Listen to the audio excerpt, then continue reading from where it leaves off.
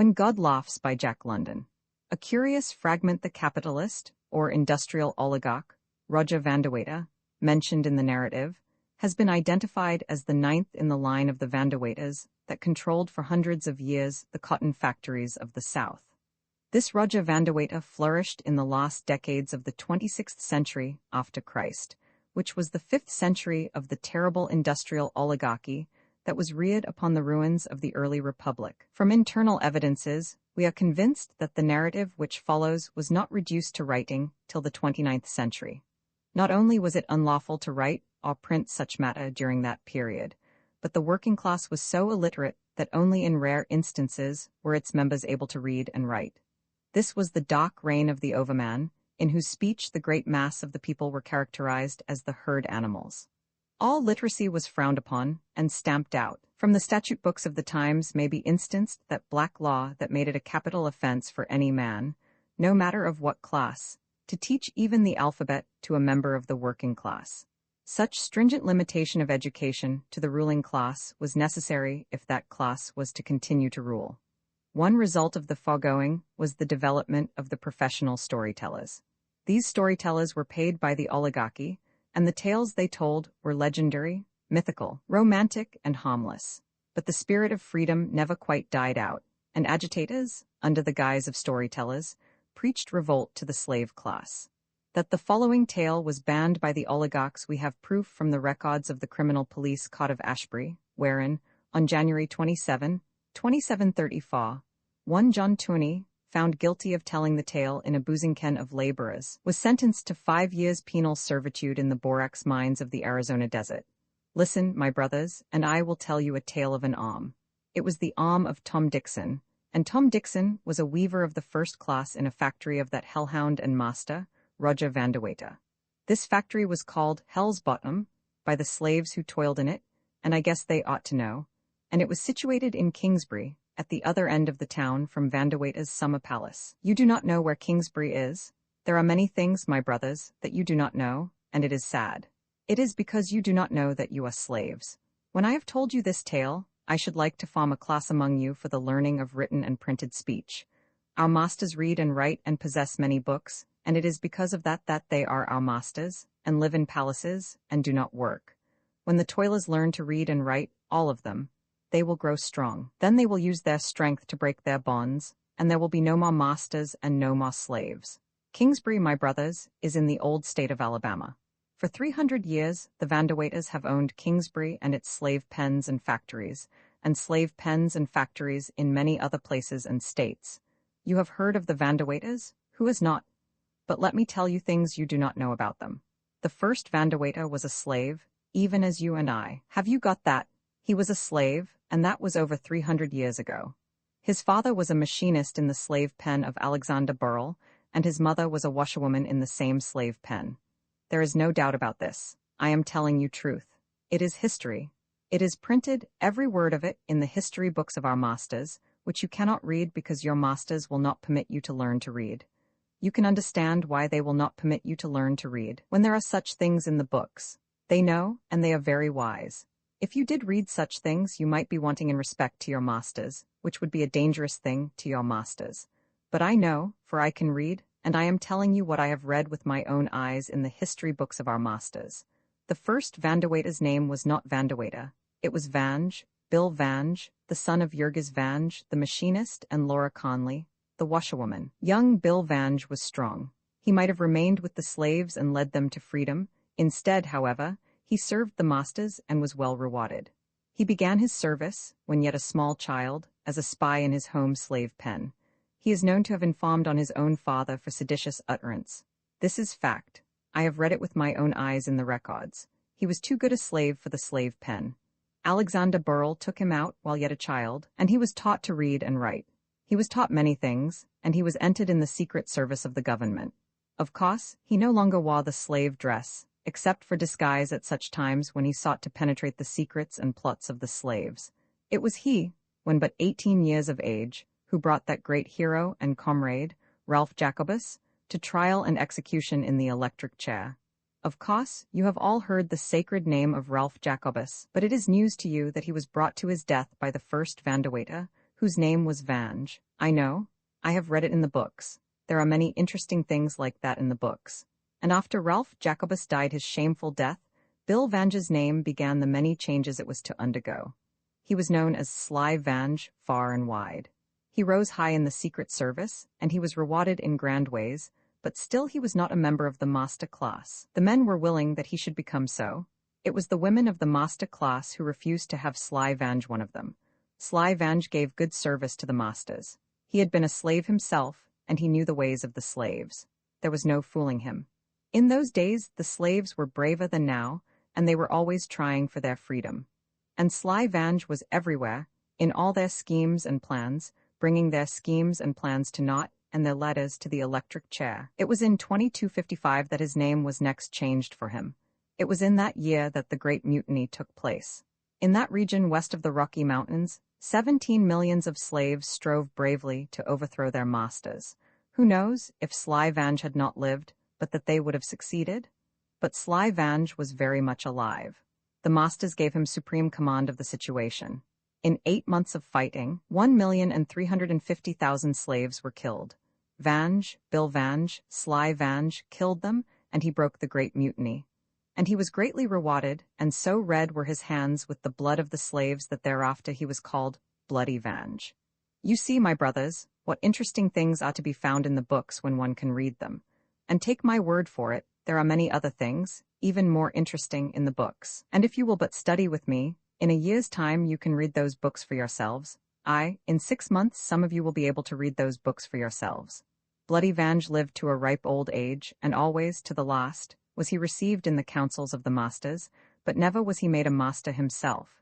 He had first opened his eyes, you see, in a slave pen. But oh, he was well rewarded. He had a dozen palaces in which to live. He, who was no master, owned thousands of slaves. He had a great pleasure yacht upon the sea that was a floating palace, and he owned a whole island in the sea where toiled 10,000 slaves on his coffee plantations. But in his old age he was lonely, for he lived apart, hated by his brothers, the slaves, and looked down upon by those he had served and who refused to be his brothers. The masters looked down upon him because he had been born a slave.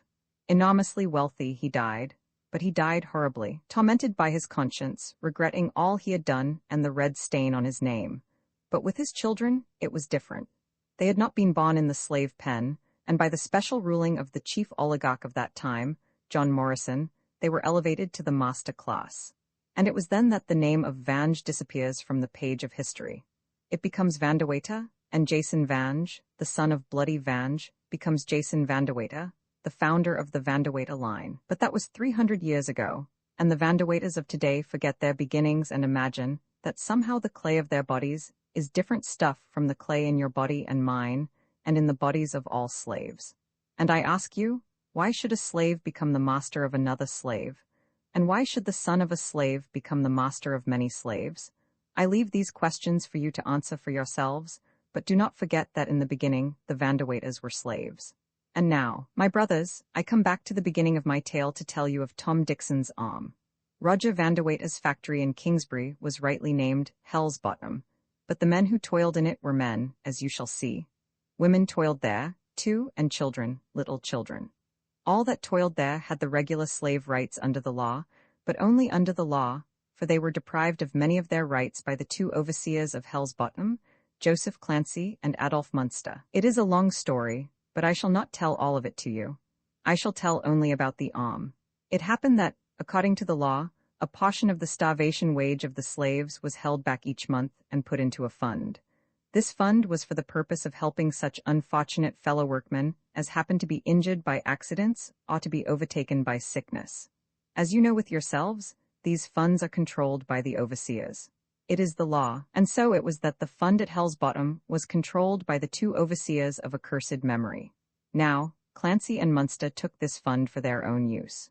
When accidents happened to the workmen, their fellows, as was the custom, made grants from the fund, but the overseers refused to pay over the grants.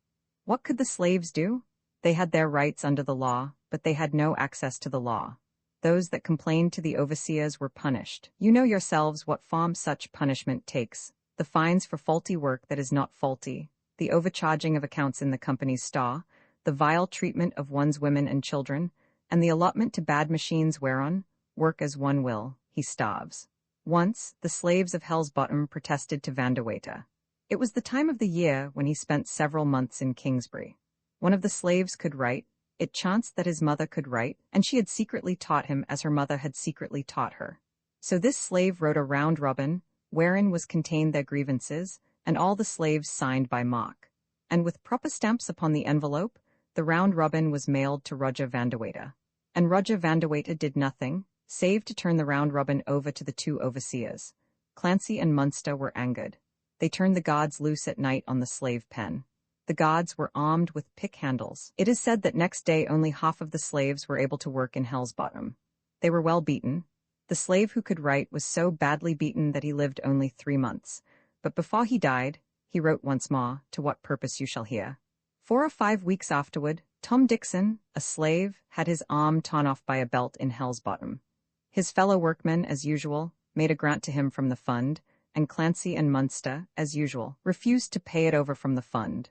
The slave who could write, and who even then was dying, wrote anew a recital of their grievances, and this document was thrust into the hand of the arm that had been torn from Tom Dixon's body. Now it chanced that Roger Vanderwater was lying ill in his palace at the other end of Kingsbury. Not the dire illness that strikes down you and me, brothers, just a bit of biliousness, mayhap, or no more than a bad headache because he had eaten too heartily or drunk too deeply. But it was enough for him, being tender and soft from careful rearing.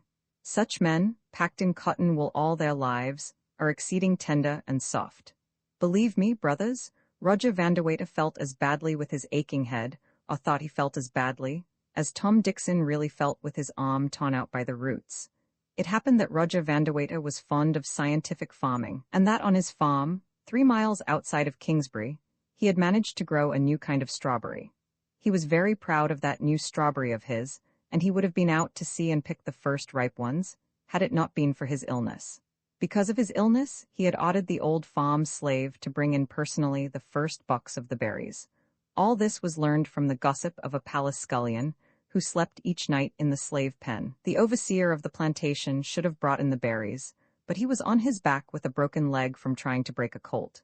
The scullion brought the word in the night, and it was known that next day the berries would come in. And the men in the slave pen of Hell's Bottom, being men and not cowards, held a council. The slave who could write, and who was sick and dying from the pick-handle beating, said he would carry Tom Dixon's arm. Also, he said he must die anyway, and that it mattered nothing if he died a little sooner. So 5 slaves stole from the slave pen that night after the guards had made their last rounds. One of the slaves was the man who could write. They lay in the brush by the roadside until late in the morning, when the old farm slave came driving to town with the precious fruit for the master. What of the farm slave being old and rheumatic, and of the slave who could write being stiff and injured from his beating, they moved their bodies about when they walked, very much in the same fashion. The slave who could write put on the other's clothes, pulled the broad-brimmed hat over his eyes, climbed upon the seat of the wagon, and drove on to town. The old farm slave was kept tied all day in the bushes until evening, when the others loosed him and went back to the slave pen to take their punishment for having broken bounds. In the meantime, Roger Vanderwater lay waiting for the berries in his wonderful bedroom. Such wonders and such comforts were there that they would have blinded the eyes of you and me, who have never seen such things. The slave who could write said afterward that it was like a glimpse of paradise. And why not? The labor and the lives of 10,000 slaves had gone to the making of that bedchamber, while they themselves slept in vile lairs like wild beasts. The slave who could write brought in the berries on a silver tray or platter. You see, Roger Vanderwater wanted to speak with him in person about the berries. The slave who could write tottered his dying body across the wonderful room and knelt by the couch of Vanderwater, holding out before him the tray. Large green leaves covered the top of the tray, and these the body servant alongside whisked away so that Vanderwater could see. And Roger Vanderwater, propped upon his elbow, saw. He saw the fresh, wonderful fruit lying there like precious jewels, and in the midst of it the arm of Tom Dixon as it had been torn from his body, well washed, of course, my brothers, and very white against the blood-red fruit. And also he saw, clutched in the stiff, dead fingers, the petition of his slaves who toiled in Hell's Bottom. "Take and read," said the slave who could write. And even as the master took the petition, the body servant, who till then had been motionless with surprise, struck with his fist the kneeling slave upon the mouth. The slave was dying anyway, and was very weak, and did not mind. He made no sound, and having fallen over on his side, he lay there quietly, bleeding from the blow on the mouth. The physician, who had run for the palace gods, came back with them, and the slave was dragged upright upon his feet. But as they dragged him up, his hand clutched Tom Dixon's arm from where it had fallen on the floor. "He shall be flung alive to the hounds." The body servant was crying in great wrath. "He shall be flung alive to the hounds." But Roger Vanderwater, forgetting his headache, still leaning on his elbow, commanded silence and went on reading the petition. And while he read, there was silence, all standing upright, the wrathful body servant, the physician, the palace guards, and in their midst the slave, bleeding at the mouth and still holding Tom Dixon's arm. And when Roger Vanderwater had done, he turned upon the slave, saying, "If in this paper there be one lie, you shall be sorry that you were ever born." And the slave said, "I have been sorry all my life that I was born."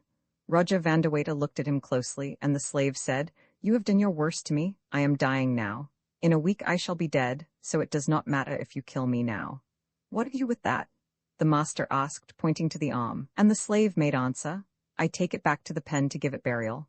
Tom Dixon was my friend. We worked beside each other at our looms.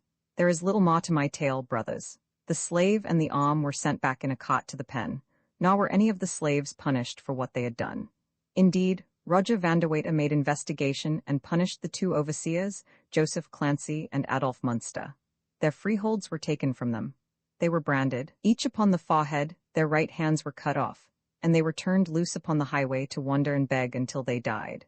And the fund was managed rightfully thereafter for a time only, my brothers, for after Roger Vanderwater came his son, Albert, who was a cruel master and half mad. Brothers, that slave who carried the arm into the presence of the master was my father. He was a brave man, and even as his mother secretly taught him to read, so did he teach me. Because he died shortly after from the pick-handle beating, Roger Vanderwater took me out of the slave pen and tried to make various better things out of me. I might have become an overseer in Hell's Bottom, but I chose to become a storyteller, wandering over the land and getting close to my brothers, the slaves, everywhere. And I tell you stories like this, secretly, knowing that you will not betray me. For if you did, you know as well as I that my tongue will be torn out and that I shall tell stories no more. And my message is, brothers, that there is a good time coming, when all will be well in the world and there will be neither masters nor slaves. But first you must prepare for that good time by learning to read. There is power in the printed word. And here am I to teach you to read, and as well there are others, to see that you get the books when I am gone along upon my way. The history books wherein you will learn about your masters, and learn to become strong even as they. Editor's note. From historical fragments and sketches, first published in 50 volumes in 4427, and now, after 200 years, because of its accuracy and value, edited and republished by the National Committee on Historical Research. Make Westing whatever you do, make Westing. Make Westing. For 7 weeks the Mary Rogers had been between 50 degrees south in the Atlantic and 50 degrees south in the Pacific, which meant that for 7 weeks she had been struggling to round Cape Horn.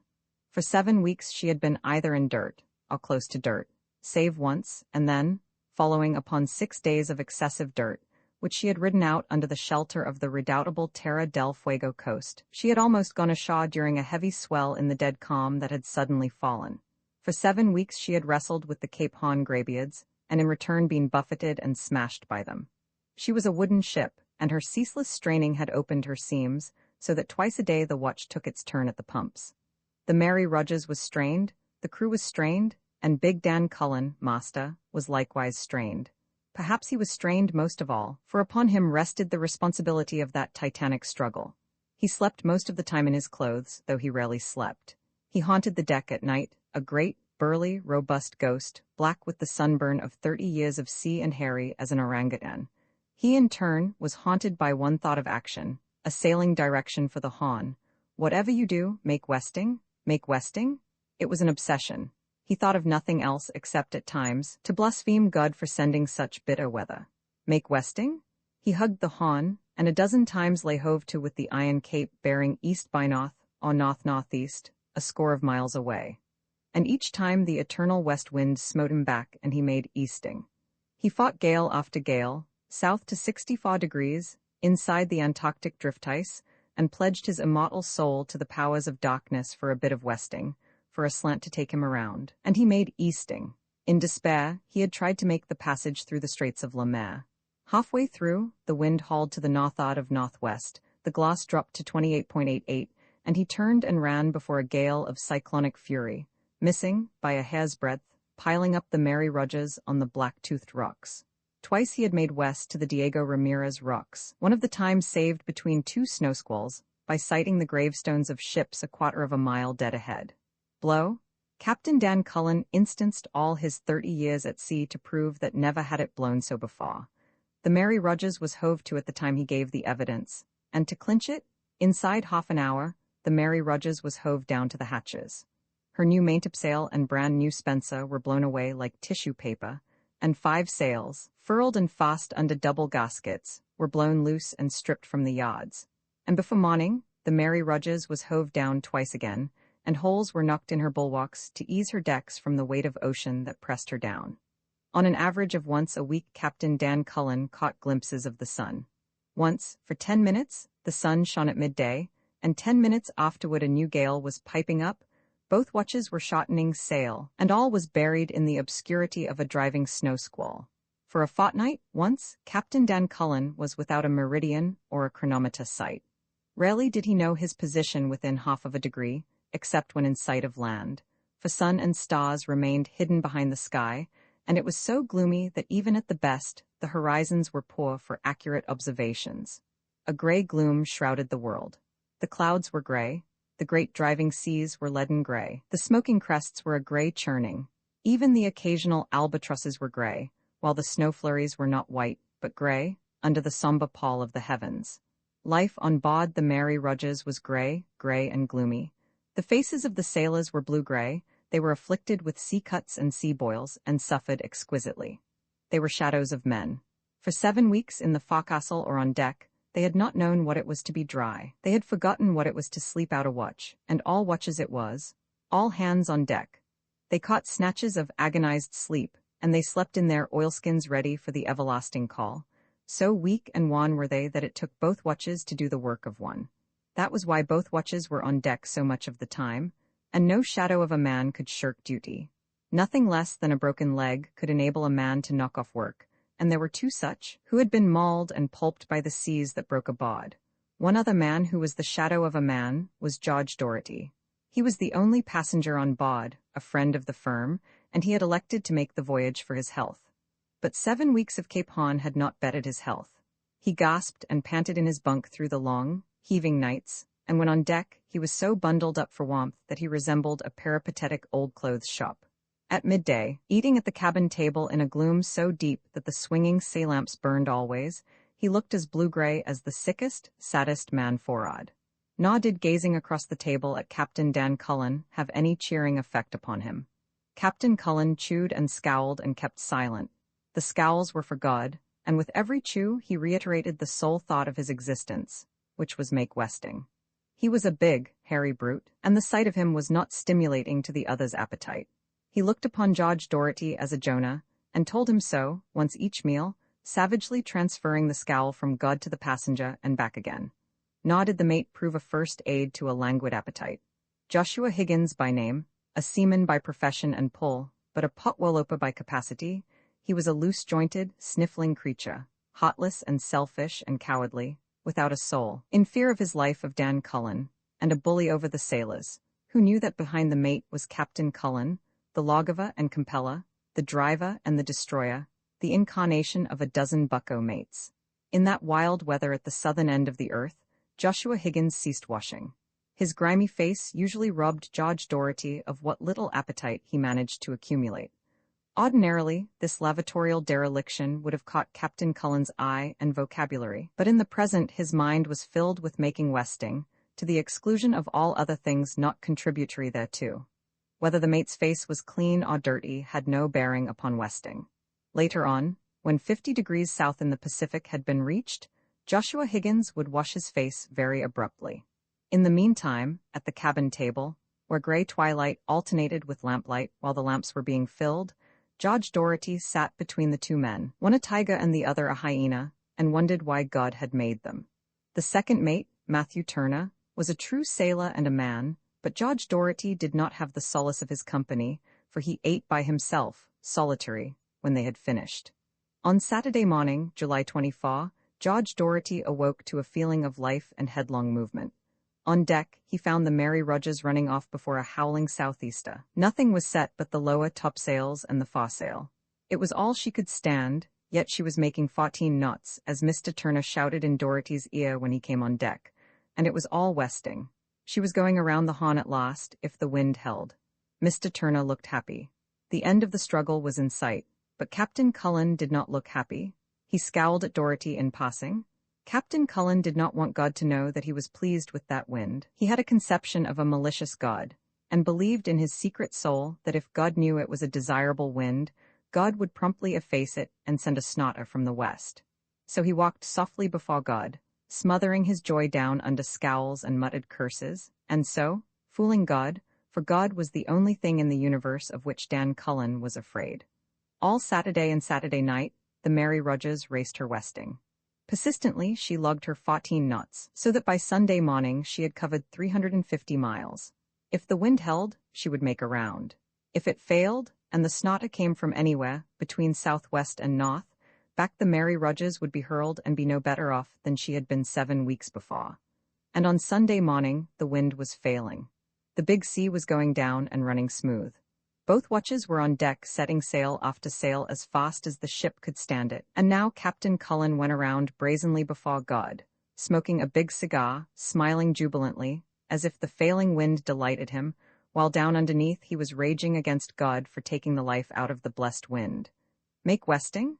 So he would, if God would only leave him alone. Secretly, he pledged himself anew to the powers of darkness, if they would let him make westing. He pledged himself so easily because he did not believe in the powers of darkness. He really believed only in God, though he did not know it. And in his inverted theology, God was really the prince of darkness. Captain Cullen was a devil worshipper, but he called the devil by another name, that was all. At midday, after calling 8 bells, Captain Cullen ordered the royals on. The men went aloft faster than they had gone in weeks. Not alone were they nimble because of the westing, but a benignant sun was shining down and limbering their stiff bodies. George Doherty stood aft, near Captain Cullen, less bundled in clothes than usual, soaking in the grateful warmth as he watched the scene. Swiftly and abruptly the incident occurred. There was a cry from the foreroyal yard of "Man overboard." Somebody threw a lifebuoy over the side, and at the same instant the second mate's voice came aft, ringing and peremptory. "Hard down your helm." The man at the wheel never moved a spoke. He knew better, for Captain Dan Cullen was standing alongside of him. He wanted to move a spoke, to move all the spokes, to grind the wheel down, hard down, for his comrade drowning in the sea. He glanced at Captain Dan Cullen, and Captain Dan Cullen gave no sign. "Down, hard down?" The second mate roared as he sprang aft, but he ceased springing and commanding and stood still when he saw Dan Cullen by the wheel, and big Dan Cullen puffed at his cigar and said nothing. Astern, and going astern fast, could be seen the sailor. He had caught the lifebuoy and was clinging to it. Nobody spoke. Nobody moved. The men aloft clung to the royal yards and watched with terror-stricken faces, and the Mary Rogers raced on, making her westing. A long, silent minute passed. "Who was it?" Captain Cullen demanded. "Mops, sir," eagerly answered the sailor at the wheel. Mops topped a wave astern and disappeared temporarily in the trough. It was a large wave, but it was no graybeard. A small boat could live easily in such a sea, and in such a sea the Mary Rogers could easily come to. But she could not come to and make westing at the same time. For the first time in all his years, George Doherty was seeing a real drama of life and death. A sordid little drama in which the scales balanced an unknown sailor named Mops against a few miles of longitude. At first he had watched the man astern, but now he watched Big Dan Cullen, hairy and black, vested with power of life and death, smoking a cigar. Captain Dan Cullen smoked another long, silent minute. Then he removed the cigar from his mouth. He glanced aloft at the spars of the Mary Rogers and overside at the sea. "Sheet home the royals," he cried. 15 minutes later they sat at table in the cabin, with food served before them. On one side of George Doherty sat Dan Cullen, the tiger; on the other side, Joshua Higgins, the hyena. Nobody spoke. On deck the men were sheeting home the skysails. George Doherty could hear their cries, while a persistent vision haunted him of a man called Mops, alive and well, clinging to a lifebuoy miles astern in that lonely ocean. He glanced at Captain Cullen and experienced a feeling of nausea, for the man was eating his food with relish, almost bolting it. "Captain Cullen," Dorothy said, "you are in command of this ship, and it is not proper for me to comment now upon what you do. But I wish to say one thing. There is a hereafter, and yours will be a hot one." Captain Cullen did not even scowl. In his voice was regret as he said, "It was blowing a living gale. It was impossible to save the man." "He fell from the royal yard," Dorothy cried hotly. "You were setting the royals at the time. 15 minutes afterward you were setting the skysails. It was a living gale, wasn't it, Mr. Higgins?" Captain Cullen said, turning to the mate. "If you'd brought her to, it'd have taken the sticks out of her," was the mate's answer. "You did the proper thing, Captain Cullen." The man hadn't a ghost of a show. Judge Dorothy made no answer, and to the meal's end no one spoke. After that, Dorothy had his meals served in his stateroom. Captain Cullen scowled at him no longer, though no speech was exchanged between them, while the Mary Rogers sped north toward warmer latitudes. At the end of the week, Dan Cullen cornered Dorothy on deck. "What are you going to do when we get to Frisco?" he demanded bluntly. "I am going to swear out a warrant for your arrest," Dorothy answered quietly. "I am going to charge you with murder, and I am going to see you hanged for it." "You're almighty sure of yourself," Captain Cullen sneered, turning on his heel. A second week passed, and one morning found Judge Dorothy standing in the coach-house companionway at the forward end of the long poop, taking his first gaze around the deck. The Mary Rogers was reaching full end by, in a stiff breeze. Every sail was set and drawing, including the staysails. Captain Cullen strolled forward along the poop. He strolled carelessly, glancing at the passenger out of the corner of his eye. Dorothy was looking the other way, standing with head and shoulders outside the companionway, and only the back of his head was to be seen. Captain Cullen, with swift eye, embraced the mainstaysail block and the head and estimated the distance. He glanced about him. Nobody was looking. Aft, Joshua Higgins, pacing up and down, had just turned his back and was going the other way. Captain Cullen bent over suddenly and cast the staysail sheet off from its pin. The heavy block hurtled through the air, smashing Dorothy's head like an eggshell and hurtling on and back and forth as the staysail whipped and slatted in the wind. Joshua Higgins turned around to see what had carried away and met the full blast of the vilest portion of Captain Cullen's profanity. "I made the sheet fast myself," whimpered the mate in the first lull, with an extra turn to make sure. "I remember it distinctly." "Made fast?" The captain snarled back, for the benefit of the watch as it struggled to capture the flying sail before it tore to ribbons. "You couldn't make your grandmother fast, you useless hell's scullion. If you made that sheet fast with an extra turn, why in hell didn't it stay fast? That's what I want to know. Why in hell didn't it stay fast?" The mate whined inarticulately. "Oh, shut up," was the final word of Captain Cullen. Half an hour later, he was as surprised as any when the body of Judge Dorothy was found inside the companionway on the floor. In the afternoon, alone in his room, he doctored up the log. "Ordinary seaman, Call Brun," he wrote, "lost overboard from foreroyal yard in a gale of wind. Was running at the time, and for the safety of the ship did not dare come up to the wind. Nor could a boat have lived in the sea that was running." On another page, he wrote, "Had often warned Mr. Dorothy about the danger he ran because of his carelessness on deck. I told him once that some day he would get his head knocked off by a block. A carelessly fastened mainstaysail sheet was the cause of the accident, which was deeply to be regretted because Mr. Dorothy was a favorite with all of us."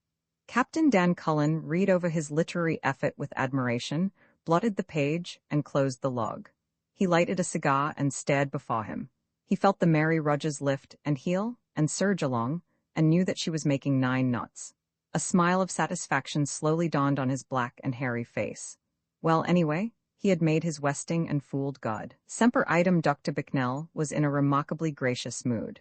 Through a minor accident, a slight bit of carelessness, that was all, a man who might have pulled through had died the preceding night. Though it had been only a sailorman, one of the innumerable unwashed, the steward of the receiving hospital had been on the anxious seat all the morning. It was not that the man had died that gave him discomfort. He knew the doctor too well for that, but his distress lay in the fact that the operation had been done so well. One of the most delicate in surgery, it had been as successful as it was clever and audacious. All had then depended upon the treatment, the nurses, the steward, and the man had died. Nothing much, a bit of carelessness, yet enough to bring the professional wrath of Dr. Bicknell about his ears and to perturb the working of the staff and nurses for 24 hours to come. But, as already stated, the doctor was in a remarkably gracious mood. When informed by the steward, in fear and trembling, of the man's unexpected takeoff, his lips did not so much as form one syllable of censure. Nay, they were so pursed that snatches of ragtime floated softly from them, to be broken only by a pleasant query after the health of the other's eldest born. The steward, deeming it impossible that he could have caught the gist of the case, repeated it. Yes, yes. Dr. Bicknell said impatiently. I understand, but how about Semper Idem? Is he ready to leave? Yes, they're helping him dress now, the steward answered, passing on to the round of his duties, content that peace still reigned within the iodine-saturated walls. It was Semper Idem's recovery which had so fully compensated Dr. Bicknell for the loss of the Sailorman. Lives were to him as nothing, the unpleasant but inevitable incidents of the profession, but cases, cases were everything. People who knew him were prone to brand him a butcher, but his colleagues were at one in the belief that a bolder and yet a more capable man never stood over the table. He was not an imaginative man. He did not possess, and hence had no tolerance for emotion. His nature was accurate, precise, scientific. Men were to him no more than pawns, without individuality or personal value, but as cases it was different. The more broken a man was, the more precarious his grip on life, the greater his significance in the eyes of Dr. Bicknell. He would as readily forsake a poet laureate suffering from a common accident for a nameless, mangled vagrant who defied every law of life by refusing to die, as would a child forsake a Punch and Judy for a circus. So it had been in the case of Semper Idem.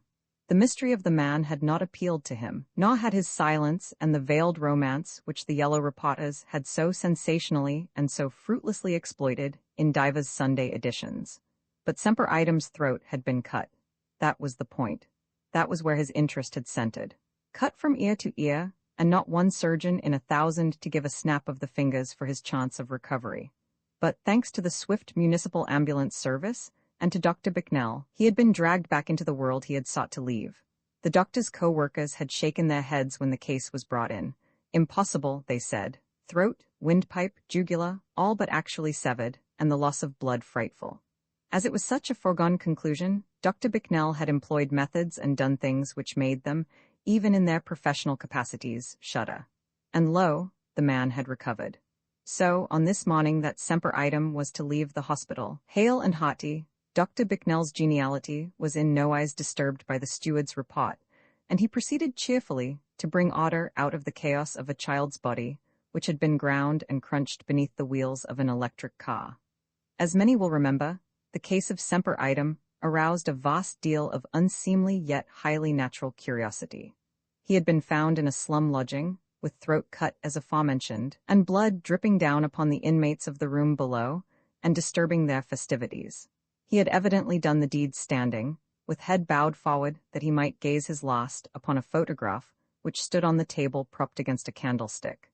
It was this attitude which had made it possible for Dr. Bicknell to save him. So terrific had been the sweep of the razor that had he had his head thrown back, as he should have done to have accomplished the act properly, with his neck stretched and the elastic vascular walls distended, he would have of a certainty well-nigh decapitated himself.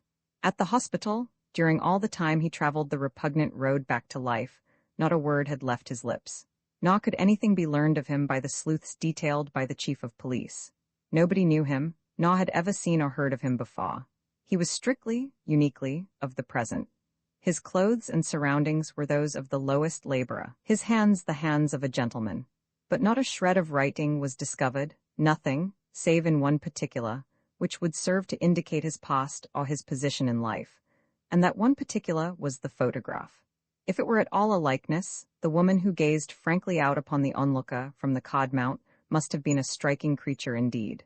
It was an amateur production, for the detectives were baffled in that no professional photographer's signature or studio was appended. Across a corner of the mount, in delicate feminine tracery, was written, Semper Idem, Semper Fidelis, and she looked it.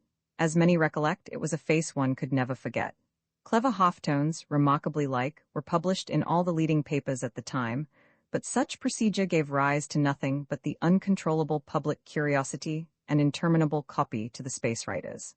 For want of a better name, the rescued suicide was known to the hospital attendants and to the world as Semper Idem.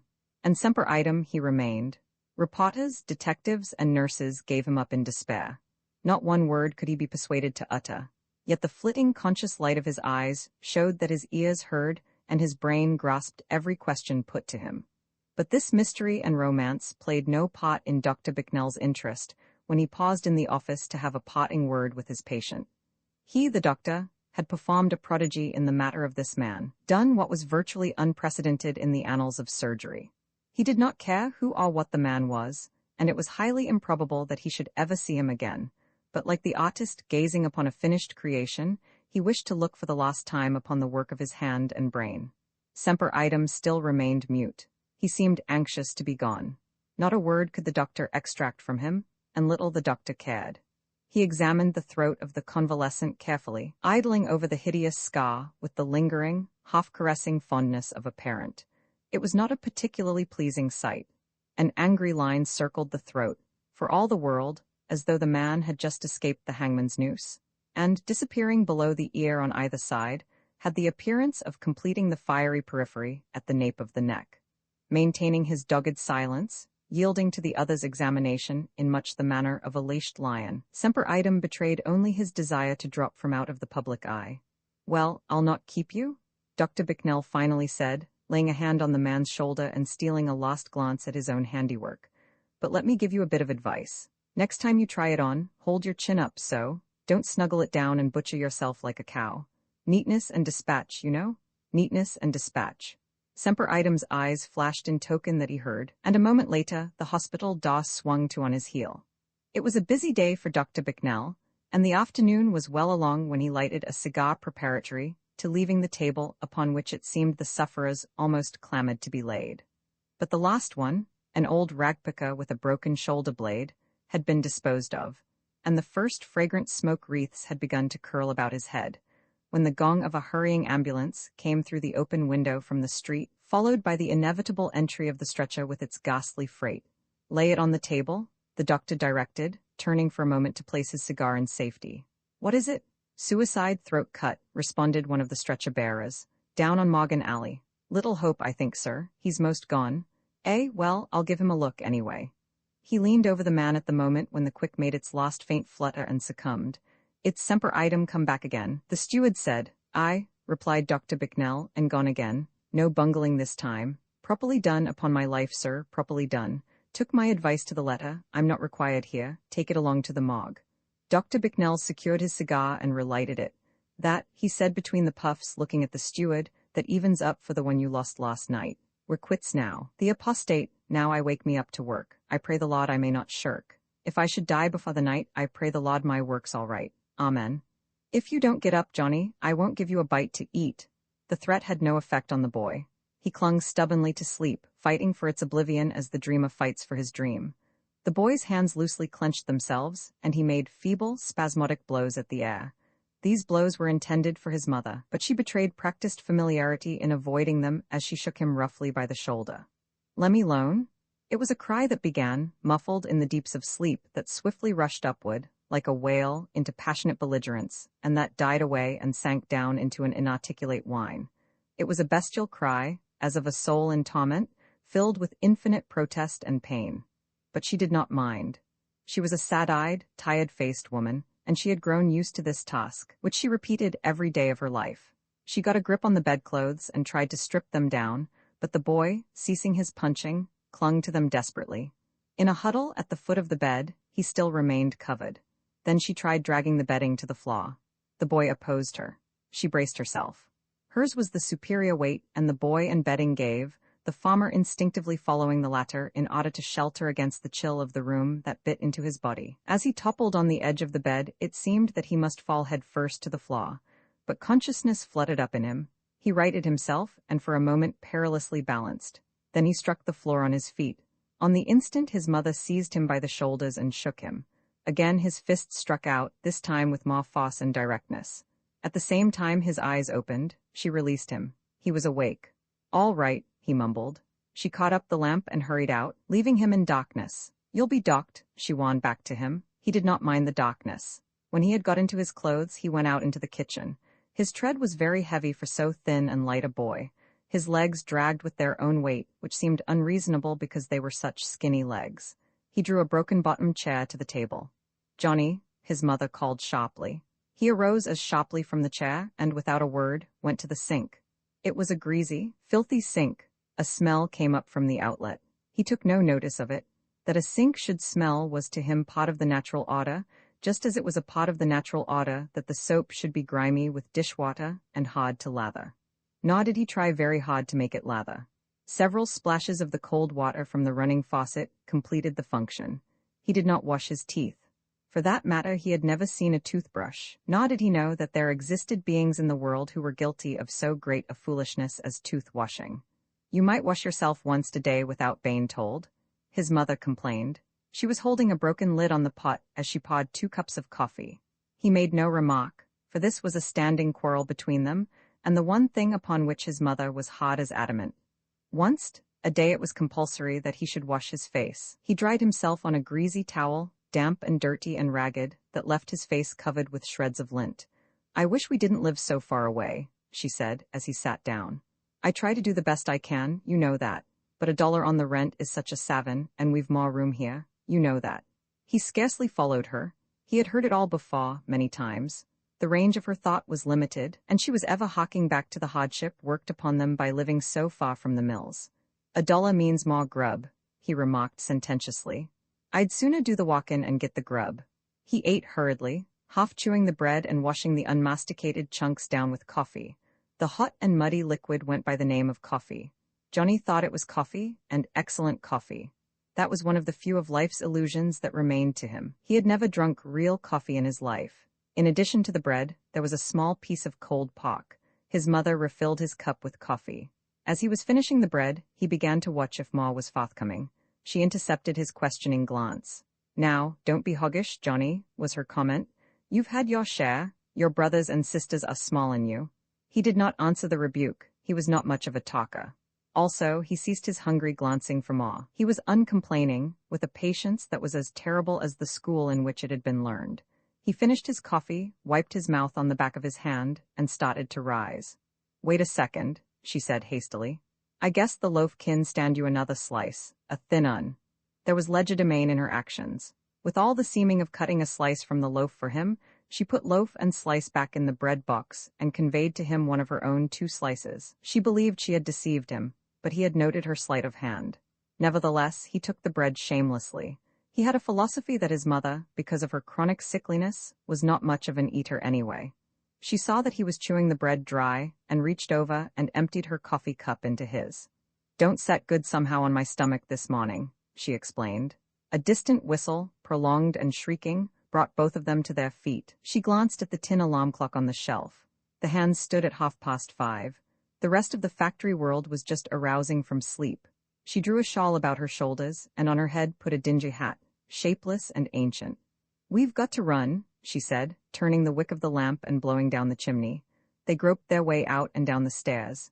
It was clear and cold, and Johnny shivered at the first contact with the outside air. The stars had not yet begun to pale in the sky, and the city lay in blackness. Both Johnny and his mother shuffled their feet as they walked. There was no ambition in the leg muscles to swing the feet clear of the ground. After 15 silent minutes, his mother turned off to the right. "Don't be late," was her final warning from out of the dock that was swallowing her up. He made no response, steadily keeping on his way. In the factory quarter, doors were opening everywhere, and he was soon one of a multitude that pressed onward through the dock. As he entered the factory gate, the whistle blew again. He glanced at the east. Across a ragged skyline of housetops, a pale light was beginning to creep. This much he saw of the day as he turned his back upon it and joined his work gang. He took his place in one of many long rows of machines. Before him, above a bin filled with small bobbins, were large bobbins revolving rapidly. Upon these he wound the jute twine of the small bobbins. The work was simple. All that was required was celerity. The small bobbins were emptied so rapidly, and there were so many large bobbins that did the emptying that there were no idle moments. He worked mechanically. When a small bobbin ran out, he used his left hand for a brake, stopping the large bobbin and at the same time, with thumb and forefinger, catching the flying end of twine. Also, at the same time, with his right hand, he caught up the loose twine end of a small bobbin. These various acts with both hands were performed simultaneously and swiftly. Then there would come a flash of his hands as he looped the weaver's knot and released the bobbin. There was nothing difficult about weaver's knots. He once boasted he could tie them in his sleep, and for that matter, he sometimes did, toiling centuries long in a single night at tying an endless succession of weaver's knots. Some of the boys shirked, wasting time and machinery by not replacing the small bobbins when they ran out, and there was an overseer to prevent this. He caught Johnny's neighbor at the trick and boxed his ears. "Look at Johnny there, why ain't you like him?" The overseer wrathfully demanded. Johnny's bobbins were running full blast, but he did not thrill at the indirect praise. There had been a time, but that was long ago, very long ago. His apathetic face was expressionless as he listened to himself being held up as a shining example. He was the perfect worker. He knew that. He had been told so, often. It was a commonplace, and besides it didn't seem to mean anything to him anymore. From the perfect worker, he had evolved into the perfect machine. When his work went wrong, it was with him as with the machine, due to faulty material. It would have been as possible for a perfect nail die to cut imperfect nails, as for him to make a mistake. And small wonder. There had never been a time when he had not been in intimate relationship with machines. Machinery had almost been bred into him, and at any rate, he had been brought up on it. 12 years before, there had been a small flutter of excitement in the loom room of this very mill. Johnny's mother had fainted. They stretched her out on the floor in the midst of the shrieking machines. A couple of elderly women were called from their looms. The foreman assisted. And in a few minutes, there was one more soul in the loom room than had entered by the doors. It was Johnny, born with the pounding, crashing roar of the looms in his ears, drawing with his first breath the warm, moist air that was thick with flying lint. He had coughed that first day in order to rid his lungs of the lint, and for the same reason he had coughed ever since. The boy alongside of Johnny whimpered and sniffed. The boy's face was convulsed with hatred for the overseer, who kept a threatening eye on him from a distance, but every bobbin was running full. The boy yelled terrible oaths into the whirling bobbins before him, but the sound did not carry half a dozen feet, the roaring of the room holding it in and containing it like a wall. Of all this, Johnny took no notice. He had a way of accepting things. Besides, things grow monotonous by repetition, and this particular happening he had witnessed many times. It seemed to him as useless to oppose the overseer as to defy the will of a machine. Machines were made to go in certain ways and to perform certain tasks. It was the same with the overseer, but at 11 o'clock, there was excitement in the room. In an apparently occult way, the excitement instantly permeated everywhere. The one-legged boy who worked on the other side of Johnny bobbed swiftly across the floor to a bin truck that stood empty. Into this he dived out of sight, crutch and all. The superintendent of the mill was coming along, accompanied by a young man. He was well-dressed and wore a starched shirt, a gentleman in Johnny's classification of men, and also the inspector. He looked sharply at the boys as he passed along. Sometimes he stopped and asked questions. When he did so, he was compelled to shout at the top of his lungs, at which moments his face was ludicrously contorted with the strain of making himself heard. His quick eye noted the empty machine alongside of Johnny's, but he said nothing. Johnny also caught his eye, and he stopped abruptly. He caught Johnny by the arm to draw him back a step from the machine, but with an exclamation of surprise, he released the arm. "Pretty skinny?" The superintendent laughed anxiously. "Pipe stems," was the answer. "Look at those legs. The boy's got the rickets, incipient, but he's got them. If epilepsy doesn't get him in the end, it will be because tuberculosis gets him first." Johnny listened, but did not understand. Furthermore, he was not interested in future ills. There was an immediate and more serious ill that threatened him in the form of the inspector. "Now, my boy, I want you to tell me the truth," the inspector said, or shouted, bending close to the boy's ear to make him hear. "How old are you?" 14, Johnny lied, and he lied with the full force of his lungs. So loudly did he lie that it started him off in a dry, hacking cough that lifted the lint which had been settling in his lungs all morning. "Looks 16 at least," said the superintendent. "Or 60, snapped the inspector. "He's always looked that way."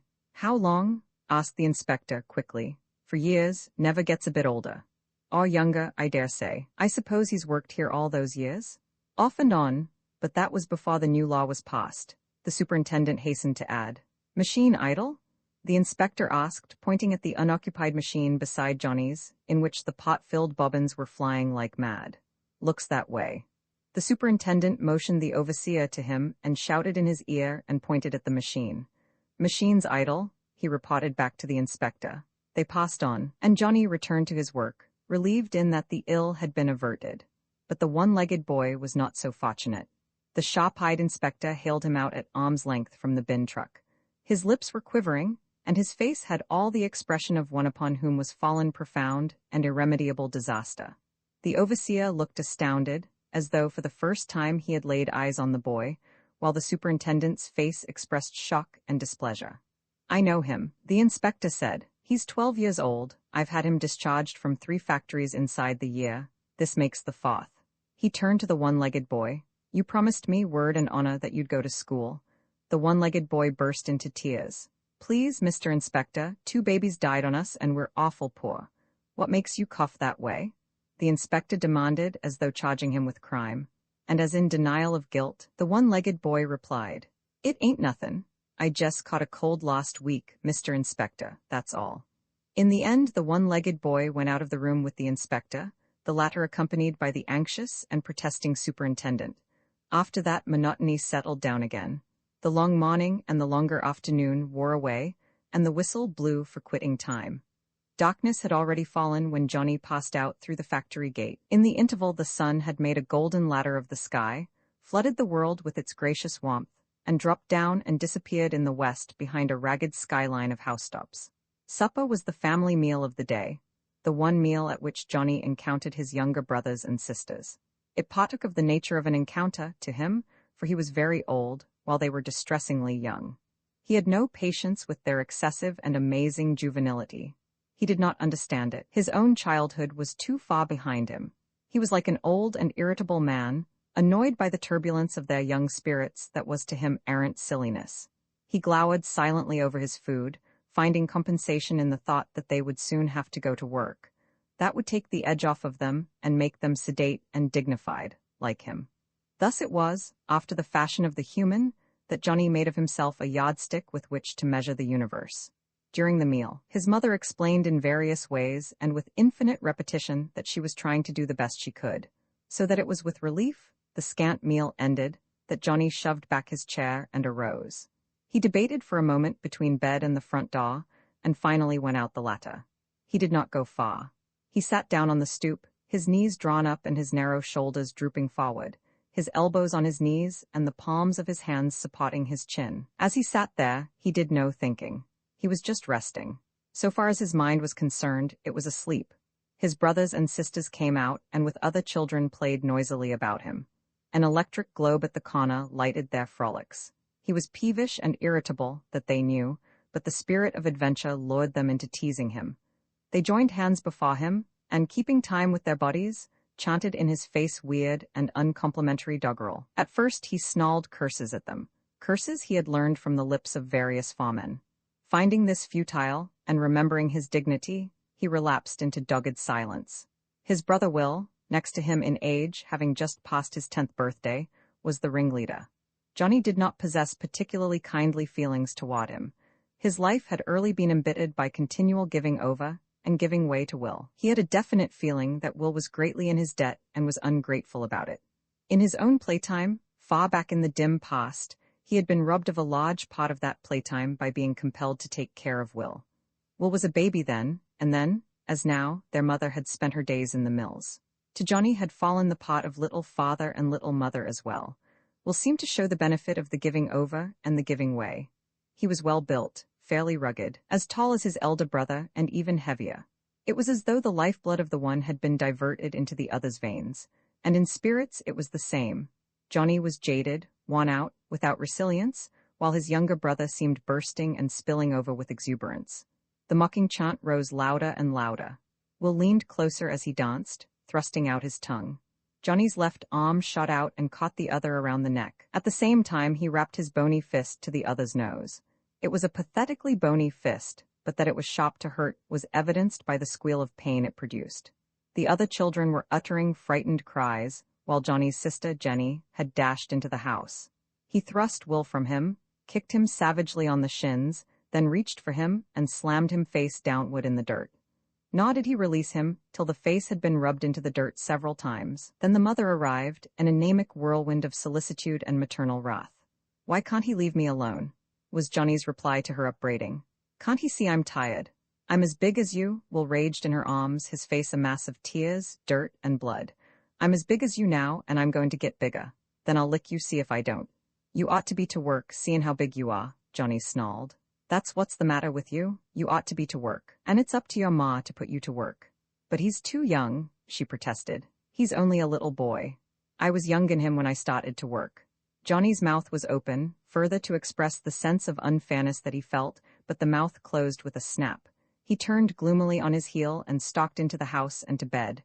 The door of his room was open to let in warmth from the kitchen. As he undressed in the semi-darkness, he could hear his mother talking with a neighbor woman who had dropped in.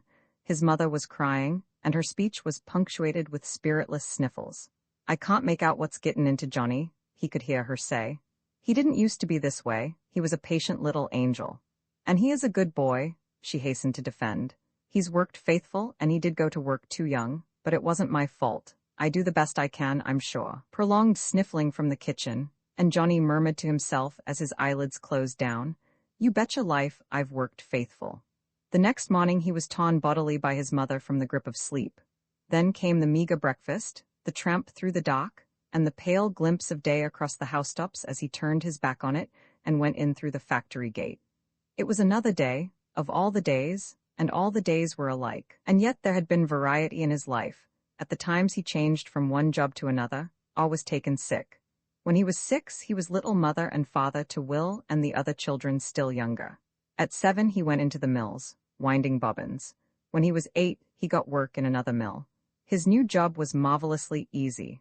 All he had to do was to sit down with a little stick in his hand and guide a stream of cloth that flowed past him. This stream of cloth came out of the maw of a machine, passed over a hot roller, and went on its way elsewhere. But he sat always in one place, beyond the reach of daylight, a gas jet flaring over him, himself part of the mechanism. He was very happy at that job, in spite of the moist heat, for he was still young and in possession of dreams and illusions. And wonderful dreams he dreamed as he watched the steaming cloth streaming endlessly by. But there was no exercise about the work, no call upon his mind, and he dreamed less and less, while his mind grew torpid and drowsy. Nevertheless, he earned $2 a week, and $2 represented the difference between acute starvation and chronic underfeeding. But when he was 9, he lost his job. Measles was the cause of it. After he recovered, he got work in a glass factory. The pay was better, and the work demanded skill. It was piecework, and the more skillful he was, the bigger wages he earned. Here was incentive, and under this incentive he developed into a remarkable worker.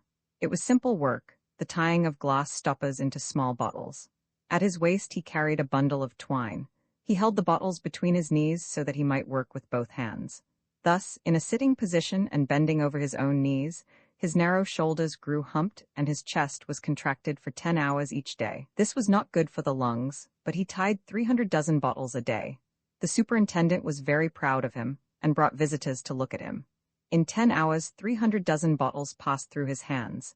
This meant that he had attained machine-like perfection. All waste movements were eliminated. Every motion of his thin arms, every movement of a muscle in the thin fingers, was swift and accurate. He worked at high tension, and the result was that he grew nervous. At night his muscles twitched in his sleep, and in the daytime he could not relax and rest. He remained keyed up, and his muscles continued to twitch. Also he grew sallow, and his lint cough grew worse. Then pneumonia laid hold of the feeble lungs within the contracted chest, and he lost his job in the glassworks. Now he had returned to the jute mills where he had first begun with winding bobbins. But promotion was waiting for him. He was a good worker. He would next go on the starcher, and later he would go into the loom room. There was nothing after that except increased efficiency. The machinery ran faster than when he had first gone to work, and his mind ran slower. He no longer dreamed at all, though his earlier years had been full of dreaming. Once he had been in love.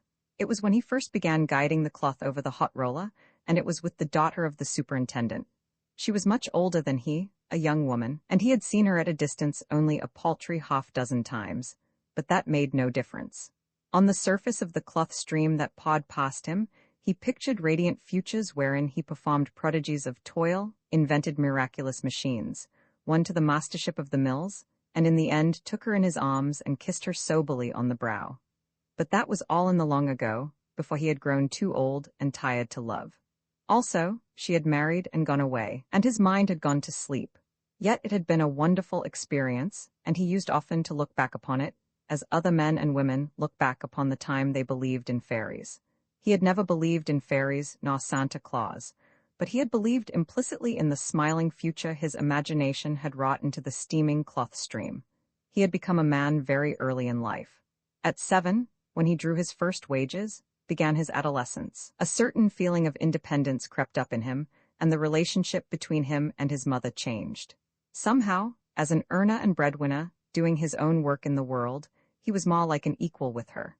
Manhood, full-blown manhood, had come when he was 11, at which time he had gone to work on the night shift for 6 months.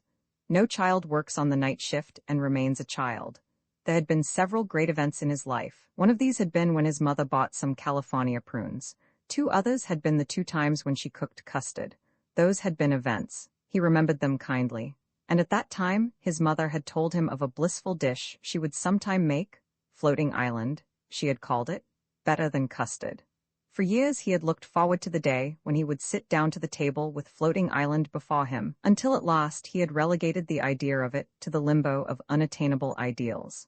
Once he found a silver quarter lying on the sidewalk. That, also, was a great event in his life, withal a tragic one. He knew his duty on the instant the silver flashed on his eyes, before even he had picked it up. At home, as usual, there was not enough to eat, and home he should have taken it as he did his wages every Saturday night. Right conduct in this case was obvious, but he never had any spending of his money, and he was suffering from candy hunger. He was ravenous for the sweets that only on red-letter days he had ever tasted in his life. He did not attempt to deceive himself. He knew it was sin, and deliberately he sinned when he went on a 15-cent candy debauch. 10 cents he saved for a future orgy, but not being accustomed to the carrying of money, he lost the 10 cents. This occurred at the time when he was suffering all the torments of conscience, and it was to him an act of divine retribution. He had a frightened sense of the closeness of an awful and wrathful God. God had seen, and God had been swift to punish, denying him even the full wages of sin. In memory, he always looked back upon that as the one great criminal deed of his life, and at the recollection, his conscience always awoke and gave him another twinge. It was the one skeleton in his closet. Also, being so made and circumstanced, he looked back upon the deed with regret. He was dissatisfied with the manner in which he had spent the quarter. He could have invested it better, and out of his later knowledge of the quickness of God, he would have beaten God out by spending the whole quarter at one fell swoop. In retrospect, he spent the quarter 1,000 times, and each time to better advantage. There was one other memory of the past, dim and faded, but stamped into his soul everlasting by the savage feet of his father. It was more like a nightmare than a remembered vision of a concrete thing, more like the race memory of man that makes him fall in his sleep, and that goes back to his arboreal ancestry. This particular memory never came to Johnny in broad daylight when he was wide awake. It came at night, in bed, at the moment that his consciousness was sinking down and losing itself in sleep. It always aroused him to frightened wakefulness, and for the moment, in the first sickening start, it seemed to him that he lay crosswise on the foot of the bed. In the bed were the vague forms of his father and mother. He never saw what his father looked like. He had but one impression of his father, and that was that he had savage and pitiless feet. His earlier memories lingered with him, but he had no late memories. All days were alike. Yesterday or last year were the same as 1,000 years or a minute. Nothing ever happened. There were no events to mark the march of time. Time did not march. It stood always still. It was only the whirling machines that moved, and they moved nowhere, in spite of the fact that they moved faster. When he was 14, he went to work on the Starcher. It was a colossal event. Something had at last happened that could be remembered beyond a night's sleep or a week's payday. It marked an era. It was a machine Olympiad, a thing to date from. When I went to work on the Starcher, after, before I went to work on the Starcher, were sentences often on his lips. He celebrated his 16th birthday by going into the loom room and taking a loom. Here was an incentive again, for it was piecework, and he excelled because the clay of him had been molded by the mills into the perfect machine. At the end of 3 months, he was running 2 looms, and later, 3 and 4. At the end of his 2nd year at the looms, he was turning out more yards than any other weaver, and more than twice as much as some of the less skillful ones. And at home things began to prosper as he approached the full stature of his earning power. Not, however, that his increased earnings were in excess of need. The children were growing up. They ate more, and they were going to school, and school books cost money. And somehow, the faster he worked, the faster climbed the prices of things. Even the rent went up, though the house had fallen from bad to worse disrepair. He had grown taller, but with his increased height he seemed leaner than ever. Also, he was more nervous. With the nervousness increased his peevishness and irritability. The children had learned by many bitter lessons to fight shy of him. His mother respected him for his earning power, but somehow her respect was tinctured with fear. There was no joyousness in life for him. The procession of the days he never saw. The nights he slept away in twitching unconsciousness. The rest of the time he worked, and his consciousness was machine consciousness. Outside this, his mind was a blank. He had no ideals and but one illusion, namely, that he drank excellent coffee. He was a work beast. He had no mental life whatever. Yet deep down in the crypts of his mind, unknown to him, were being weighed and sifted every hour of his toil, every movement of his hands, every twitch of his muscles, and preparations were making for a future course of action that would amaze him and all his little world. It was in the late spring that he came home from work one night aware of unusual tiredness. There was a keen expectancy in the air as he sat down to the table, but he did not notice. He went through the meal in moody silence, mechanically eating what was before him. The children ummed and awed and made smacking noises with their mouths, but he was deaf to them. "Do you know what you're eatin'?" his mother demanded at last, desperately. He looked vacantly at the dish before him and vacantly at her. "Floatin' island," she announced triumphantly. "Oh," he said. "Floating island?" The children chorused loudly. "Oh," he said, and after 2 or 3 mouthfuls he added, "I guess I ain't hungry tonight." He dropped the spoon, shoved back his chair, and arose wearily from the table. "And I guess I'll go to bed." His feet dragged more heavily than usual as he crossed the kitchen floor. Undressing was a Titan's task, a monstrous futility, and he wept weakly as he crawled into bed, one shoe still on. He was aware of a rising, swelling something inside his head that made his brain thick and fuzzy. His lean fingers felt as big as his wrist, while in the ends of them was a remoteness of sensation vague and fuzzy like his brain.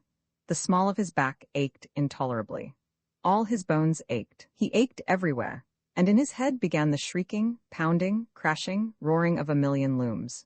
All space was filled with flying shuttles. They dotted in and out, intricately, amongst the stars. He worked 1,000 looms himself, and ever they speeded up, faster and faster, and his brain unwound, faster and faster, and became the thread that fed the 1,000 flying shuttles. He did not go to work next morning. He was too busy weaving colossally on the 1,000 looms that ran inside his head. His mother went to work, but first she sent for the doctor. It was a severe attack of la grippe, he said. Jenny served as nurse and carried out his instructions. It was a very severe attack, and it was a week before Johnny dressed and tottered feebly across the floor. Another week, the doctor said, and he would be fit to return to work. The foreman of the loom room visited him on Sunday afternoon, the first day of his convalescence. The best weaver in the room, the foreman told his mother. His job would be held for him. He could come back to work a week from Monday. "Why don't you thank him, Johnny?" his mother asked anxiously. "He's been that sick he ain't himself yet," she explained apologetically to the visitor. Johnny sat hunched up and gazing steadfastly at the floor. He sat in the same position long after the foreman had gone. It was warm outdoors, and he sat on the stoop in the afternoon. Sometimes his lips moved. He seemed lost in endless calculations. Next morning, after the day grew warm, he took his seat on the stoop. He had pencil and paper this time with which to continue his calculations, and he calculated painfully and amazingly. "What comes after millions?" he asked at noon, when Will came home from school. "And how'd you work, Em?" That afternoon finished his task. Each day, but without paper and pencil, he returned to the stoop. He was greatly absorbed in the one tree that grew across the street. He studied it for hours at a time, and was unusually interested when the wind swayed its branches and fluttered its leaves. Throughout the week he seemed lost in a great communion with himself. On Sunday, sitting on the stoop, he laughed aloud, several times, to the perturbation of his mother, who had not heard him laugh for years. Next morning, in the early darkness, she came to his bed to rouse him. He had had his fill of sleep all the week and awoke easily. He made no struggle, nor did he attempt to hold on to the bedding when she stripped it from him. He lay quietly and spoke quietly. "It ain't no use, Ma. You'll be late," she said, under the impression that he was still stupid with sleep. "I'm awake, Ma, and I tell you it ain't no use. You might as well lemme alone. I ain't going to get up." "But you'll lose your job," she cried. "I ain't going to get up," he repeated in a strange, passionless voice. She did not go to work herself that morning. This was sickness beyond any sickness she had ever known. Fever and delirium she could understand, but this was insanity. She pulled the bedding up over him and sent Jenny for the doctor. When that person arrived, Johnny was sleeping gently, and gently he awoke and allowed his pulse to be taken. Nothing the matter with him, the doctor reported. Badly debilitated, that's all, not much meat on his bones. He's always been that way, his mother volunteered. Now go away, Ma, and let me finish my snooze. Johnny spoke sweetly and placidly he rolled over on his side and went to sleep. At 10 o'clock he awoke and dressed himself. He walked out into the kitchen, where he found his mother with a frightened expression on her face. I'm going away, Ma, he announced, and I just want to say goodbye. She threw her apron over her head and sat down suddenly and wept. He waited patiently. I might ain't own it, she was sobbing. Where? She finally asked, removing the apron from her head and gazing up at him with a stricken face in which there was little curiosity. I don't know anywhere. As he spoke, the tree across the street appeared with dazzling brightness on his inner vision. It seemed to lurk just under his eyelids, and he could see it whenever he wished. And your job, she quavered. I ain't never going to work again. My God, Johnny, she wailed, don't say that. What he had said was blasphemy to her. As a mother who hears her child deny God, was Johnny's mother shocked by his words. What's got into you anyway? She demanded with a lame attempt at imperativeness. Figures, he answered. Just figures? I've been doing a lot of figuring this week and it's most suppressin'. I don't see what that's got to do with it, she sniffled. Johnny smiled patiently, and his mother was aware of a distinct shock at the persistent absence of his peevishness and irritability. I'll show you, he said. I'm plumb tired out. What makes me tired? Moves. I've been movin' ever since I was born. I'm tired of movin', and I ain't going to move any more. Remember when I worked in the glass house? I used to do 300 dozen a day. Now I reckon I made about 10 different moves to each bottle. That's 36,000 moves a day. 10 days, 360,000 moves. 1 month, 1,080,000 moves. Chuck out the 80,000? He spoke with the complacent beneficence of a philanthropist. Chuck out the 80,000, that leaves 1 million moves a month, 12 million moves a year. At the looms, I'm movin' twixt as much. That makes 25 million moves a year, and it seems to me I've been a movin' that way most 1 million years. Now this week I ain't moved at all. I ain't made one move in hours and hours. I tell you it was swell, just settin' there, hours and hours, and doin' nothin'. I ain't never been happy before. I never had any time. I've been movin' all the time. That ain't no way to be happy. And I ain't going to do it any more. I'm just going to set and rest and then rest some more. But what's going to come of Will and the children? She asked despairingly. That's it, Will and the children, he repeated, but there was no bitterness in his voice. He had long known his mother's ambition for the younger boy, but the thought of it no longer rankled. Nothing mattered any more, not even that. I know, Ma, what you've been plannin' for will keepin' him in school to make a bookkeeper out of him, but it ain't no use, I've quit. He's got to go to work. And after I have brung you up the way I have, she wept, starting to cover her head with the apron and changing her mind. You never brung me up, he answered with sad kindliness. I brung myself up, Ma, and I brung up Will. He's big'n me and heavier and taller. When I was a kid, I reckon I didn't get enough to eat. When he come along and was a kid, I was workin' and earning grub for him too. But that's done with. Will can go to work, same as me, or he can go to hell, I don't care which. I'm tired. I'm going now. Ain't you going to say goodbye? She made no reply. The apron had gone over her head again and she was crying. He paused a moment in the doorway. I'm sure I done the best I knew how. She was sobbing. He passed out of the house and down the street. A wan delight came into his face at the sight of the lone tree. Jess ain't going to do nothin', he said to himself, half aloud in a crooning tone. He glanced wistfully up at the sky, but the bright sun dazzled and blinded him. It was a long walk he took, and he did not walk fast. It took him past the jute mill. The muffled roar of the loom room came to his ears, and he smiled. It was a gentle, placid smile. He hated no one, not even the pounding, shrieking machines. There was no bitterness in him, nothing but an inordinate hunger for rest. The houses and factories thinned out and the open spaces increased as he approached the country. At last the city was behind him, and he was walking down a leafy lane beside the railroad track. He did not walk like a man. He did not look like a man. He was a travesty of the human. It was a twisted and stunted and nameless piece of life that shambled like a sickly ape, arms loose-hanging, stoop-shouldered, narrow-chested, grotesque and terrible. He passed by a small railroad station and lay down in the grass under a tree. All afternoon he lay there. Sometimes he dozed, with muscles that twitched in his sleep. When awake, he lay without movement, watching the birds, all looking up at the sky through the branches of the tree above him. Once or twice he laughed aloud, but without relevance to anything he had seen or felt. After twilight had gone, in the first darkness of the night, a freight train rumbled into the station. When the engine was switching cars onto the sidetrack, Johnny crept along the side of the train. He pulled open the side door of an empty boxcar and awkwardly and laboriously climbed in. He closed the door. The engine whistled. Johnny was lying down, and in the darkness he smiled. The Chinago, the coral waxes, the palm grows, but man departs. Ah Cho did not understand French. He sat in the crowded cot room, very weary and bawed, listening to the unceasing, explosive French that now one official and now another uttered. It was just so much gabble to Ah Cho, and he marveled at the stupidity of the Frenchman who took so long to find out the murderer of Chung Ga, and who did not find him at all. The 500 coolies on the plantation knew that Ah San had done the killing, and here was Ah San not even arrested. It was true that all the coolies had agreed secretly not to testify against one another, but then, it was so simple, the Frenchmen should have been able to discover that Ah San was the man. They were very stupid, these Frenchmen. Ah Cho had done nothing of which to be afraid. He had had no hand in the killing. It was true he had been present at it, and Schema, the overseer on the plantation, had rushed into the barracks immediately afterward and caught him there, along with 4 or 5 others. But what of that? Chung Ga had been stabbed only twice.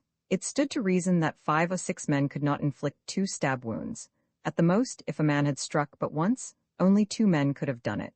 So it was that Ah Cho reasoned when he, along with his 4 companions, had lied and blocked and obfuscated in their statements to the cot concerning what had taken place.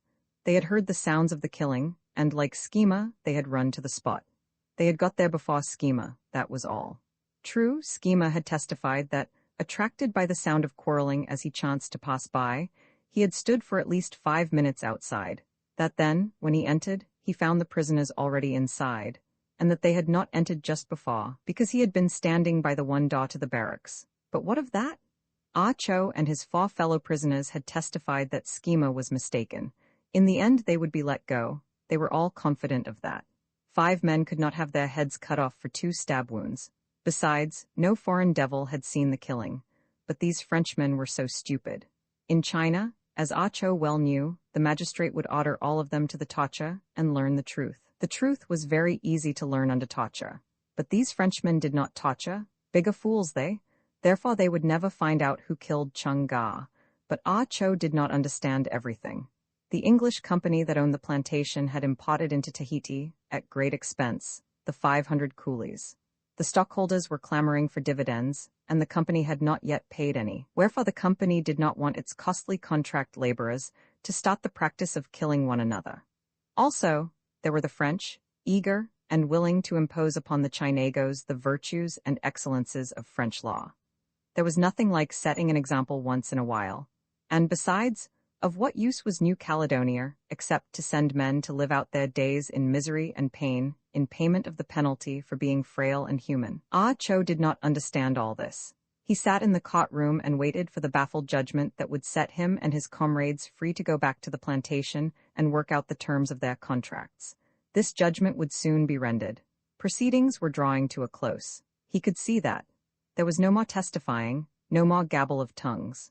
The French devils were tired, too, and evidently waiting for the judgment. And as he waited, he remembered back in his life to the time when he had signed the contract and set sail in the ship for Tahiti. Times had been hard in his seacoast village, and when he indentured himself to labor for 5 years in the South Seas at 50 cents Mexican a day, he had thought himself fortunate. There were men in his village who toiled a whole year for $10 Mexican, and there were women who made nets all the year round for $5, while in the houses of shopkeepers there were maidservants who received $4 for a year of service. And here he was to receive 50 cents a day. For 1 day, only 1 day, he was to receive that princely sum. What if the work were hard? At the end of the 5 years he would return home, that was in the contract, and he would never have to work again. He would be a rich man for life, with a house of his own, a wife, and children growing up to venerate him. Yes, and back of the house, he would have a small garden, a place of meditation and repose, with goldfish in a tiny lakelet, and wind bells tinkling in the several trees, and there would be a high wall all around so that his meditation and repose should be undisturbed. Well, he had worked out 3 of those 5 years. He was already a wealthy man in his own country, through his earnings, and only 2 years more intervened between the cotton plantation on Tahiti and the meditation and repose that awaited him. But just now, he was losing money because of the unfortunate accident of being present at the killing of Chung Ga.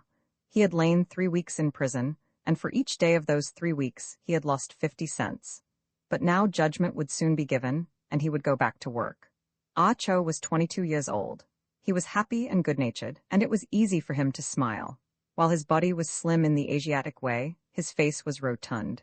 It was round, like the moon, and it irradiated a gentle complacence and a sweet kindliness of spirit that was unusual among his countrymen. Nor did his looks belie him. He never caused trouble, never took part in wrangling. He did not gamble. His soul was not harsh enough for the soul that must belong to a gambler. He was content with little things and simple pleasures. The hush and quiet in the cool of the day after the blazing toil in the cotton field was to him an infinite satisfaction. He could sit for hours gazing at a solitary flower and philosophizing about the mysteries and riddles of being. A blue heron on a tiny crescent of sandy beach, a silvery splatter of flying fish, or a sunset of pearl and rose across the lagoon could entrance him to all forgetfulness of the procession of wearisome days and of the heavy lash of Schema. Schema, call Schema, was a brutish brute, but he earned his salary. He got the last particle of strength out of the 500 slaves. For slaves they were until their term of years was up. Schema worked hard to extract the strength from those 500 sweating bodies and to transmute it into bales of fluffy cotton ready for export. His dominant, ironclad, primeval brutishness was what enabled him to effect the transmutation. Also, he was assisted by a thick leather belt, 3 inches wide and a yard in length, with which he always rode, and which, on occasion, could come down on the naked back of a stooping coolie with a report like a pistol shot. These reports were frequent when Schema rode down the furrowed field. Once, at the beginning of the first year of contract labor, he had killed a coolie with a single blow of his fist. He had not exactly crushed the man's head like an eggshell, but the blow had been sufficient to addle what was inside, and, after being sick for a week, the man had died. But the Chinese had not complained to the French devils that ruled over Tahiti. It was their own lookout. Schema was their problem.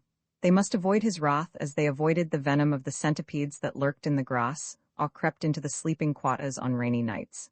The Chinagos, such they were called by the indolent, brown-skinned island folk, saw to it that they did not displease Schema too greatly. This was equivalent to rendering up to him a full measure of efficient toil.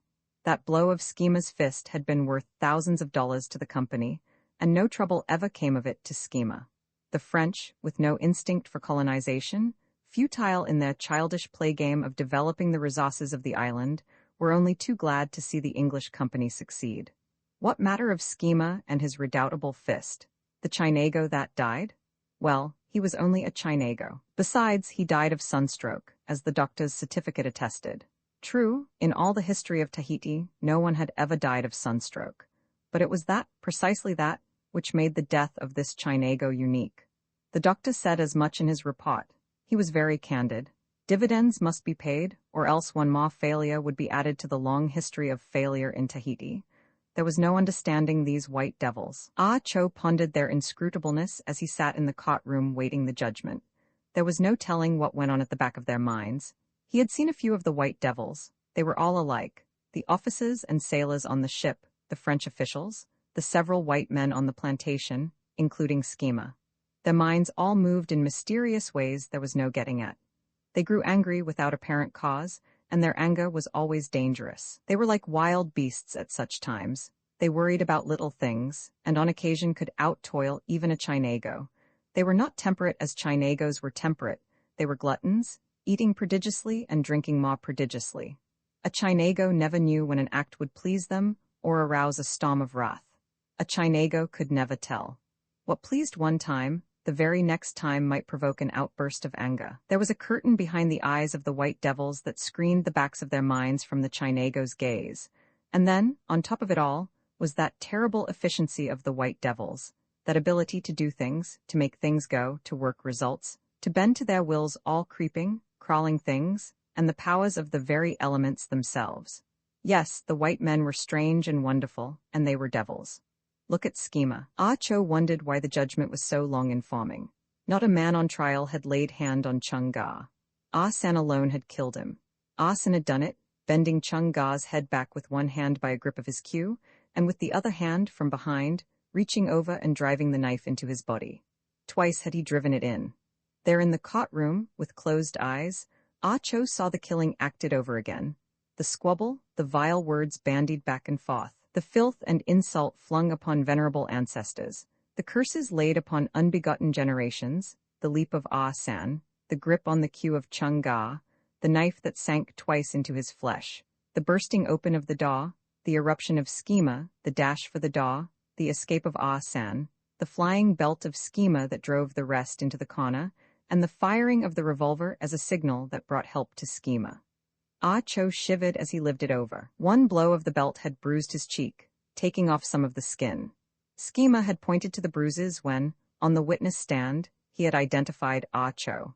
It was only just now that the marks had become no longer visible. That had been a blow. Half an inch near the center, and it would have taken out his eye. Then Ah Cho forgot the whole happening in a vision he caught of the garden of meditation and repose that would be his when he returned to his own land. He sat with impassive face, while the magistrate rendered the judgment. Likewise were the faces of his 4 companions impassive, and they remained impassive when the interpreter explained that the 5 of them had been found guilty of the murder of Chung Ga, and that Ah Chow should have his head cut off. Ah Cho served 20 years in prison in New Caledonia, Wang Lai 12 years, and Ah Tong 10 years. There was no use in getting excited about it. Even Ah Chow remained expressionless as a mummy, though it was his head that was to be cut off. The magistrate added a few words, and the interpreter explained that Ah Chow's face, having been most severely bruised by Schema's strap, had made his identification so positive that, since one man must die, he might as well be that man. Also, the fact that Ah Cho's face likewise had been severely bruised, conclusively proving his presence at the murder and his undoubted participation, had merited him the 20 years of penal servitude. And down to the 10 years of Ah Tong, the proportioned reason for each sentence was explained.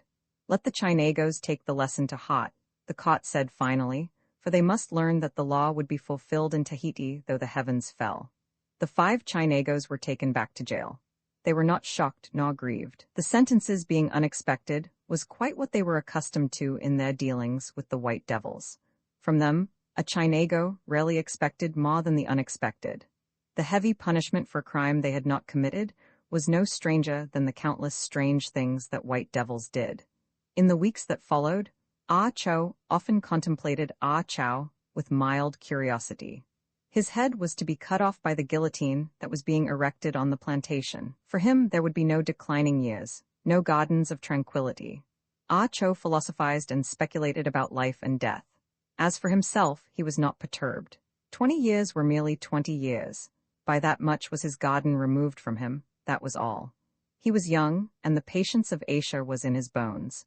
He could wait those 20 years, and by that time the heats of his blood would be assuaged, and he would be better fitted for that garden of calm delight. He thought of a name for it. He would call it the Garden of the Morning Calm. He was made happy all day by the thought, and he was inspired to devise a moral maxim on the virtue of patience, which maxim proved a great comfort, especially to Wang Lai and Ah Tong. Ah Chow, however, did not care for the maxim. His head was to be separated from his body in so short a time that he had no need for patience to wait for that event. He smoked well, ate well, slept well, and did not worry about the slow passage of time. Crutchot was a gendarme. He had seen 20 years of service in the colonies, from Nigeria and Senegal to the South Seas, and those 20 years had not perceptibly brightened his dull mind. He was as slow-witted and stupid as in his peasant days in the south of France. He knew discipline and fear of authority, and from God down to the sergeant of gendarmes, the only difference to him was the measure of slavish obedience which he rendered. In point of fact, the sergeant bulked bigger in his mind than God, except on Sundays when God's mouthpieces had their say. God was usually very remote, while the sergeant was ordinarily very close at hand.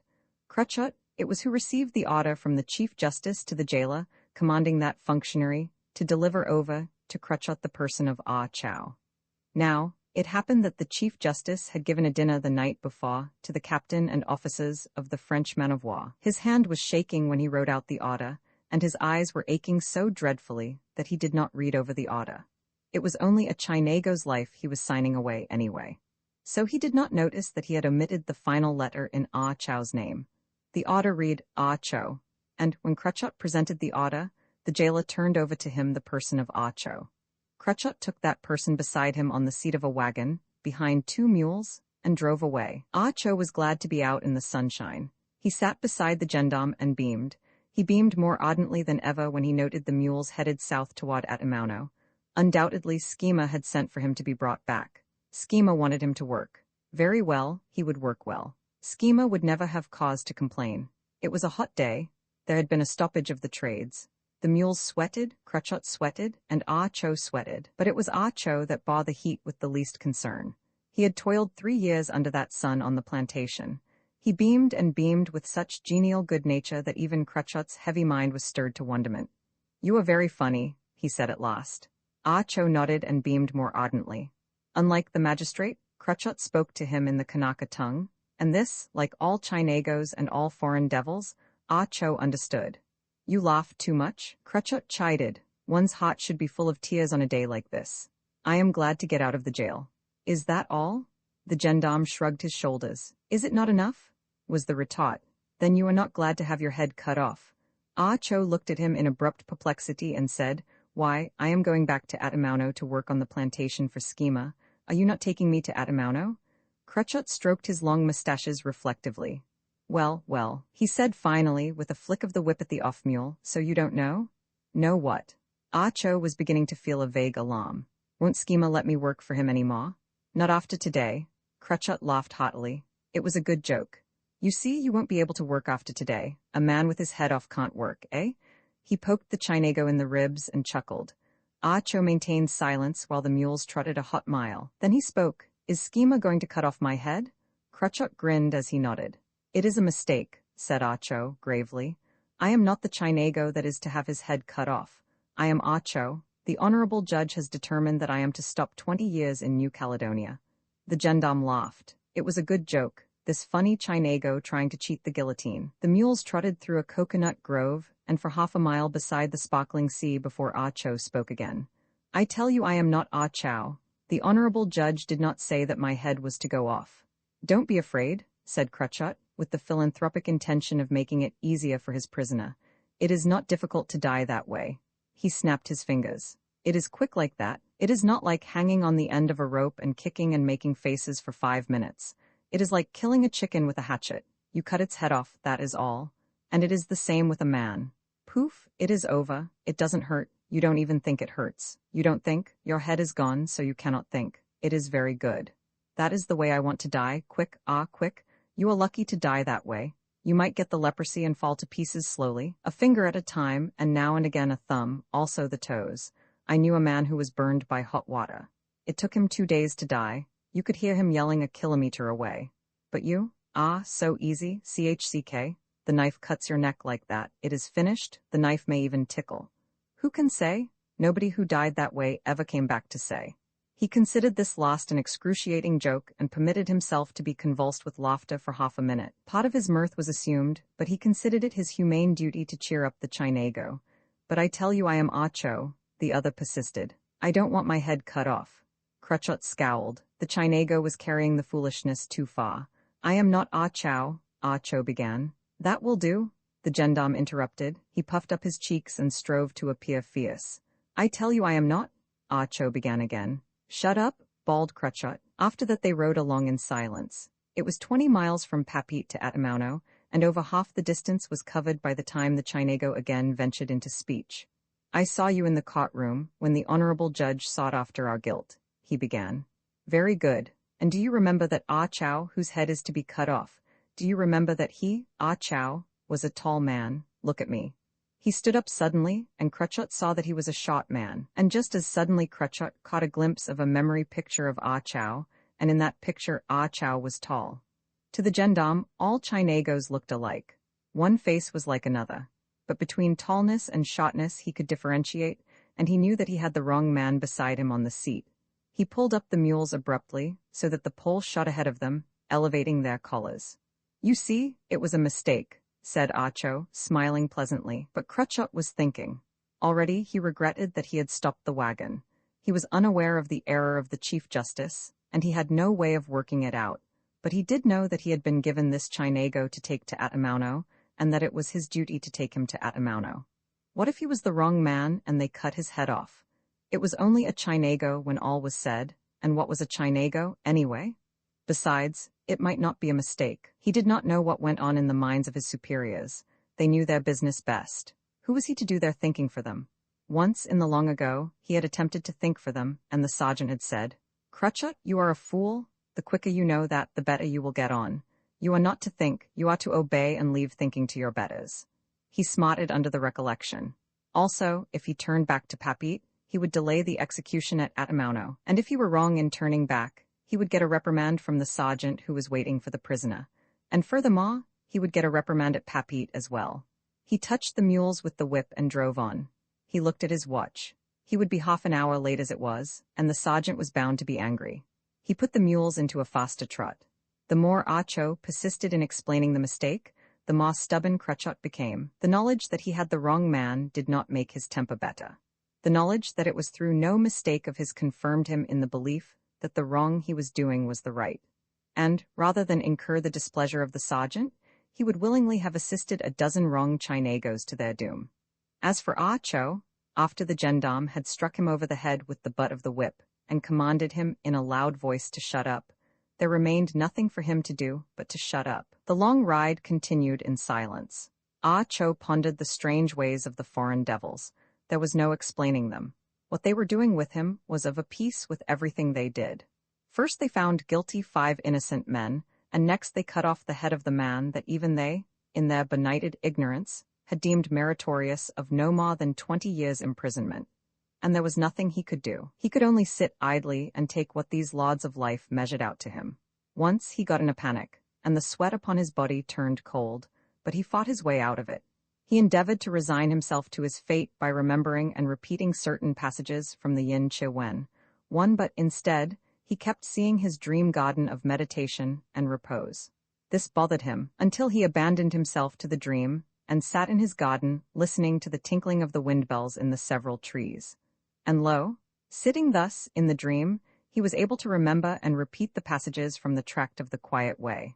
So the time passed nicely until Atamauno was reached, and the mules trotted up to the foot of the scaffold, in the shade of which stood the impatient sergeant. Ah Cho was hurried up the ladder of the scaffold. Beneath him on one side, he saw assembled all the coolies of the plantation. Schema had decided that the event would be a good object lesson, and so he called in the coolies from the fields and compelled them to be present.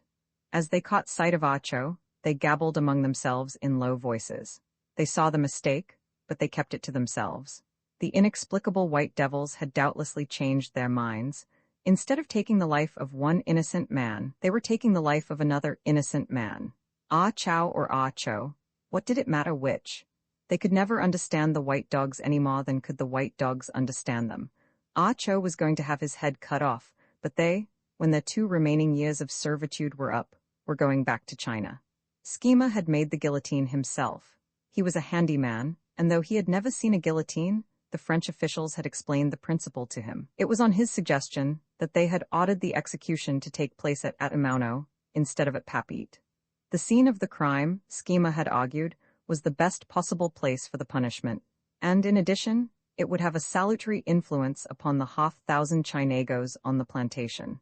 Schema had also volunteered to act as executioner, and in that capacity, he was now on the scaffold, experimenting with the instrument he had made. A banana tree, of the size and consistency of a man's neck, lay under the guillotine. Ah Cho watched with fascinated eyes. The German, turning a small crank, hoisted the blade to the top of the little derrick he had rigged. A jerk on a stout piece of cod loosed the blade and it dropped with a flash, neatly severing the banana trunk. "How does it work?" The sergeant, coming out on top the scaffold, had asked the question. "Beautifully," was Schema's exultant answer. "Let me show you." Again he turned the crank that hoisted the blade, jerked the cod, and sent the blade crashing down on the soft tree. But this time it went no more than 2/3 of the way through. The sergeant scowled. That will not serve, he said. Schema wiped the sweat from his forehead. What it needs is more weight, he announced. Walking up to the edge of the scaffold, he called his orders to the blacksmith for a 25-pound piece of iron. As he stooped over to attach the iron to the broad top of the blade, Ah Cho glanced at the sergeant and saw his opportunity. The honorable judge said that Ah Chow was to have his head cut off, he began. The sergeant nodded impatiently. He was thinking of the 15-mile ride before him that afternoon to the windward side of the island, and of Berthe, the pretty half-caste daughter of Lafayette, the pearl trader, who was waiting for him at the end of it. Well, I am not Ah Chow. I am Ah Cho. The honorable jailer has made a mistake. Ah Chow is a tall man, and you see I am short. The sergeant looked at him hastily and saw the mistake. Schema, he called imperatively. Come here. The German grunted but remained bent over his task till the chunk of iron was lashed to his satisfaction. Is your Chinago ready? He demanded. Look at him, was the answer. Is he the Chinago? Schema was surprised. He swore tersely for a few seconds, and looked regretfully across at the thing he had made with his own hands and which he was eager to see work. Look here, he said finally. We can't postpone this affair. I've lost 3 hours' work already out of those 500 Chinagos. I can't afford to lose it all over again for the right man. Let's put the performance through just the same. It is only a Chinago. The sergeant remembered the long ride before him, and the pearl trader's daughter, and debated with himself. They will blame it on Crutchot if it is discovered, the German urged. But there's little chance of its being discovered. Ah Chow won't give it away at any rate. The blame won't lie with Crutchot anyway, the sergeant said. It must have been the jailer's mistake. Then let's go on with it. They can't blame us. Who can tell one Chinago from another? We can say that we merely carried out instructions with the Chinago that was turned over to us. Besides, I really can't take all those coolies a second time away from their labor. They spoke in French, and Ah Cho, who did not understand a word of it, nevertheless knew that they were determining his destiny. He knew also that the decision rested with the sergeant, and he hung upon that official's lips. All right, announced the sergeant. Go ahead with it. He is only a Chinago. I'm going to try it once more, just to make sure. Schema moved the banana trunk forward under the knife, which he had hoisted to the top of the derrick. Ah Cho tried to remember maxims from the Tract of the Quiet Way. Live in Concord came to him, but it was not applicable. He was not going to live. He was about to die. No, that would not do. Forgive malice? Yes, but there was no malice to forgive. Schemer and the rest were doing this thing without malice. It was to them merely a piece of work that had to be done, just as clearing the jungle, ditching the water, and planting cotton were pieces of work that had to be done. Schema jerked the cord, and Ah Cho forgot the Tract of the Quiet Way. The knife shot down with a thud, making a clean slice of the tree. Beautiful, exclaimed the sergeant, pausing in the act of lighting a cigarette. Beautiful, my friend. Schema was pleased at the praise. Come on, Ah Chow, he said in the Tahitian tongue. But I am not Ah Chow, Ah Cho began. Shut up, was the answer. If you open your mouth again, I'll break your head. The overseer threatened him with a clenched fist, and he remained silent. What was the good of protesting? Those foreign devils always had their way. He allowed himself to be lashed to the vertical board that was the size of his body. Schema drew the buckles tight, so tight that the straps cut into his flesh and hurt, but he did not complain. The hurt would not last long. He felt the board tilting over in the air toward the horizontal, and closed his eyes. And in that moment, he caught a last glimpse of his garden of meditation and repose. It seemed to him that he sat in the garden. A cool wind was blowing, and the bells in the several trees were tinkling softly. Also, birds were making sleepy noises, and from beyond the high wall came the subdued sound of village life. Then he was aware that the bod had come to rest, and from muscular pressures and tensions he knew that he was lying on his back. He opened his eyes. Straight above him, he saw the suspended knife blazing in the sunshine. He saw the weight which had been added, and noted that one of Schema's knots had slipped. Then he heard the sergeant's voice in sharp command. Ah Cho closed his eyes hastily. He did not want to see that knife descend, but he felt it for one great fleeting instant, and in that instant he remembered Crutchot and what Crutchot had said. But Crutchot was wrong. The knife did not tickle. That much he knew before he ceased to know. The Francis Spate, a true tale retold. The Francis Spate was running before it solely under a mizzen-topsail when the thing happened. It was not due to carelessness so much as to the lack of discipline of the crew, and to the fact that they were indifferent seamen at best. The man at the wheel in particular, a Limerick man, had had no experience with salt water beyond that of rafting timber on the Shannon between the Quebec vessels and the Shaw. He was afraid of the huge seas that rose out of the murk astern and bore down upon him, and he was more given to cowering away from their threatened impact than he was to meeting their blows with the wheel and checking the ship's rush to broach to. It was 3 in the morning when his unseamanlike conduct precipitated the catastrophe. At sight of a sea far larger than its fellows, he crouched down, releasing his hands from the spokes. The Francis Spaight sheered as her stern lifted on the sea, receiving the full fling of the cap on her quarter. The next instant she was in the trough, her lay rail buried till the ocean was level with her hatchcombings, sea after sea breaking over her, weather rail and sweeping what remained exposed of the deck with icy deluges. The men were out of hand, helpless and hopeless, stupid in their bewilderment and fear, and resolute only in that they would not obey orders. Some wailed, others clung silently in the weather shrouds, and still others muttered prayers or shrieked vile imprecations, and neither captain nor mate could get them to bear a hand at the pumps or at setting patches of sails to bring the vessel up to the wind and sea. Inside the hour, the ship was over on her beam ends, the lubberly cowards climbing up her side and hanging on in the rigging. When she went over, the mate was caught and drowned in the after cabin, as were 2 sailors who had sought refuge in the forecastle. The mate had been the ablest man on board, and the captain was now scarcely less helpless than his men. Beyond cursing them for their worthlessness, he did nothing, and it remained for a man named Mahoney, a Belfast man, and a boy, O'Brien, of Limerick, to cut away the fore and main masts. This they did at great risk on the perpendicular wall of the wreck, sending the mizzen-topmast overside along in the general crash. The Francis Spaight righted, and it was well that she was lumber-laden, else she would have sunk, for she was already waterlogged. The mainmast, still fast by the shrouds, beat like a thunderous sledgehammer against the ship's side, every stroke bringing groans from the men. Day dawned on the savage ocean, and in the cold gray light all that could be seen of the Francis Spaight emerging from the sea were the poop, the shattered mizzenmast, and a ragged line of bulwarks. It was midwinter in the North Atlantic, and the wretched men were half dead from cold, but there was no place where they could find rest. Every sea breached clean over the wreck, washing away the salt incrustations from their bodies and depositing fresh incrustations. The cabin under the poop was awash to the knees, but here at least was shelter from the chill wind, and here the survivors congregated, standing upright, holding on by the cabin furnishings, and leaning against one another for support. In vain, Mahoney strove to get the men to take turns in watching aloft from the mizzenmast for any chance vessel. The icy gale was too much for them, and they preferred the shelter of the cabin. O'Brien, the boy, who was only 15, took turns with Mahoney on the freezing perch. It was the boy, at 3 in the afternoon, who called down that he had sighted a sail. This did bring them from the cabin, and they crowded the poop rail and weather mizzen shrouds as they watched the strange ship. But its cost did not lie near, and when it disappeared below the skyline, they returned shivering to the cabin, not one offering to relieve the watch at the mast head.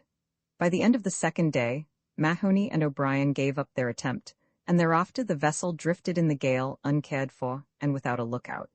There were 13 alive, and for 72 hours they stood knee-deep in the slushing water on the cabin floor, half frozen, without food, and with but 3 bottles of wine shared among them. All food and fresh water were below, and there was no getting at such supplies in the waterlogged condition of the wreck. As the days went by, no food whatever passed their lips.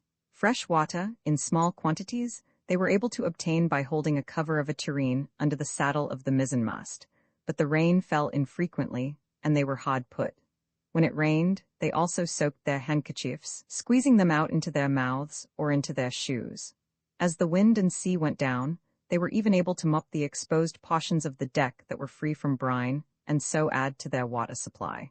But food they had none, and no way of getting it, though seabirds flew repeatedly overhead. In the calm weather that followed the gale, after having remained on their feet for 96 hours, they were able to find dry planks in the cabin on which to lie. But the long hours of standing in the salt water had caused sores to form on their legs. These sores were extremely painful.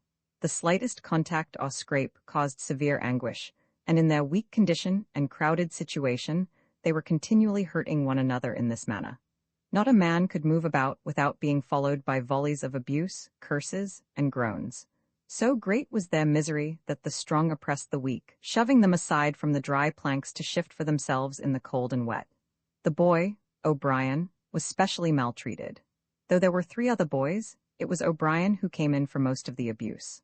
There was no explaining it, except on the ground that his was a stronger and more dominant spirit than those of the other boys, and that he stood up more for his rights, resenting the petty injustices that were meted out to all the boys by the men. Whenever O'Brien came near the men in search of a dry place to sleep, or merely moved about, he was kicked and cuffed away.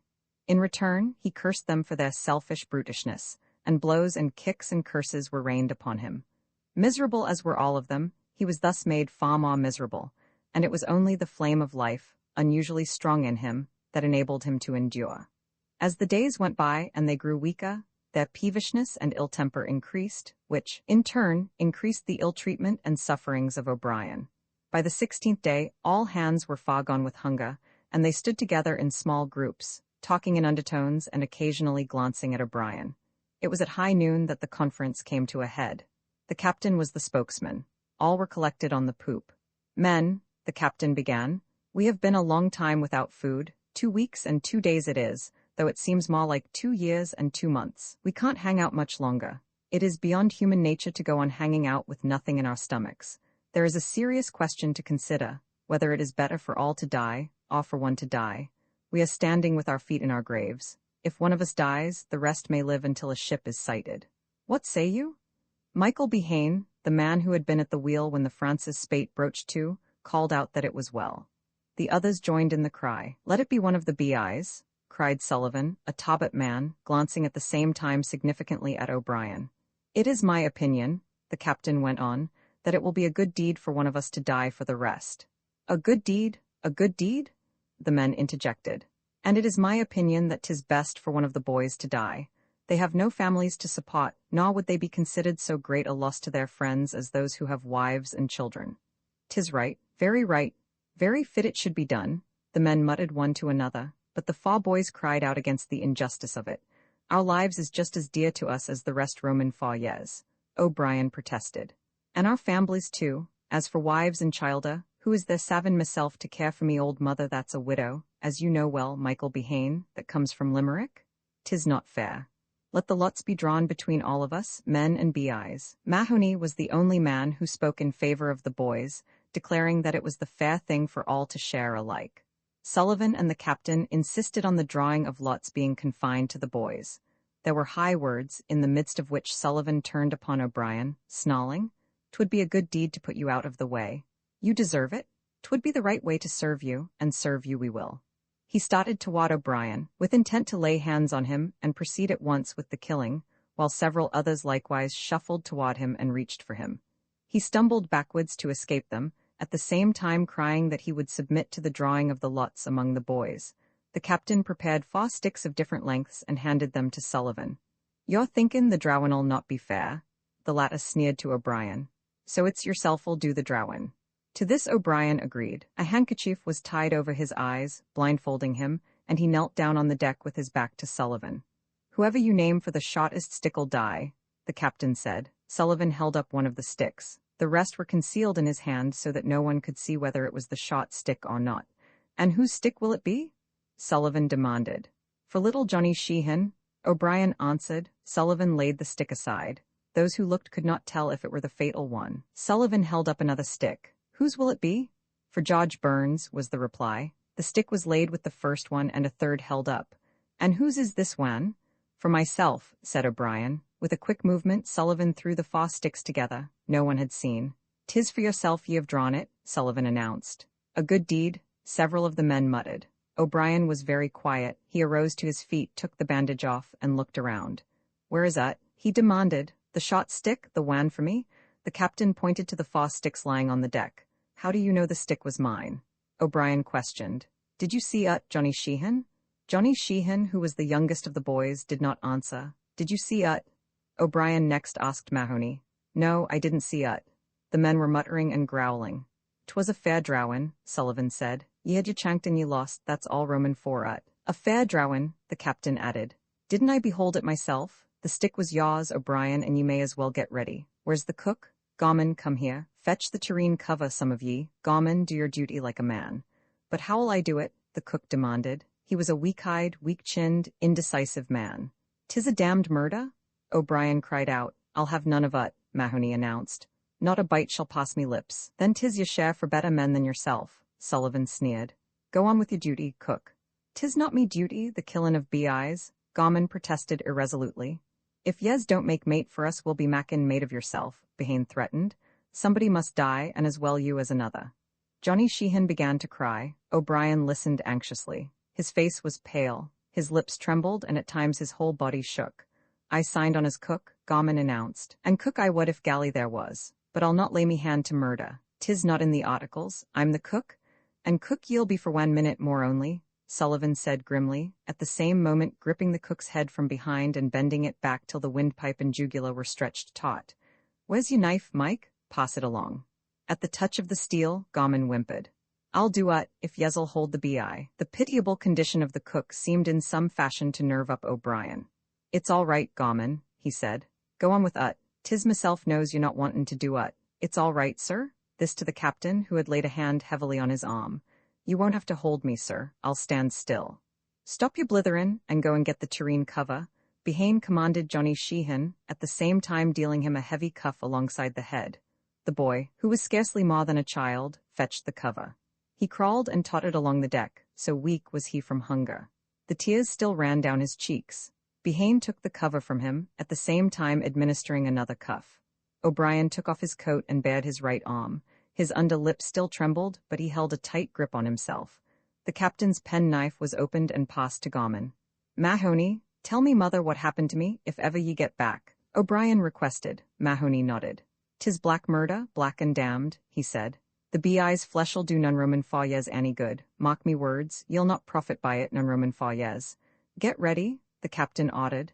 "You, Sullivan, hold the cover, that's it, close up, spill nothing. It's precious stuff." Gorman made an effort. The knife was dull. He was weak. Besides, his hand was shaking so violently that he nearly dropped the knife. The 3 boys were crouched apart, in a huddle, crying and sobbing. With the exception of Mahoney, the men were gathered about the victim, craning their necks to see. "Be a man, Gorman," the captain cautioned. The wretched cook was seized with a spasm of resolution, sawing back and forth with the blade on O'Brien's wrist. The veins were severed. Sullivan held the tureen cover close underneath. The cut veins gaped wide, but no ruddy flood gushed forth. There was no blood at all. The veins were dry and empty. No one spoke. The grim and silent figures swayed in unison with each heave of the ship. Every eye was turned fixedly upon that inconceivable and monstrous thing, the dry veins of a creature that was alive. "'Tis a warnin'," Mahoney cried. "Lave the BI alone, mock me words. His death'll do none Roman for yez any good." "Try at the elbow, the left elbow, 'tis near the heart," the captain said finally, in a dim and husky voice that was unlike his own. "Give me the knife," O'Brien said roughly, taking it out of the cook's hand. "I can't be looking at you puttin' me to hurt." Quite coolly he cut the vein at the left elbow, but like the cook, he failed to bring blood. "This is all Roman for no use," Sullivan said. "'Tis better to put him out Roman for his misery by bleeding him at the throat." The strain had been too much for the lad. "Don't be doin' ut," he cried. "There'll be no blood in me throat. Give me a little time. 'Tis cold and weak I am. Be lettin' me lay down and slape a bit, then I'll be warm and the blood'll flow." "'Tis no use," Sullivan objected. "As if ye could be slappin' at a time like this. Ye'll not slape and ye'll not warm up. Look at ye now, you've an ague." "I was sick at Limerick one night," O'Brien hurried on, "and the dochta couldn't blade me, but after slappin' a few hours and gettin' warm in bed the blood came freely. It's God's truth I'm tellin' yez, don't be murderin' me." "His veins are open now," the captain said. "'Tis no use leavin' him in his pain. Do it now and be done with it." They started to reach for O'Brien, but he backed away. "I'll be the death Roman for yez," he screamed. "Take your hands off Roman for me, Sullivan. I'll come back. I'll haunt yez. Whackin' or slappin'. I'll haunt yez till you die." "'Tis disgraceful," yelled Behane. "If the shot sticked ben mine, I'd let me mates cut the head off Roman for me and died happy." Sullivan leaped in and caught the unhappy lad by the hair. The rest of the men followed. O'Brien kicked and struggled, snarling and snapping at the hands that clutched him from every side. Little Johnny Sheehan broke out into wild screaming, but the men took no notice of him. O'Brien was bent backward to the deck, the tureen cover under his neck. Gorman was shoved forward. Someone had thrust a large sheath knife into his hand. "Do your duty, do your duty," the men cried. The cook bent over, but he caught the boy's eyes and faltered. "If you don't, I'll kill you with me own hands," Behane shouted. From every side a torrent of abuse and threats poured in upon the cook. Still he hung back. Maybe there'll be more blood in his veins than O'Brien's, Sullivan suggested significantly. Behane caught Gorman by the hair and twisted his head back, while Sullivan attempted to take possession of the sheath knife, but Gorman clung to it desperately. "Lave go, and I'll do ut," he screamed frantically. "Don't be cuttin' me throat, I'll do the deed, I'll do the deed." "See that you do it then," the captain threatened him. Gorman allowed himself to be shoved forward. He looked at the boy, closed his eyes and muttered a prayer. Then, without opening his eyes, he did the deed that had been appointed him. O'Brien emitted a shriek that sank swiftly to a gurgling sob. The men held him till his struggles ceased when he was laid upon the deck. They were eager and impatient, and with oaths and threats they urged Gorman to hurry with the preparation of the meal. "Lave ut, you bloody butchers," Mahoney said quietly. "Lave ut, I tell yez. Ye'll not be needin' any Roman for ut now. 'Tis as I said, ye'll not be profitin' by the lad's blood. Empty ut overside, Behane. Empty ut overside." Behane, still holding the tureen cover in both his hands, glanced to windward. He walked to the rail and threw the cover and contents into the sea. A full-rigged ship was bearing down upon them a short mile away. So occupied had they been with the deed just committed that none had had eyes for a lookout. All hands watched her coming on, the brightly coppered forefoot potting the water like a golden knife, the headsails flapping lazily and emptily at each downward surge, and the towering canvas tiers dipping and curtsying with each stately swing of the sea. No man spoke. As she hove to, a cable length away, the captain of the Francis Spaight bestirred himself and ordered a tarpaulin to be thrown over O'Brien's corpse. A boat was lowered from the stranger's side and began to pull toward them. John Gorman laughed. He laughed softly at first, but he accompanied each stroke of the oars with spasmodically increasing glee. It was this maniacal laughter that greeted the rescue boat as it hauled alongside, and the first officer clambered on board. "When God laughs" by Jack London, uncopyright may you do good and not evil. May you find forgiveness for yourself and forgive others. May you share freely, never taking more than you give. Copyright pages exist to tell you that you can't do something. Unlike them, this uncopyright page exists to tell you that the writing and artwork in this ebook are believed to be in the United States public domain.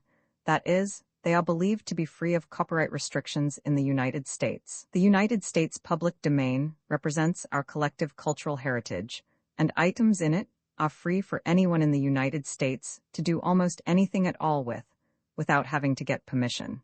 Copyright laws are different all over the world, and the source text or artwork in this ebook may still be copyrighted in other countries. If you're not located in the United States, you must check your local laws before using this ebook. Standard ebooks makes no representations regarding the copyright status of the source text or artwork in this ebook in any country other than the United States. Non-authorship activities performed on items that are in the public domain, so-called sweat of the brow work, don't create a new copyright. That means that nobody can claim a new copyright on an item that is in the public domain for, among other things, work like digitization, mock-up, or typography. Regardless, the contributors to this ebook release their contributions under the terms in the CC 01.0 Universal Public Domain dedication, thus dedicating to the worldwide public domain all of the work they've done on this ebook, including but not limited to metadata, the title page, imprint, colophon, this uncopyright, and any changes or enhancements to, or mock-up on, the original text and artwork. This dedication doesn't change the copyright status of the source text or artwork. We make this dedication in the interest of enriching our global cultural heritage, to promote free and libre culture around the world, and to give back to the unrestricted culture that has given all of us so much. When God laughs, with compliments to Harry Cowell, the gods are stronger, time falls down before them, all men's knees bow, all men's prayers and sorrows climb like incense toward them. Yeah, for these are gods, fellies. Cockwainers had relaxed finally. He stole a glance at the rattling windows, looked upward at the beamed roof, and listened for a moment to the savage roar of the southeaster as it caught the bungalow in its bellowing jaws. Then he held his glass between him and the fire and laughed for joy through the golden wine. "It is beautiful," he said. "It is sweetly sweet, it is a woman's wine, and it was made for gray-robed saints to drink. We grow it on our own warm hills," I said, with pardonable California pride.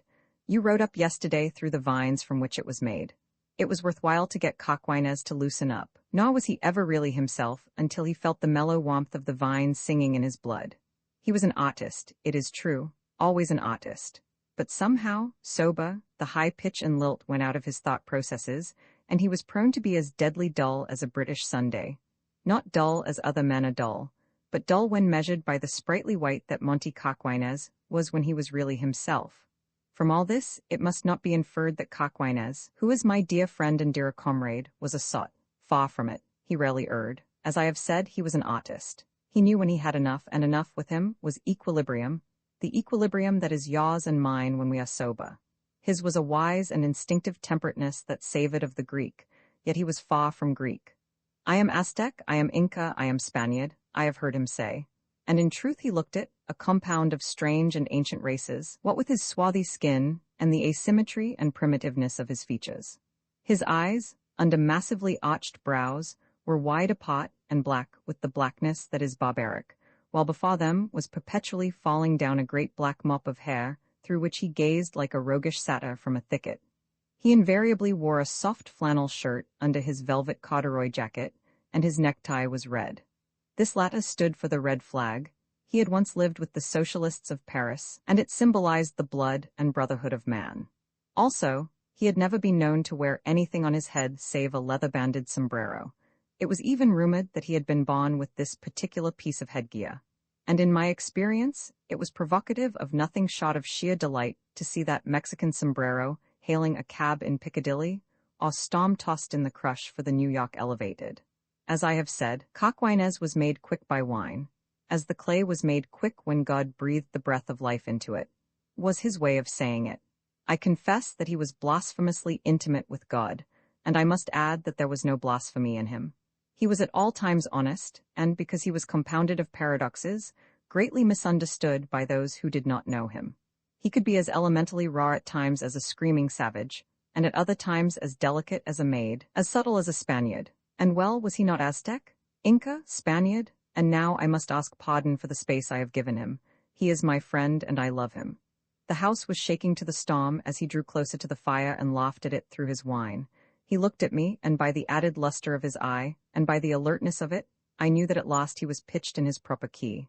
"And so you think you've won out against the gods?" he demanded. "Why the gods, whose will but theirs has put satiety upon man?" he cried. "And whence the will in me to escape satiety?"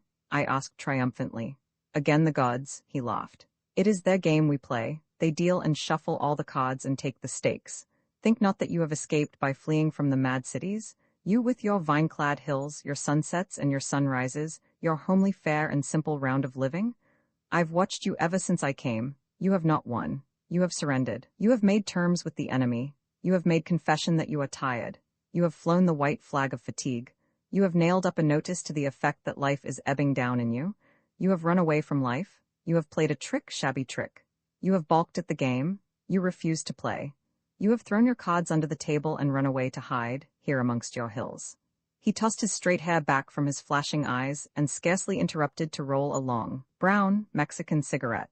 "But the gods know, it is an old trick. All the generations of man have tried it and lost. The gods know how to deal with such as you. To pursue is to possess, and to possess is to be sated. And so you, in your wisdom, have refused any longer to pursue. You have elected surcease. Very well. You will become sated with surcease. You say you have escaped satiety? You have merely bought at it for senility. And senility is another name for satiety. It is satiety's masquerade. Bah! But look at me!" I cried. Cockwaines was ever a demon for hailing one's soul out and making rags and tatters of it. He looked me witheringly up and down. "You see no signs," I challenged. "Decay is insidious," he retorted. "You are rotten ripe." I laughed and forgave him for his very deviltry, but he refused to be forgiven. "Do I not know?" he asked. "The gods always win. I have watched men play for years what seemed a winning game. In the end they lost." "Don't you ever make mistakes?" I asked. He blew many meditative rings of smoke before replying. "Yes, I was nearly fooled once. Let me tell you, there was Marvin Fiske. You remember him?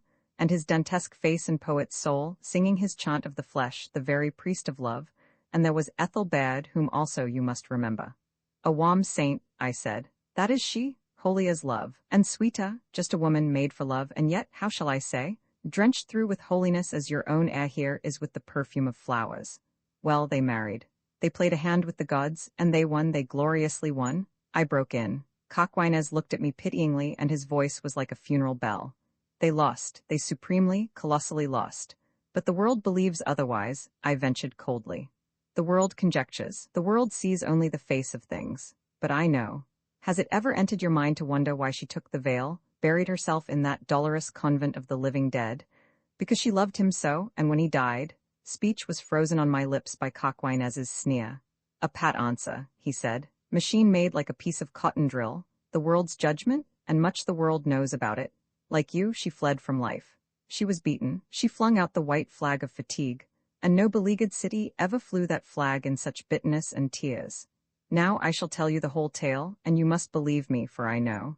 They had pondered the problem of satiety. They loved love. They knew to the utmost farthing the value of love. They loved him so well that they were fain to keep him always, warm and ethereal in their hearts. They welcomed his coming, they feared to have him depart. Love was desire, they held, a delicious pain. He was ever seeking easement, and when he found that for which he sought, he died. Love denied was love alive, love granted was love deceased. Do you follow me?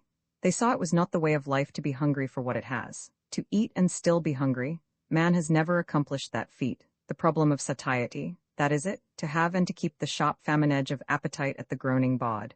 This was their problem, for they loved love. Often did they discuss it, with all love's sweet ardors brimming in their eyes, his ruddy blood spraying their cheeks, his voice playing in and out with their voices, now hiding as a tremolo in their throats, and again shading a tone with that ineffable tenderness which he alone can utter. How do I know all this? I saw much, more I learned from her diary. This I found in it from Fiona MacLeod.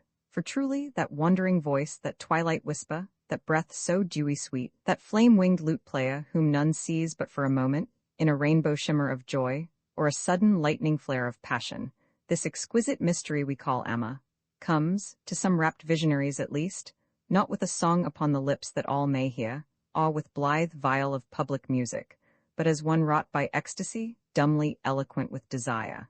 How to keep the flame-winged lute player with his dumb eloquence of desire? To feast him was to lose him. Their love for each other was a great love. Their granaries were overflowing with plenitude, yet they wanted to keep the sharp famine edge of their love undulled. Nor were they lean little fledglings theorizing on the threshold of love. They were robust and realized souls. They had loved before, with others, in the days before they met, and in those days they had throttled love with caresses, and killed him with kisses, and buried him in the pit of satiety.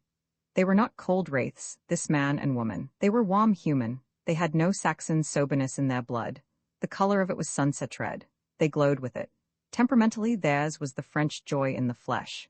They were idealists, but their idealism was Gallic. It was not tempered by the chill and sombre fluid that for the English serves as blood. There was no stoicism about them. They were Americans, descended out of the English, and yet the refraining and self-denying of the English spirit groping were not theirs. They were all this that I have said, and they were made for joy, only they achieved a concept. A curse on concepts, they played with logic, and this was their logic. But first let me tell you of a talk we had one night. It was of Gautia's Madeleine de Maupin. You remember the maid? She kissed once and once only, and kisses she would have no more. Not that she found kisses were not sweet, but that she feared with repetition they would cloy. Satiety again. She tried to play without stakes against the gods. Now this is contrary to a rule of the game the gods themselves have made. Only the rules are not posted over the table. Mortals must play in order to learn the rules. Well, to the logic. The man and the woman argued thus. Why kiss once only? If to kiss once were wise, was it not wiser to kiss not at all? Thus could they keep love alive. Fasting, he would knock forever at their hearts. Perhaps it was out of their heredity that they achieved this unholy concept. The breed will out, and sometimes most fantastically. Thus in them did cursed Albion array herself a scheming wanton, a bold, cold calculating, and artful hussy. After all, I do not know. But this I know. It was out of their inordinate desire for joy that they forwent joy. As he said, I read it long afterward in one of his letters to her, to hold you in my arms close, and yet not close, to yearn for you, and never to have you, and so always to have you. And she, for you to be always just beyond my reach, to be ever attaining you, and yet never attaining you, and for this to last forever, always fresh and new, and always with the first flush upon us. That is not the way they said it. On my lips their love philosophy is mangled, and who am I to delve into their soul stuff? I am a frog on the dank edge of a great darkness, gazing goggle-eyed at the mystery and wonder of their flaming souls. And they were right as far as they went.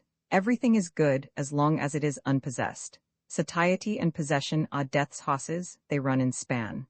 And time could only tutor us to eke our rapture's warmth with custom's afterglow. They got that from a sonnet of Alfred Austin's. It was called Love's Wisdom. It was the one kiss of Madeleine de Maupin. How did it run? Kiss we and part, no further can we go, and better death than we from high to low should dwindle, or decline from strong to weak. But they were wiser, they would not kiss and part, they would not kiss at all, and thus they planned to stay at love's topmost peak. They married. You were in England at the time, and never was there such a marriage. They kept their secret to themselves. I did not know then. Their rapture's warmth did not cool. Their love burned with increasing brightness. Never was there anything like it. The time passed, the months, the years, and ever the flame-winged lute player grew more resplendent. Everybody marveled. They became the wonderful lovers, and they were greatly envied. Sometimes women pitied her because she was childless. It is the form the envy of such creatures takes. And I did not know their secret. I pondered and I marveled. As first I had expected, subconsciously I imagine, the passing of their love. Then I became aware that it was time that passed and love that remained. Then I became curious. What was their secret? What were the magic fetters with which they bound love to them? How did they hold the graceless elf? What elixir of eternal love had they drunk together, as had Tristram and Iseult of old time, and whose hand had brewed the fairy drink? As I say, I was curious, and I watched them. They were love-mad. They lived in an unending revel of love. They made a pomp and ceremonial of it. They saturated themselves in the art and poetry of love. No, they were not neurotics. They were sane and healthy, and they were artists, but they had accomplished the impossible. They had achieved deathless desire. And I saw much of them and their everlasting miracle of love. I puzzled and wondered, and then one day, Coquinez broke off abruptly and asked, "Have you ever read Love's Waiting Time?" I shook my head. Page wrote it, Curtis Hidden Page, I think. Well, it was that bit of verse that gave me the clue. One day, in the window seat near the big piano, you remember how she could play. She used to laugh sometimes and doubt whether it was for them I came, or for the music. She called me a music sot once, a sound debauchee. What a voice he had. When he sang I believed in immortality, my regard for the gods grew almost patronizing, and I devised ways and means whereby I surely could outwit them and their tricks. It was a spectacle for God, that man and woman, years married, and singing love songs with a freshness virginal as newborn love himself, with a ripeness and wealth of ardor that young lovers can never know. Young lovers were pale and anemic beside that long-married pair. To see them, all fire and flame and tenderness, at a trembling distance, lavishing caresses of eye and voice with every action, through every silence, their love driving them toward each other, and they withholding like fluttering moths, each to the other a candle flame, and revolving each about the other, in the mad gyrations of an amazing orbit flight. It seemed, in obedience to some great law of physics, more potent than gravitation and more subtle, that they must corporeally melt each into each there before my very eyes. Small wonder they were called the wonderful lovers. I have wondered. Now to the clue. One day in the window seat I found a book of verse. It opened of itself, betraying long habit, to Love's Waiting Time. The page was thumbed and limp with overhandling, and there I read.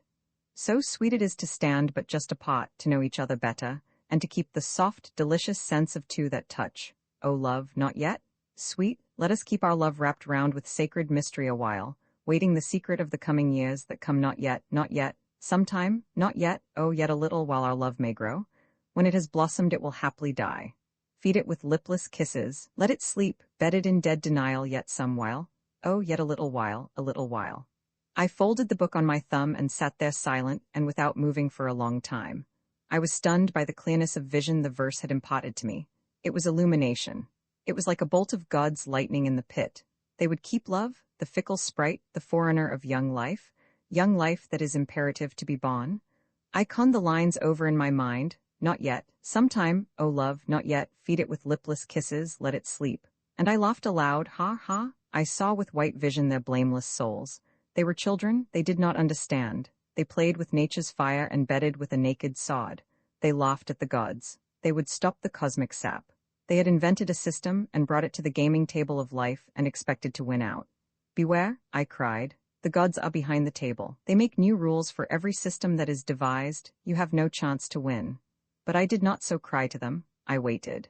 They would learn that their system was worthless and throw it away. They would be content with whatever happiness the gods gave them and not strive to wrest more away. I watched. I said nothing. The months continued to come and go, and still the famine edge of their love grew the sharper. Never did they dull it with a permitted love clasp. They ground and whetted it on self-denial, and sharper it grew. This went on until even I doubted. Did the gods sleep? I wondered. Or were they dead? I laughed to myself. The man and the woman had made a miracle. They had outwitted God. They had shamed the flesh and blackened the face of the good Earth Mother. They had played with her fire and not been burned. They were immune. They were themselves gods, knowing good from evil and tasting not. Was this the way gods came to be? I asked myself. I am a frog, I said. But for my mud-lidded eyes, I should have been blinded by the brightness of this wonder I have witnessed. I have puffed myself up with my wisdom and passed judgment upon gods. Yet even in this, my latest wisdom, I was wrong. They were not gods. They were man and woman, soft clay that sighed and thrilled, shot through with desire, thumbed with strange weaknesses which the gods have not. Coquinez broke from his narrative to roll another cigarette and to laugh harshly. It was not a pretty laugh. It was like the mockery of a devil, and it rose over and rode the roar of the storm that came muffled to our ears from the crashing outside world. I am a frog, he said apologetically. How were they to understand? They were artists, not biologists. They knew the clay of the studio, but they did not know the clay of which they themselves were made. But this I will say, they played high.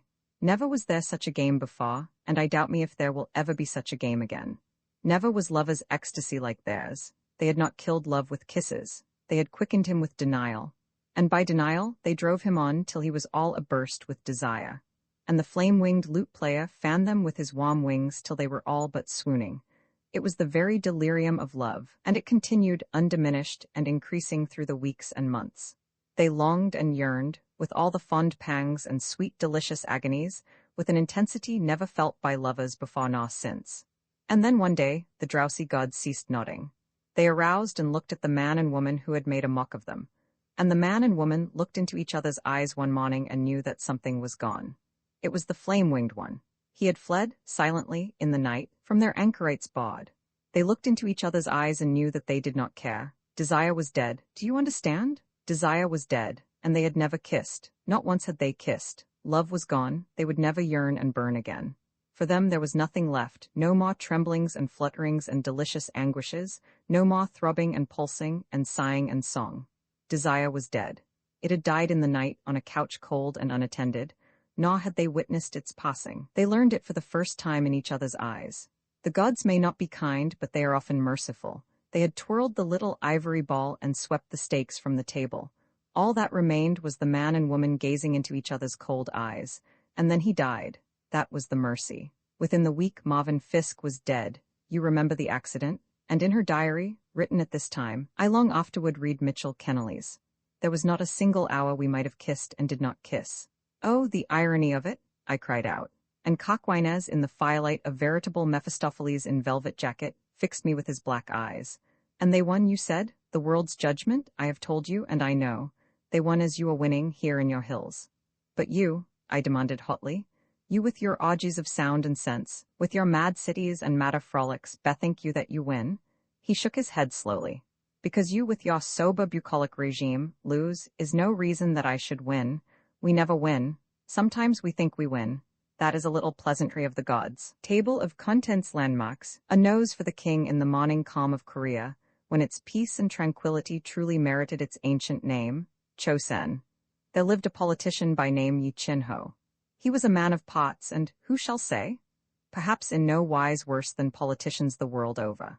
But, unlike his brethren in other lands, Yi Chin-ho was in jail. Not that he had inadvertently diverted to himself public moneys, but that he had inadvertently diverted too much. Excess is to be deplored in all things, even in grafting, and Yi Chin-ho's excess had brought him to most deplorable straits. 10,000 strings of cash he owed the government, and he lay in prison under sentence of death. There was one advantage to the situation. He had plenty of time in which to think, and he thought well. Then called he the jailer to him. Most worthy man, you see before you one most wretched, he began. Yet all will be well with me if you will but let me go free for one short hour this night. And all will be well with you, for I shall see to your advancement through the years, and you shall come at length to the directorship of all the prisons of Chosen. How now? Demanded the jailer. What foolishness is this, one short hour, and you but waiting for your head to be chopped off. And I, with an aged and much to be respected mother, not to say anything of a wife and several children of tender years, out upon you for the scoundrel that you are. From the sacred city to the ends of all the 8 coasts there is no place for me to hide. Yi Chin-ho made reply. I am a man of wisdom, but of what worth my wisdom here in prison? Were I free? Well, I know I could seek out and obtain the money wherewith to repay the government. I know of a nose that will save me from all my difficulties. A nose, cried the jailer. A nose, said Yi Chin-ho. A remarkable nose, if I may say so, a most remarkable nose. The jailer threw up his hands despairingly. Ah, what a wag you are, what a wag, he laughed. To think that that very admirable wit of yours must go the way of the chopping block. And so saying, he turned and went away. But in the end, being a man soft of head and heart, when the night was well along he permitted Yi Chin-ho to go. Straight he went to the governor, catching him alone and arousing him from his sleep. Yi Chin-ho, or I'm no governor? Cried the governor. What are you here who should be in prison waiting on the chopping block? I pray your excellency to listen to me, said Yi Chin-ho, squatting on his hams by the bedside and lighting his pipe from the firebox. A dead man is without value. It is true, I am as a dead man, without value to the government, to your excellency, or to myself. But if, so to say, your excellency were to give me my freedom? Impossible, cried the governor. Beside, you are condemned to death. Your excellency well knows that if I can repay the 10,000 strings of cash, the government will pardon me. Yi Chin-ho went on. So, as I say, if your excellency were to give me my freedom for a few days, being a man of understanding, I should then repay the government and be in position to be of service to your excellency. I should be in position to be of very great service to your excellency. Have you a plan whereby you hope to obtain this money? Asked the governor. I have, said Yi Chin-ho. Then come with it to me tomorrow night. I would now sleep, said the governor, taking up his snore where it had been interrupted. On the following night, having again obtained leave of absence from the jailer, Yi Chin-ho presented himself at the governor's bedside. Is it you, Yi Chin-ho? Asked the governor. And have you the plan? It is I, your excellency, answered Yi Chin-ho, and the plan is here. Speak, commanded the governor. The plan is here, repeated Yi Chin-ho, here in my hand. The governor sat up and opened his eyes. Yi Chin-ho proffered in his hand a sheet of paper. The governor held it to the light. Nothing but a nose, said he. A bit pinched so and so, your excellency, said Yi Chin-ho. Yes, a bit pinched here and there, as you say, said the governor. Withal it is an exceeding corpulent nose, thus, and so, all in one place at the end, proceeded Yi Chin-ho. Your excellency would seek far and wide and many a day for that nose and find it not. An unusual nose, admitted the governor. There is a wart upon it, said Yi Chin-ho. A most unusual nose, said the governor. Never have I seen the like. But what do you with this nose, Yi Chin-ho? I seek it whereby to repay the money to the government, said Yi Chin-ho. I seek it to be of service to your excellency, and I seek it to save my own worthless head. Further, I seek your excellency's seal upon this picture of the nose. And the governor laughed and affixed the seal of state, and Yi Chin-ho departed. For a month and a day he traveled the King's Road, which leads to the shore of the Eastern Sea, and there, one night, at the gate of the largest mansion of a wealthy city, he knocked loudly for admittance. None other than the master of the house will I see, said he fiercely to the frightened servants. I travel upon the king's business. Straightway was he led to an inner room, where the master of the house was roused from his sleep and brought blinking before him. You are Pak Chung-chang, head man of this city, said Yi Chin-ho in tones that were all accusing. I am upon the king's business. Pak Chung-chang trembled. Well, he knew the king's business was ever a terrible business. His knees smote together, and he near fell to the floor. The hour is late, he quavered. Were it not well to, the king's business never waits, thundered Yi Chin-ho. Come apart with me, and swiftly. I have an affair of moment to discuss with you. It is the king's affair, he added with even greater fierceness, so that Pak Chung-chang's silver pipe dropped from his nerveless fingers and clattered on the floor. Know then, said Yi Chin-ho when they had gone apart, that the king is troubled with an affliction, a very terrible affliction. In that he failed to cure, the court physician has had nothing else than his head chopped off. From all the 8 provinces have the physicians come to wait upon the king.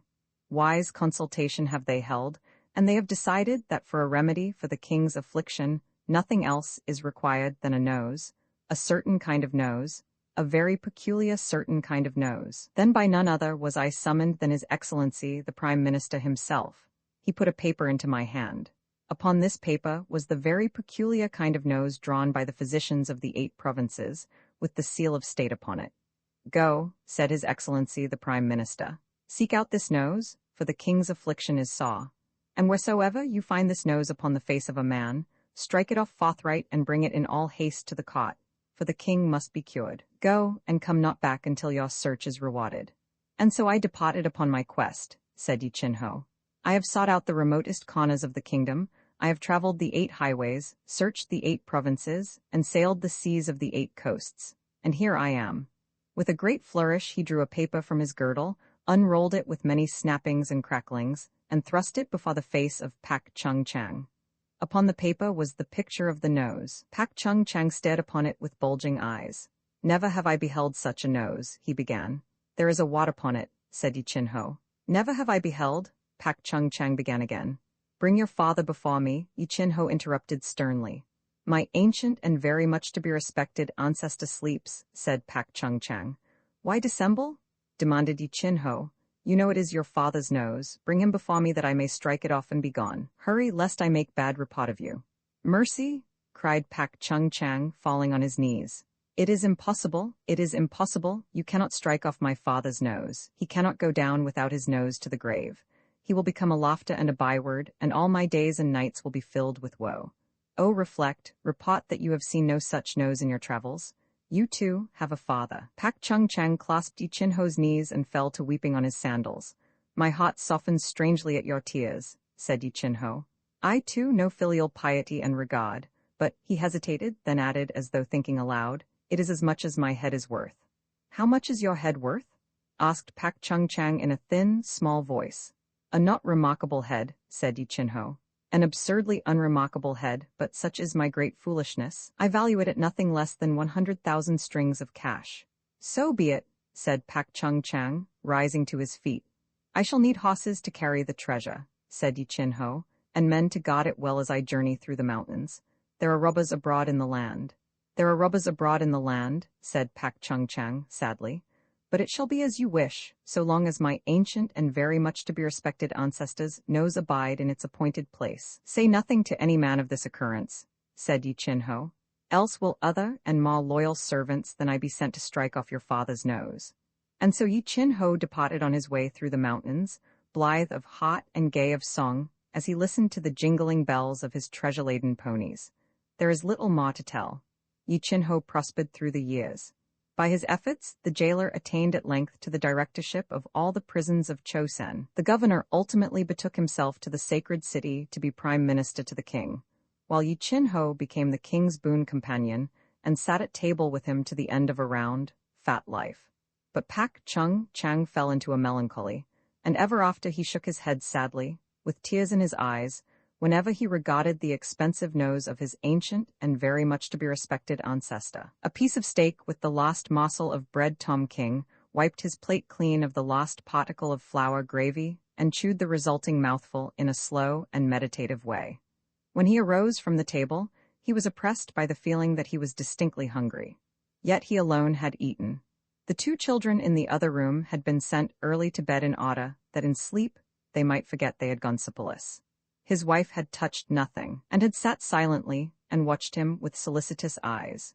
She was a thin, wan woman of the working class, though signs of an earlier prettiness were not wanting in her face. The flour for the gravy she had borrowed from the neighbor across the hall. The last 2 ha'pennies had gone to buy the bread.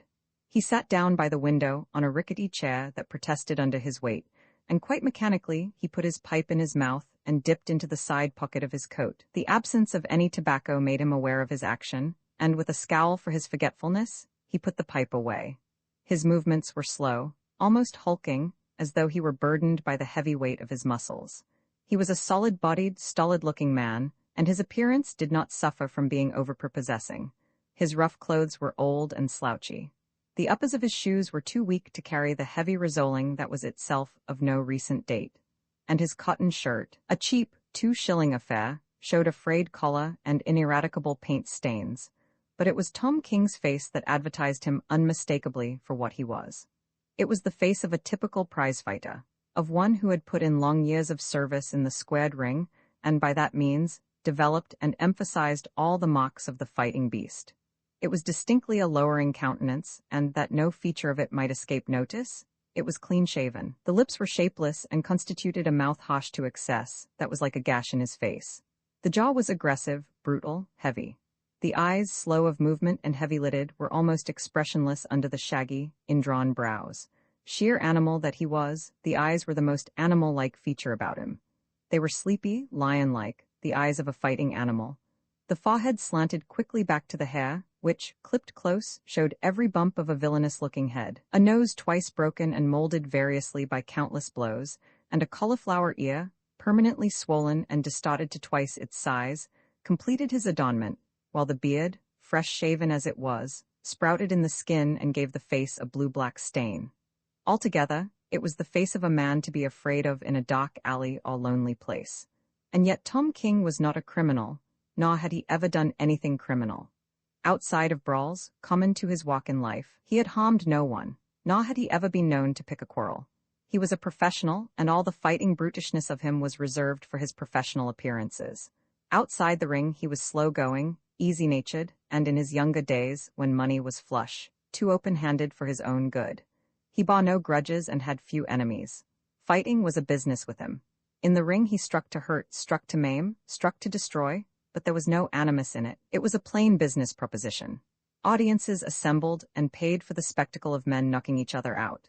The winner took the big end of the purse. When Tom King faced the Woolloomooloo Gouger, 20 years before, he knew that the Gouger's jaw was only 4 months healed after having been broken in a Newcastle bout. And he had played for that jaw and broken it again in the 9th round, not because he bore the Gouger any ill will, but because that was the surest way to put the Gouger out and win the big end of the purse. Nor had the Gouger borne him any ill will for it. It was the game, and both knew the game and played it. Tom King had never been a talker, and he sat by the window, morosely silent, staring at his hands. The veins stood out on the backs of the hands, large and swollen, and the knuckles, smashed and battered and malformed, testified to the use to which they had been put. He had never heard that a man's life was the life of his arteries, but well he knew the meaning of those big, upstanding veins. His heart had pumped too much blood through them at top pressure. They no longer did the work. He had stretched the elasticity out of them, and with their distension had passed his endurance. He tired easily now. No longer could he do a fast 20 rounds, hammer and tongs, fight, fight, fight, from gong to gong, with fierce rally on top of fierce rally, beaten to the ropes and in turn beating his opponent to the ropes, and rallying fiercest and fastest of all in that last, 20th round, with the house on its feet and yelling, himself rushing, striking, ducking, raining showers of blows upon showers of blows and receiving showers of blows in return, and all the time the heart faithfully pumping the surging blood through the adequate veins. The veins, swollen at the time, had always shrunk down again, though each time, imperceptibly at first, not quite, remaining just a trifle larger than before. He stared at them and at his battered knuckles and, for the moment, caught a vision of the youthful excellence of those hands before the first knuckle had been smashed on the head of Benny Jones, otherwise known as the Welsh Terror. The impression of his hunger came back on him. "Blimey, but couldn't I go a piece of steak?" he muttered aloud, clenching his huge fists and spitting out a smothered oath. "I tried both Burke's and Solly's," his wife said half apologetically. "And they wouldn't?" he demanded. "Not a ha'penny," Burke said, she faltered. "Gee-wan, what he say?" "As how 'e was thinkin' Sandal 'ud do 'ee tonight, and as how your scar was comfortable big as it was." Tom King grunted, but did not reply. He was busy thinking of the bull terrier he had kept in his younger days to which he had fed steaks without end. Burke would have given him credit for 1,000 steaks, then. But times had changed. Tom King was getting old, and old men, fighting before second-rate clubs, couldn't expect to run bills of any size with the tradesmen. He had got up in the morning with a longing for a piece of steak, and the longing had not abated. He had not had a fair training for this fight. It was a drought year in Australia, times were hard, and even the most irregular work was difficult to find. He had had no sparring partner, and his food had not been of the best nor always sufficient. He had done a few days' navvy work when he could get it, and he had run around the domain in the early mornings to get his legs in shape. But it was hard, training without a partner, and with a wife and 2 kiddies that must be fed. Credit with the tradesman had undergone very slight expansion when he was matched with Sandal. The secretary of the Gaiety Club had advanced him £3, the loser's end of the purse, and beyond that had refused to go. Now and again he had managed to borrow a few shillings from old pals, who would have lent more only that it was a drought year and they were hard put themselves. No, and there was no use in disguising the fact, his training had not been satisfactory. He should have had better food and no worries. Besides, when a man is 40, it is harder to get into condition than when he is 20. "What time is it, Lizzie?" he asked. His wife went across the hall to inquire, and came back. "8:15. They'll be startin' the first bout in a few minutes," he said. "Only a tryout. Then there's a 4-round spa tween Dealer Wells and Gridley, and a 10-round go tween Starlight and some sailor bloke. I don't come on for over an hour." At the end of another silent 10 minutes he rose to his feet. "Truth is, Lizzie, I ain't had proper trainin'." He reached for his hat and started for the door. He did not offer to kiss her, he never did on going out, but on this night she dared to kiss him, throwing her arms around him and compelling him to bend down to her face. She looked quite small against the massive bulk of the man. "Good luck, Tom," she said. "You gotta do him?" I gotta do him," he repeated. "That's all there is to it, I just gotta do him." He laughed with an attempt at haughtiness while she pressed more closely against him. Across her shoulders he looked around the bare room. It was all he had in the world, with the rent overdue, and her and the kiddies. And he was leaving it to go out into the night to get meat for his mate and cubs, not like a modern workingman going to his machine grind, but in the old, primitive, royal, animal way, by fighting for it. "I gotta do him," he repeated, this time a hint of desperation in his voice.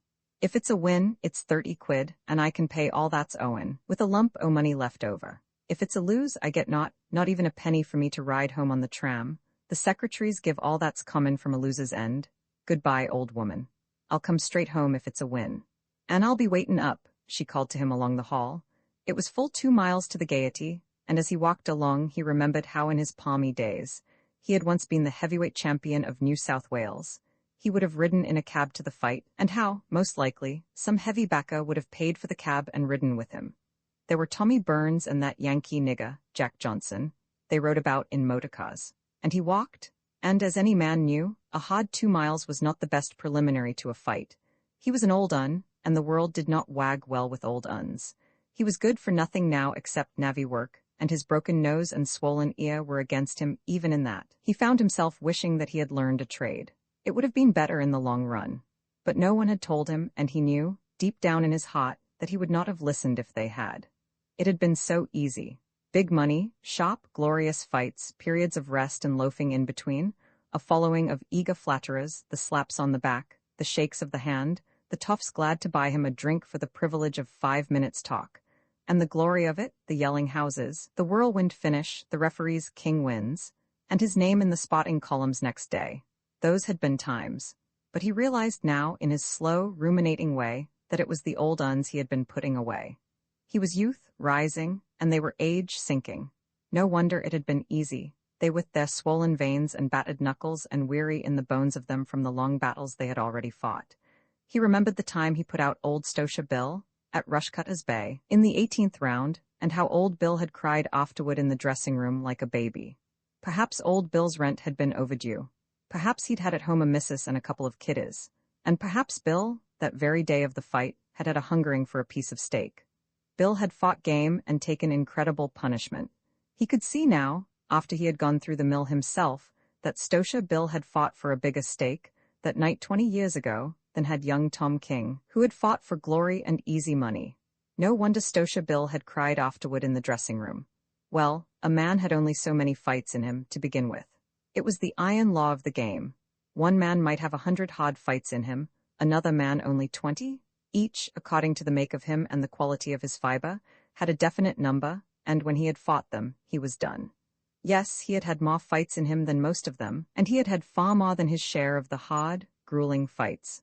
The kind that worked the heart and lungs to bursting, that took the elastic out of the arteries, and made hard knots of muscle out of youth's sleek suppleness, that wore out nerve and stamina, and made brain and bones weary from excessive effort and endurance overwrought. Yes, he had done better than all of them. There were none of his old fighting partners left. He was the last of the old guard. He had seen them all finished, and he had had a hand in finishing some of them. They had tried him out against the old uns, and one after another he had put them away, laughing when, like old Stosha Bill, they cried in the dressing room. And now he was an old un, and they tried out the youngsters on him.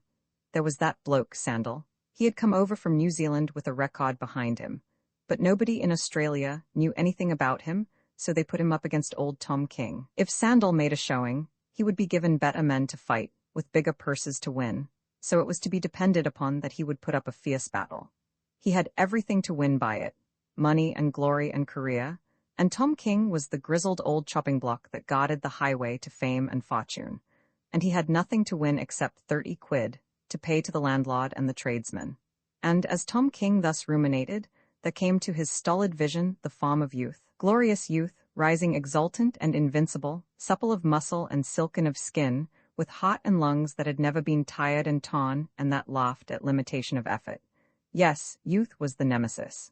It destroyed the old uns and wrecked, not that, in so doing, it destroyed itself. It enlarged its arteries and smashed its knuckles, and was in turn destroyed by youth. For youth was ever youthful. It was only age that grew old. At Castlereagh Street he turned to the left, and 3 blocks along came to the Gaiety. A crowd of young larrikins hanging outside the door made respectful way for him, and he heard one say to another, "That's him, that's Tom King." Inside, on the way to his dressing room, he encountered the secretary, a keen-eyed, shrewd-faced young man who shook his hand. "How are you feelin', Tom?" he asked. "Fit as a fiddle," King answered, though he knew that he lied, and that if he had a quid, he would give it right there for a good piece of steak. When he emerged from the dressing room, his seconds behind him, and came down the aisle to the squared ring in the center of the hall, a burst of greeting and applause went up from the waiting crowd. He acknowledged salutations right and left, though few of the faces did he know. Most of them were the faces of kiddies unborn when he was winning his first laurels in the squared ring. He leaped lightly to the raised platform and ducked through the ropes to his corner, where he sat down on a folding stool.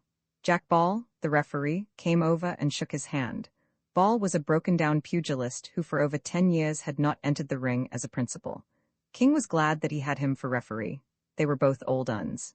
If he should rough it with Sandal a bit beyond the rules, he knew Ball could be depended upon to pass it by. Aspiring young heavyweights, one after another, were climbing into the ring and being presented to the audience by the referee. Also, he issued their challenges for them. Young Pronto, Bill announced, from North Sydney, challenges the winner for £50 side bet. The audience applauded, and applauded again as Sandal himself sprang through the ropes and sat down in his corner. Tom King looked across the ring at him curiously, for in a few minutes they would be locked together in merciless combat, each trying with all the force of him to knock the other into unconsciousness. But little could he see, for Sandal, like himself, had trousers and sweater on over his ring costume. His face was strongly handsome, crowned with a curly mop of yellow hair, while his thick, muscular neck hinted at bodily magnificence. Young Pronto went to one corner and then the other, shaking hands with the principals and dropping down out of the ring. The challenges went on. Ever youth climbed through the ropes, youth unknown, but insatiable, crying out to mankind that with strength and skill, it would match issues with the winner. A few years before, in his own heyday of invincibleness, Tom King would have been amused and awed by these preliminaries. But now he sat fascinated, unable to shake the vision of youth from his eyes. Always were these youngsters rising up in the boxing game, springing through the ropes and shouting their defiance, and always were the old uns going down before them. They climbed to success over the bodies of the old uns. And ever they came, more and more youngsters, youth unquenchable and irresistible, and ever they put the old uns away, themselves becoming old uns and traveling the same downward path, while behind them, ever pressing on them, was youth eternal. The new babies, grown lusty and dragging their elders down, with behind them more babies to the end of time, youth that must have its will and that will never die. King glanced over to the press box and nodded to Morgan, of the sportsman, and Cobbett, of the referee. Then he held out his hands, while Sid Sullivan and Charlie Bates, his seconds, slipped on his gloves and laced them tight, closely watched by one of Sandal's seconds, who first examined critically the tapes on King's knuckles. A second of his own was in Sandal's corner, performing a like office. Sandal's trousers were pulled off, and as he stood up, his sweater was skinned off over his head. And Tom King, looking, saw youth incarnate, deep-chested, heavy-thewed, with muscles that slipped and slid like live things under the white satin skin. The whole body was acrawl with life, and Tom King knew that it was a life that had never oozed its freshness out through the aching pause during the long fights, wherein youth paid its toll and departed not quite so young as when it entered.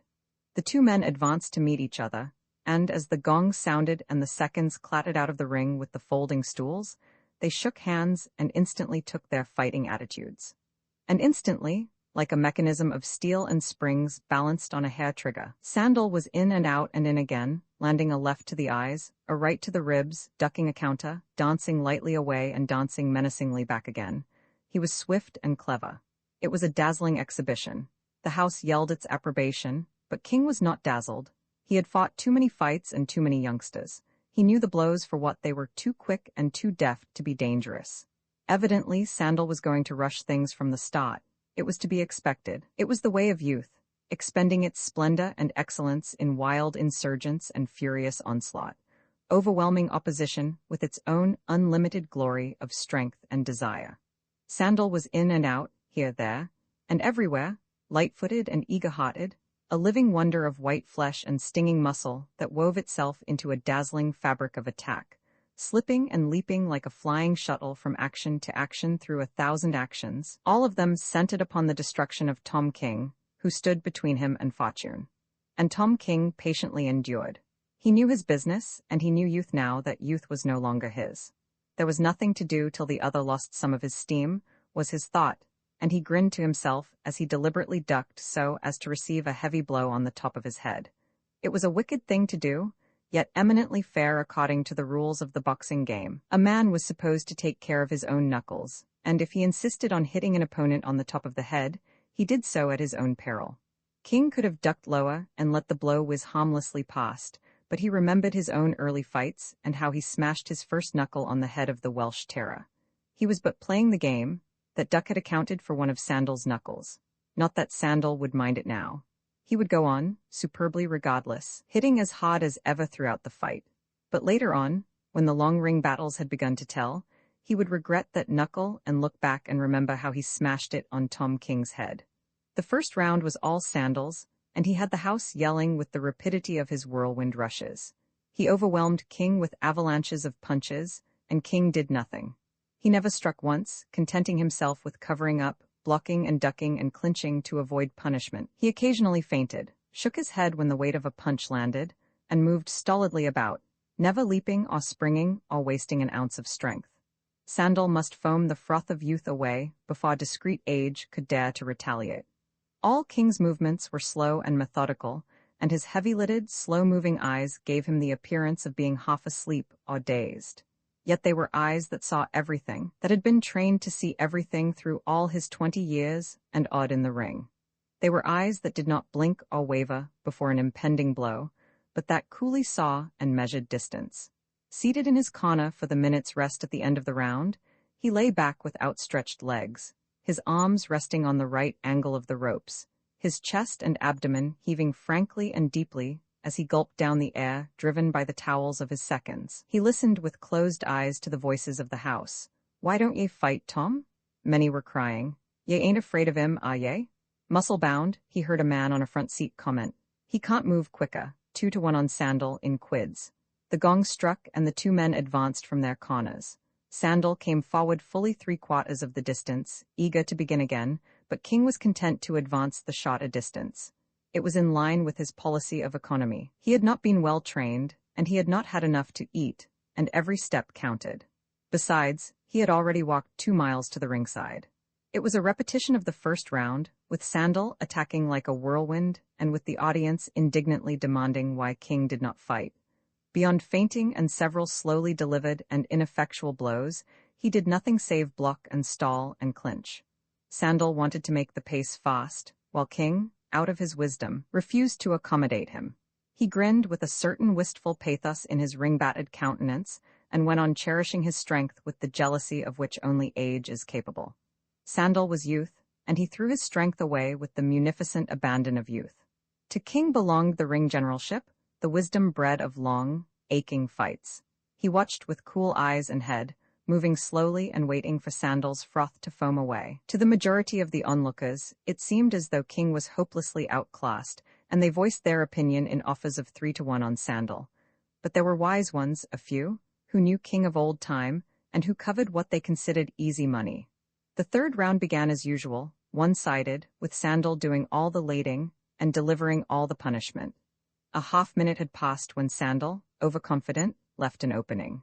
King's eyes and right arm flashed in the same instant. It was his first real blow, a hook, with the twisted arch of the arm to make it rigid, and with all the weight of the half-pivoted body behind it. It was like a sleepy-seeming lion suddenly thrusting out a lightning paw. Sandal, caught on the side of the jaw, was felled like a bullock. The audience gasped and murmured ostracan applause. The man was not muscle-bound, after all, and he could drive a blow like a trip hammer. Sandal was shaken. He rolled over and attempted to rise, but the sharp yells from his seconds to take the count restrained him. He knelt on one knee, ready to rise, and waited, while the referee stood over him, counting the seconds loudly in his ear.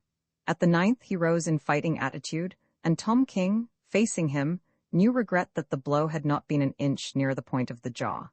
That would have been a knockout, and he could have carried the 30 quid home to the missus and the kiddies. The round continued to the end of its 3 minutes. Sandal for the first time respectful of his opponent, and King slow of movement, and sleepy-eyed as ever. As the round neared its close, King, warned of the fact by sight of the seconds crouching outside ready for the spring in through the ropes, worked the fight around to his own corner. And when the gong struck, he sat down immediately on the waiting stool, while Sandal had to walk all the way across the diagonal of the square to his own corner. It was a little thing, but it was the sum of little things that counted. Sandal was compelled to walk that many more steps, to give up that much energy, and to lose a part of the precious minute of rest. At the beginning of every round, King loafed slowly out from his corner, forcing his opponent to advance the greater distance. The end of every round found the fight maneuvered by King into his own corner so that he could immediately sit down. 2 more rounds went by, in which King was parsimonious of effort and Sandal prodigal. The latter's attempt to force a fast pace made King uncomfortable, for a fair percentage of the multitudinous blows showered upon him went home. Yet King persisted in his dogged slowness, despite the crying of the young hotheads for him to go in and fight. Again, in the 6th round, Sandal was careless. Again, Tom King's fearful right flashed out to the jaw, and again, Sandal took the 9 seconds count. By the 7th round, Sandal's pink of condition was gone, and he settled down to what he knew was to be the hardest fight in his experience. Tom King was an old un, but a better old un than he had ever encountered, an old un who never lost his head, who was remarkably able at defense, whose blows had the impact of a knotted club, and who had a knockout in either hand. Nevertheless, Tom King dared not hit often. He never forgot his battered knuckles, and knew that every hit must count if the knuckles were to last out the fight. As he sat in his corner, glancing across at his opponent, the thought came to him that the sum of his wisdom and Sandal's youth would constitute a world's champion heavyweight. But that was the trouble. Sandal would never become a world champion. He lacked the wisdom, and the only way for him to get it was to buy it with youth. And when wisdom was his, youth would have been spent in buying it. King took every advantage he knew. He never missed an opportunity to clinch, and in effecting most of the clinches, his shoulder drove stiffly into the other's ribs. In the philosophy of the ring, a shoulder was as good as a punch so far as damage was concerned, and a great deal better so far as concerned expenditure of effort. Also, in the clinches, King rested his weight on his opponent, and was loath to let go. This compelled the interference of the referee, who tore them apart, always assisted by Sandal, who had not yet learned to rest. He could not refrain from using those glorious flying arms and writhing muscles of his, and when the other rushed into a clinch, striking shoulder against ribs, and with head resting under Sandal's left arm, Sandal almost invariably swung his right behind his own back and into the projecting face. It was a clever stroke, much admired by the audience, but it was not dangerous, and was therefore just that much wasted strength. But Sandal was tireless and unaware of limitations, and King grinned and doggedly endured. Sandal developed a fierce right to the body, which made it appear that King was taking an enormous amount of punishment, and it was only the old ringsters who appreciated the deft touch of King's left glove to the other's biceps just before the impact of the blow. It was true, the blow landed each time, but each time it was robbed of its power by that touch on the biceps. In the 9th round, 3 times inside a minute, King's right hooked its twisted arch to the jaw, and 3 times Sandal's body, heavy as it was leveled to the mat. Each time he took the 9 seconds allowed him and rose to his feet, shaken and jawed, but still strong. He had lost much of his speed, and he wasted less effort. He was fighting grimly, but he continued to draw upon his chief asset, which was youth. King's chief asset was experience. As his vitality had dimmed and his vigor abated, he had replaced them with cunning, with wisdom born of the long fights and with a careful shepherding of strength. Not alone had he learned never to make a superfluous movement, but he had learned how to seduce an opponent into throwing his strength away. Again and again, by feint of foot and hand and body, he continued to inveigle Sandal into leaping back, ducking, or countering. King rested, but he never permitted Sandal to rest. It was the strategy of age. Early in the 10th round, King began stopping the other's rushes with straight lefts to the face, and Sandal, grown wary, responded by drawing the left, then by ducking it and delivering his right in a swinging hook to the side of the head. It was too high up to be vitally effective, but when first it landed, King knew the old, familiar descent of the black veil of unconsciousness across his mind. For the instant, for the sliggest fraction of an instant, rather, he ceased. In the one moment, he saw his opponent ducking out of his field of vision and the background of white, watching faces. In the next moment, he again saw his opponent and the background of faces. It was as if he had slept for a time and just opened his eyes again, and yet the interval of unconsciousness was so microscopically short that there had been no time for him to fall. The audience saw him totter and his knees give, and then saw him recover and tuck his chin deeper into the shelter of his left shoulder. Several times Sandal repeated the blow, keeping King partially dazed, and then the latter worked out his defense, which was also a counter. Feinting with his left, he took a half-step backward, at the same time upper-cutting with the whole strength of his right. So accurately was it timed that it landed squarely on Sandal's face in the full, downward sweep of the duck, and Sandal lifted in the air and curled backward, striking the mat on his head and shoulders. Twice King achieved this, then turned loose and hammered his opponent to the ropes. He gave Sandal no chance to rest or to set himself, but smashed blow in upon blow till the house rose to its feet, and the air was filled with an unbroken roar of applause. But Sandal's strength and endurance were superb, and he continued to stay on his feet. A knockout seemed certain, and a captain of police, appalled at the dreadful punishment, arose by the ringside to stop the fight. The gong struck for the end of the round, and Sandal staggered to his corner, protesting to the captain that he was sound and strong. To prove it, he threw 2 back handsprings, and the police captain gave in. Tom King, leaning back in his corner and breathing hard, was disappointed. If the fight had been stopped, the referee, Pofos, would have rendered him the decision, and the purse would have been his. Unlike Sandal, he was not fighting for glory or career, but for 30 quid. And now Sandal would recuperate in the minute of rest. Youth will be served, this saying flashed into King's mind, and he remembered the first time he had heard it, the night when he had put away Stosha Bill. The toff who had bought him a drink after the fight and patted him on the shoulder had used those words. Youth will be served? The toff was right, and on that night in the long ago he had been Youth. Tonight Youth sat in the opposite corner. As for himself, he had been fighting for half an hour now, and he was an old man. Had he fought like Sandal, he would not have lasted 15 minutes, but the point was that he did not recuperate.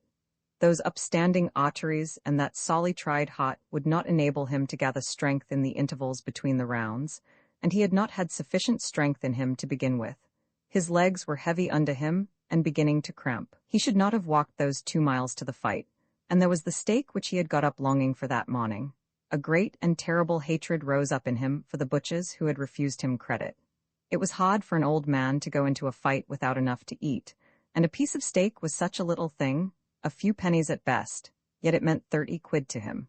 With the gong that opened the 11th round, Sandal rushed, making a show of freshness which he did not really possess. King knew it for what it was, a bluff as old as the game itself. He clinched to save himself, then, going free, allowed Sandal to get set. This was what King desired.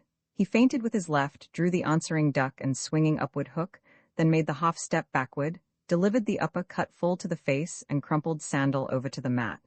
After that he never let him rest, receiving punishment himself, but inflicting far more, smashing Sandal to the ropes, hooking and driving all manner of blows into him, tearing away from his clinches or punching him out of attempted clinches, and ever when Sandal would have fallen, catching him with one uplifting hand and with the other immediately smashing him into the ropes where he could not fall. The house by this time had gone mad, and it was his house, nearly every voice yelling, "Go it, Tom! Get him, get him! You've got him, Tom, you've got him." It was to be a whirlwind finish, and that was what a ringside audience paid to see. And Tom King, who for half an hour had conserved his strength, now expended it prodigally in the one great effort he knew he had in him.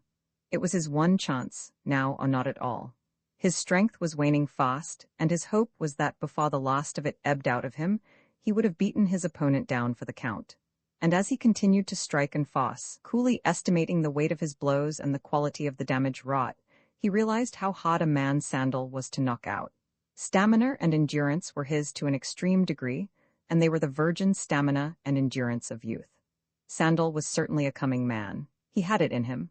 Only out of such rugged fiber were successful fighters fashioned.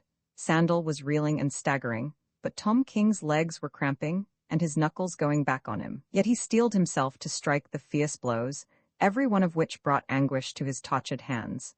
Though now he was receiving practically no punishment, he was weakening as rapidly as the other. His blows went home, but there was no longer the weight behind them, and each blow was the result of a severe effort of will. His legs were like lead, and they dragged visibly under him, while Sandal's backers, cheered by this symptom, began calling encouragement to their man. King was spurred to a burst of effort. He delivered 2 blows in succession, a left, a trifle too high, to the solar plexus, and a right cross to the jaw. They were not heavy blows, yet so weak and dazed was Sandal that he went down and lay quivering. The referee stood over him, shouting the count of the fatal seconds in his ear. If before the 10th second was called, he did not rise, the fight was lost. The house stood in hushed silence. King rested on trembling legs. A mottled dizziness was upon him, and before his eyes the sea of faces sagged and swayed, while to his ears, as from a remote distance, came the count of the referee. Yet he looked upon the fight as his. It was impossible that a man so punished could rise. Only youth could rise, and Sandal rose. At the 4th second he rolled over on his face and groped blindly for the ropes. By the 7th second he had dragged himself to his knee, where he rested, his head rolling groggily on his shoulders. As the referee cried, 9, Sandal stood upright, in proper stalling position, his left arm wrapped about his face, his right wrapped about his stomach. Thus were his vital points guarded, while he lurched forward toward King in the hope of effecting a clinch and gaining more time. At the instant Sandal arose, King was at him, but the 2 blows he delivered were muffled on the stalled arms. The next moment Sandal was in the clinch and holding on desperately, while the referee strove to drag the 2 men apart. King helped to force himself free. He knew the rapidity with which youth recovered, and he knew that Sandal was his if he could prevent that recovery. One stiff punch would do it. Sandal was his, indubitably his. He had outgeneraled him, outfought him, outpointed him.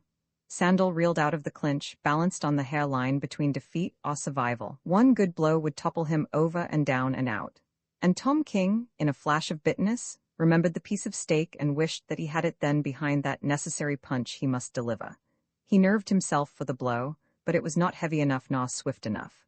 Sandal swayed, but did not fall, staggering back to the ropes and holding on. King staggered off to him, and with a pang like that of dissolution, delivered another blow. But his body had deserted him. All that was left of him was a fighting intelligence that was dimmed and clouded from exhaustion. The blow that was aimed for the jaw struck no higher than the shoulder. He had willed the blow higher, but the tired muscles had not been able to obey. And from the impact of the blow, Tom King himself reeled back and nearly fell. Once again he strove. This time his punch missed altogether, and from absolute weakness he fell against Sandal and clinched, holding on to him to save himself from sinking to the floor. King did not attempt to free himself. He had shot his bolt. He was gone, and youth had been served. Even in the clinch he could feel Sandal growing stronger against him. When the referee thrust them apart there, before his eyes, he saw youth recuperate. From instant to instant Sandal grew stronger. His punches, weak and futile at first, became stiff and accurate. Tom King's bleared eyes saw the gloved fist driving at his jaw, and he willed to guard it by interposing his arm.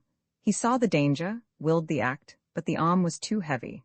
It seemed burdened with 100 weight of lead. It would not lift itself, and he strove to lift it with his soul. Then the gloved fist landed home. He experienced a sharp snap that was like an electric spark, and simultaneously, the veil of blackness enveloped him. When he opened his eyes again, he was in his corner, and he heard the yelling of the audience like the roar of the surf at Bondi Beach. A wet sponge was being pressed against the base of his brain, and Sid Sullivan was blowing cold water in a refreshing spray over his face and chest. His gloves had already been removed, and Sandal, bending over him, was shaking his hand. He bore no ill will toward the man who had put him out, and he returned the grip with a haughtiness that made his battered knuckles protest. Then, Sandals stepped to the center of the ring, and the audience hushed its pandemonium to hear him accept young Pronto's challenge and offer to increase the side bet to £100. King looked on apathetically while his seconds mopped the streaming water from him, dried his face, and prepared him to leave the ring. He felt hungry. It was not the ordinary, gnawing kind, but a great faintness, a palpitation at the pit of the stomach that communicated itself to all his body. He remembered back into the fight to the moment when he had Sandals swaying and tottering on the hairline balance of defeat. Ah, that piece of steak would have done it? He had lacked just that for the decisive blow, and he had lost. It was all because of the piece of steak. His seconds were half-supporting him as they helped him through the ropes. He tore free from them, ducked through the ropes unaided, and leaped heavily to the floor, following on their heels as they forced a passage for him down the crowded center aisle. Leaving the dressing room for the street in the entrance to the hall, some young fellow spoke to him. "Why didn't ya go in and get 'im when ya at him?" The young fellow asked. "Aw, go to hell," said Tom King, and passed down the steps to the sidewalk. The doors of the public house at the corner were swinging wide, and he saw the lights and the smiling barmaids, heard the many voices discussing the fight and the prosperous chink of money on the bar. Somebody called to him to have a drink. He hesitated perceptibly, then refused and went on his way. He had not a copper in his pocket, and the 2-mile walk home seemed very long. He was certainly getting old. Crossing the domain, he sat down suddenly on a bench, unnerved by the thought of the missus sitting up for him, waiting to learn the outcome of the fight. That was harder than any knockout, and it seemed almost impossible to face.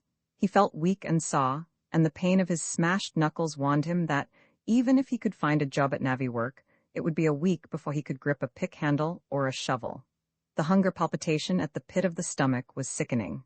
His wretchedness overwhelmed him, and into his eyes came an unwanted moisture. He covered his face with his hands, and, as he cried, he remembered Stosha Bill and how he had served him that night in the long ago. Poor old Stosha Bill? He could understand now why Bill had cried in the dressing room. A wicked woman it was because she had broken with Billy that Loretta had come visiting to Santa Clara. Billy could not understand. His sister had reported that he had walked the floor and cried all night. Loretta had not slept all night either, while she had wept most of the night. Daisy knew this, because it was in her arms that the weeping had been done. And Daisy's husband, Captain Kit, knew too. The tears of Loretta, and the comforting by Daisy, had lost him some sleep. Now Captain Kit did not like to lose sleep. Neither did he want Loretta to marry Billy, nor anybody else. It was Captain Kit's belief that Daisy needed the help of her younger sister in the household, but he did not say this aloud. Instead, he always insisted that Loretta was too young to think of marriage. So it was Captain Kit's idea that Loretta should be packed off on a visit to Mrs. Hemingway. There wouldn't be any Billy there. Before Loretta had been at Santa Clara a week, she was convinced that Captain Kit's idea was a good one. In the first place, though Billy wouldn't believe it, she did not want to marry Billy. And in the second place, though Captain Kit wouldn't believe it, she did not want to leave Daisy. By the time Loretta had been at Santa Clara 2 weeks, she was absolutely certain that she did not want to marry Billy, but she was not so sure about not wanting to leave Daisy.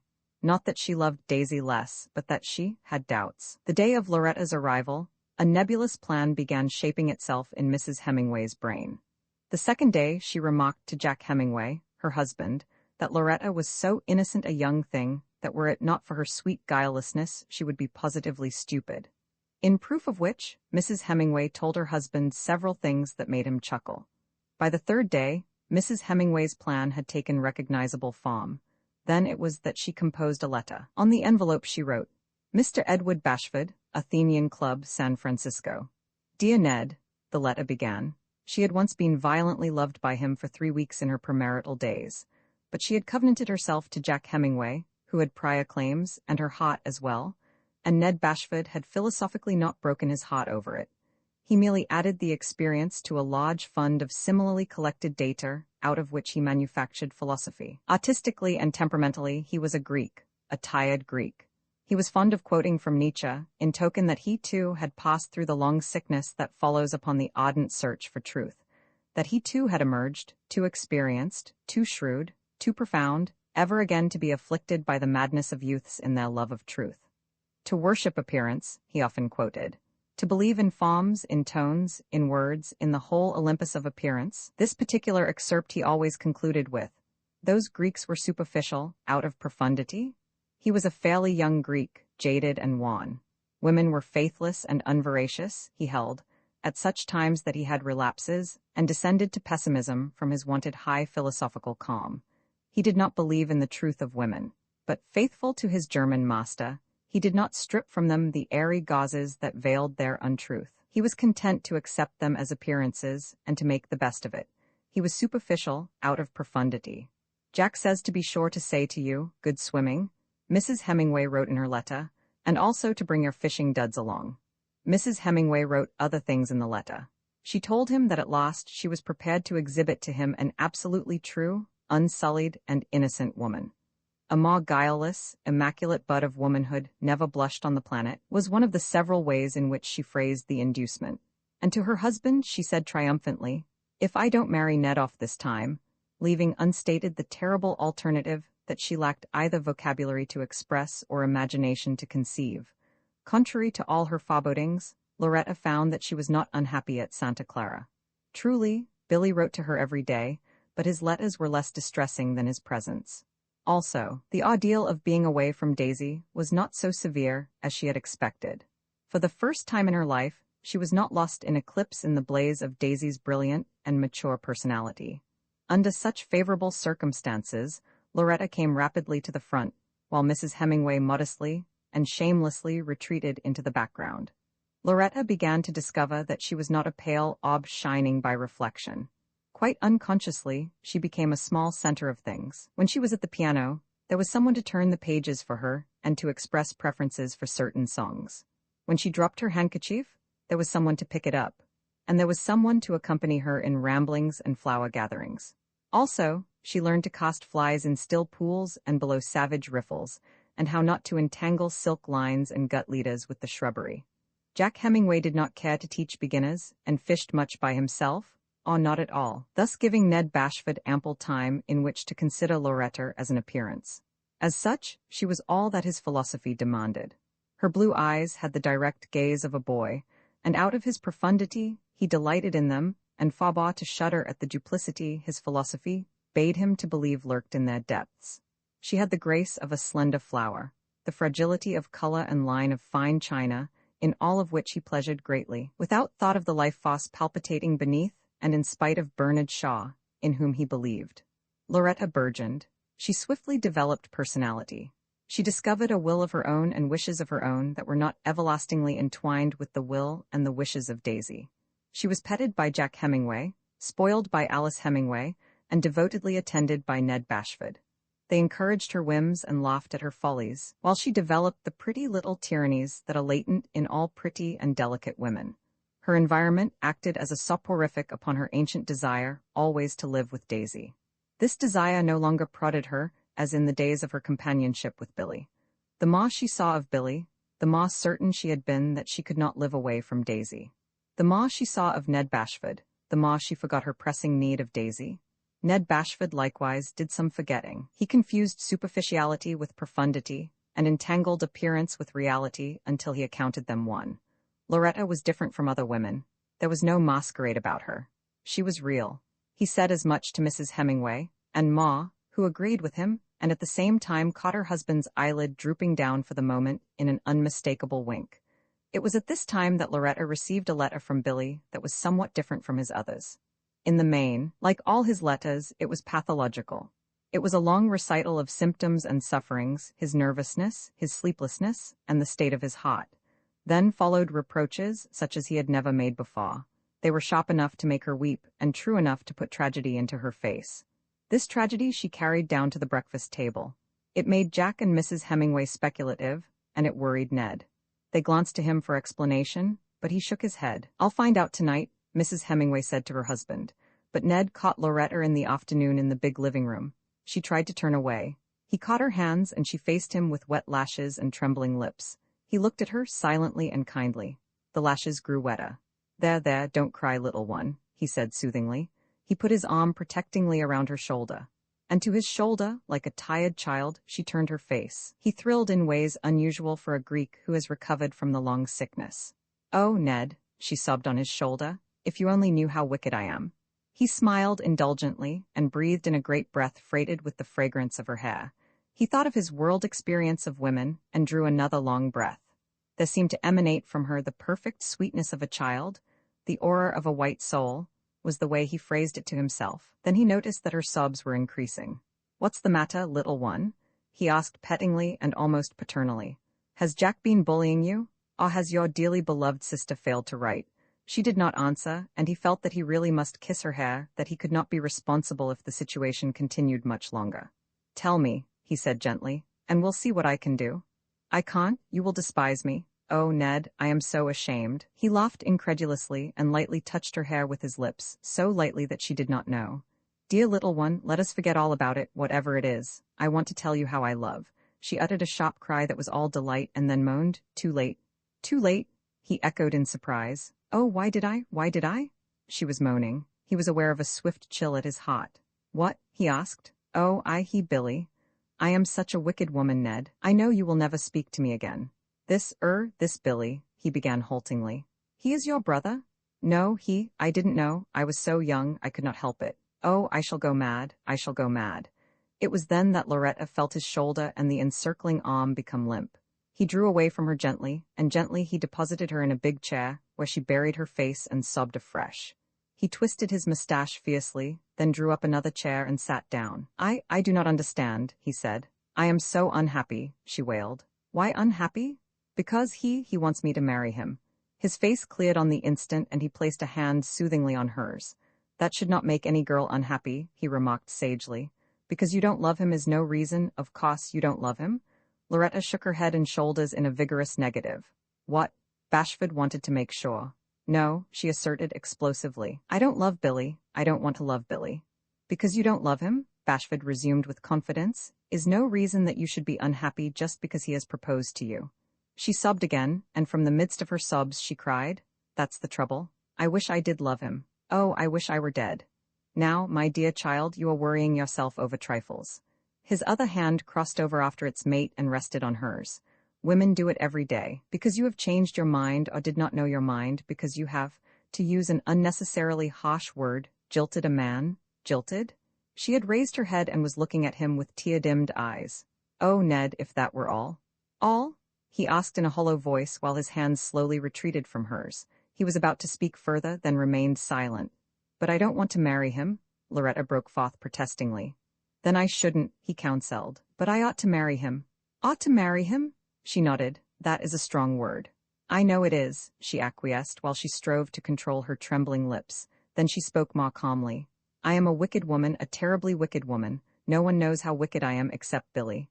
There was a pause. Ned Bashford's face was grave and he looked queerly at Loretta. "Billy knows?" he asked finally. A reluctant nod and flaming cheeks was the reply. He debated with himself for a while, seeming like a diver to be preparing himself for the plunge. "Tell me about it." He spoke very firmly. "You must tell me all of it." "And will you ever forgive me?" she asked in a faint, small voice. He hesitated, drew a long breath, and made the plunge.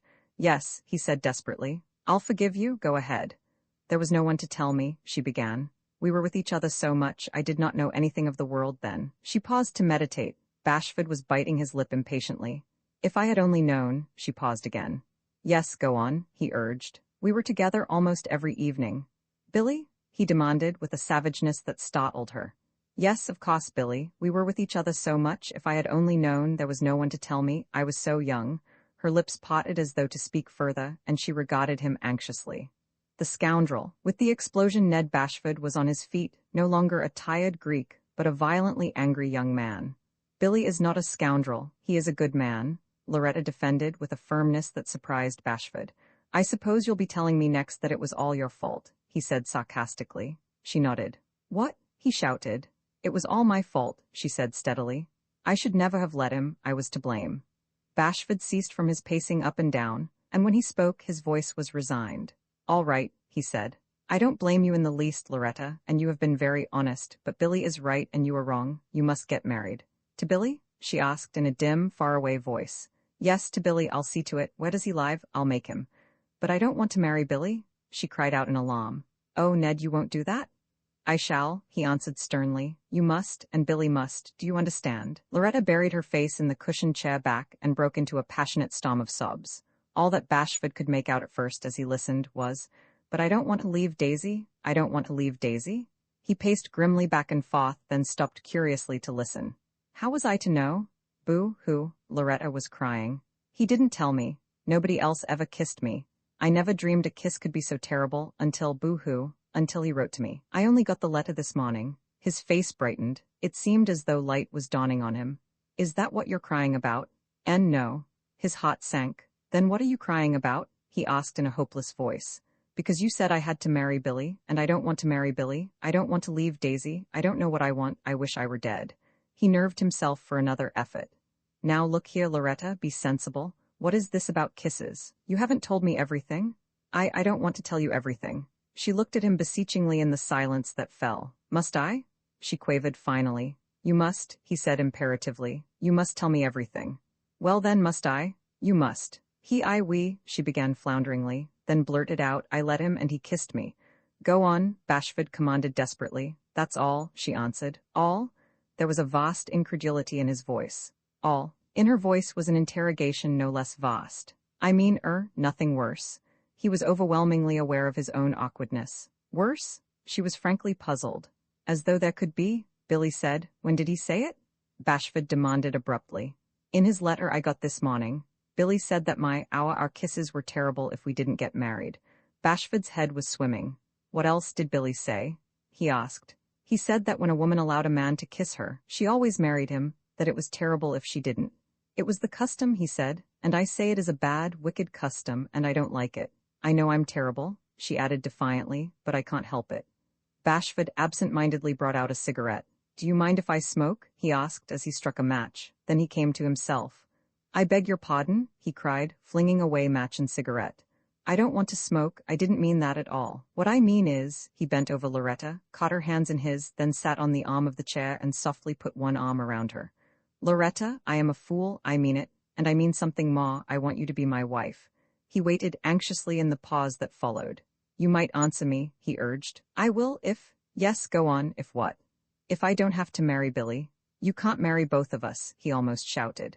And it isn't the custom, what Billy said? No, it isn't the custom. Now, Loretta, will you marry me? Don't be angry with me, she pouted demurely. He gathered her into his arms and kissed her. I wish it were the custom, she said in a faint voice from the midst of the embrace, because then I'd have to marry you, Ned dear, wouldn't I? Colophon When God Laughs was published in 1911 by Jack London. This ebook was produced for Standard eBooks by Sami Siddiqui and Matt Brady, and is based on a transcription produced in 2001 by Les Bola and David Widja for Project Gutenberg, and on digital scans from Google Books. The cover page is adapted from Onalay Shaw, a painting completed in 1900 by Winslow Homa. The cover and title pages feature the League Spaten and Sots Mill Gaudi typefaces, created in 2014 and 2009 by the League of Movable Type. This edition was released on February 19, 2025, 4:10 p.m., and is based on revision 095924F. The first edition of this ebook was released on April 19, 2018, 8:16 p.m. You can check for updates to this ebook, view its revision history, or download it for different e-reading systems at standardbooksorg/ebooks/jacklondon/When God Laughs. The volunteer-driven Standard eBooks project relies on readers like you to submit typos, corrections, and other improvements. Anyone can contribute at Standard Booksorg. Created he them, she met him at the door. I did not think you would be so early. It is 8:30. He looked at his watch. The train leaves at 9:12. He was very businesslike until he saw her lips tremble as she abruptly turned and led the way. It'll be all right, little woman, he said soothingly. Dr. Bodden knows the man, he'll pull him through, you'll see. They entered the living room. His glance quested apprehensively about, then turned to her. Where's Al? She did not answer, but with a sudden impulse came close to him and stood motionless. She was a slender, dark-eyed woman in whose face was stamped the strain and stress of living. But the fine lines and the haunted look in the eyes were not the handiwork of mere worry.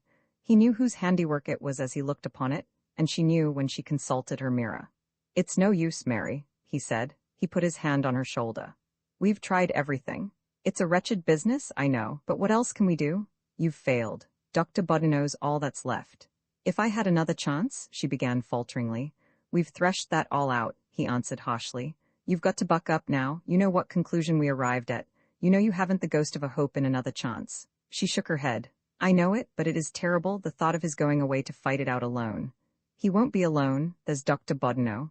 And besides, it's a beautiful place. She remained silent. It is the only thing, he said. It is the only thing, she repeated mechanically. He looked at his watch. Where's Al? I'll send him. When the door had closed behind her, he walked over to the window and looked out, drumming absently with his knuckles on the pane. Hello. He turned and responded to the greeting of the man who had just entered. There was a perceptible drag to the man's feet as he walked across toward the window and paused irresolutely halfway. I've changed my mind, George, he announced hurriedly and nervously. I'm not going. He plucked at his sleeve, shuffled with his feet, dropped his eyes, and with a strong effort raised them again to confront the other. George regarded him silently, his nostrils distending and his lean fingers unconsciously crooking like an eagle's talons about to clutch. In line and feature, there was much of resemblance between the two men, and yet, in the strongest resemblances there was a radical difference. Theirs were the same black eyes, but those of the man at the window were sharp and straight-looking, while those of the man in the middle of the room were cloudy and furtive.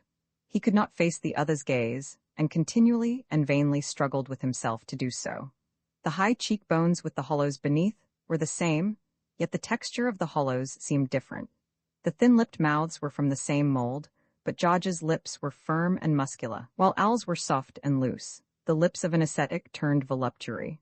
There was also a sag at the corners. His flesh hinted of grossness, especially so in the eagle-like aquiline nose that must once have been like the others, but that had lost the austerity the others still retained.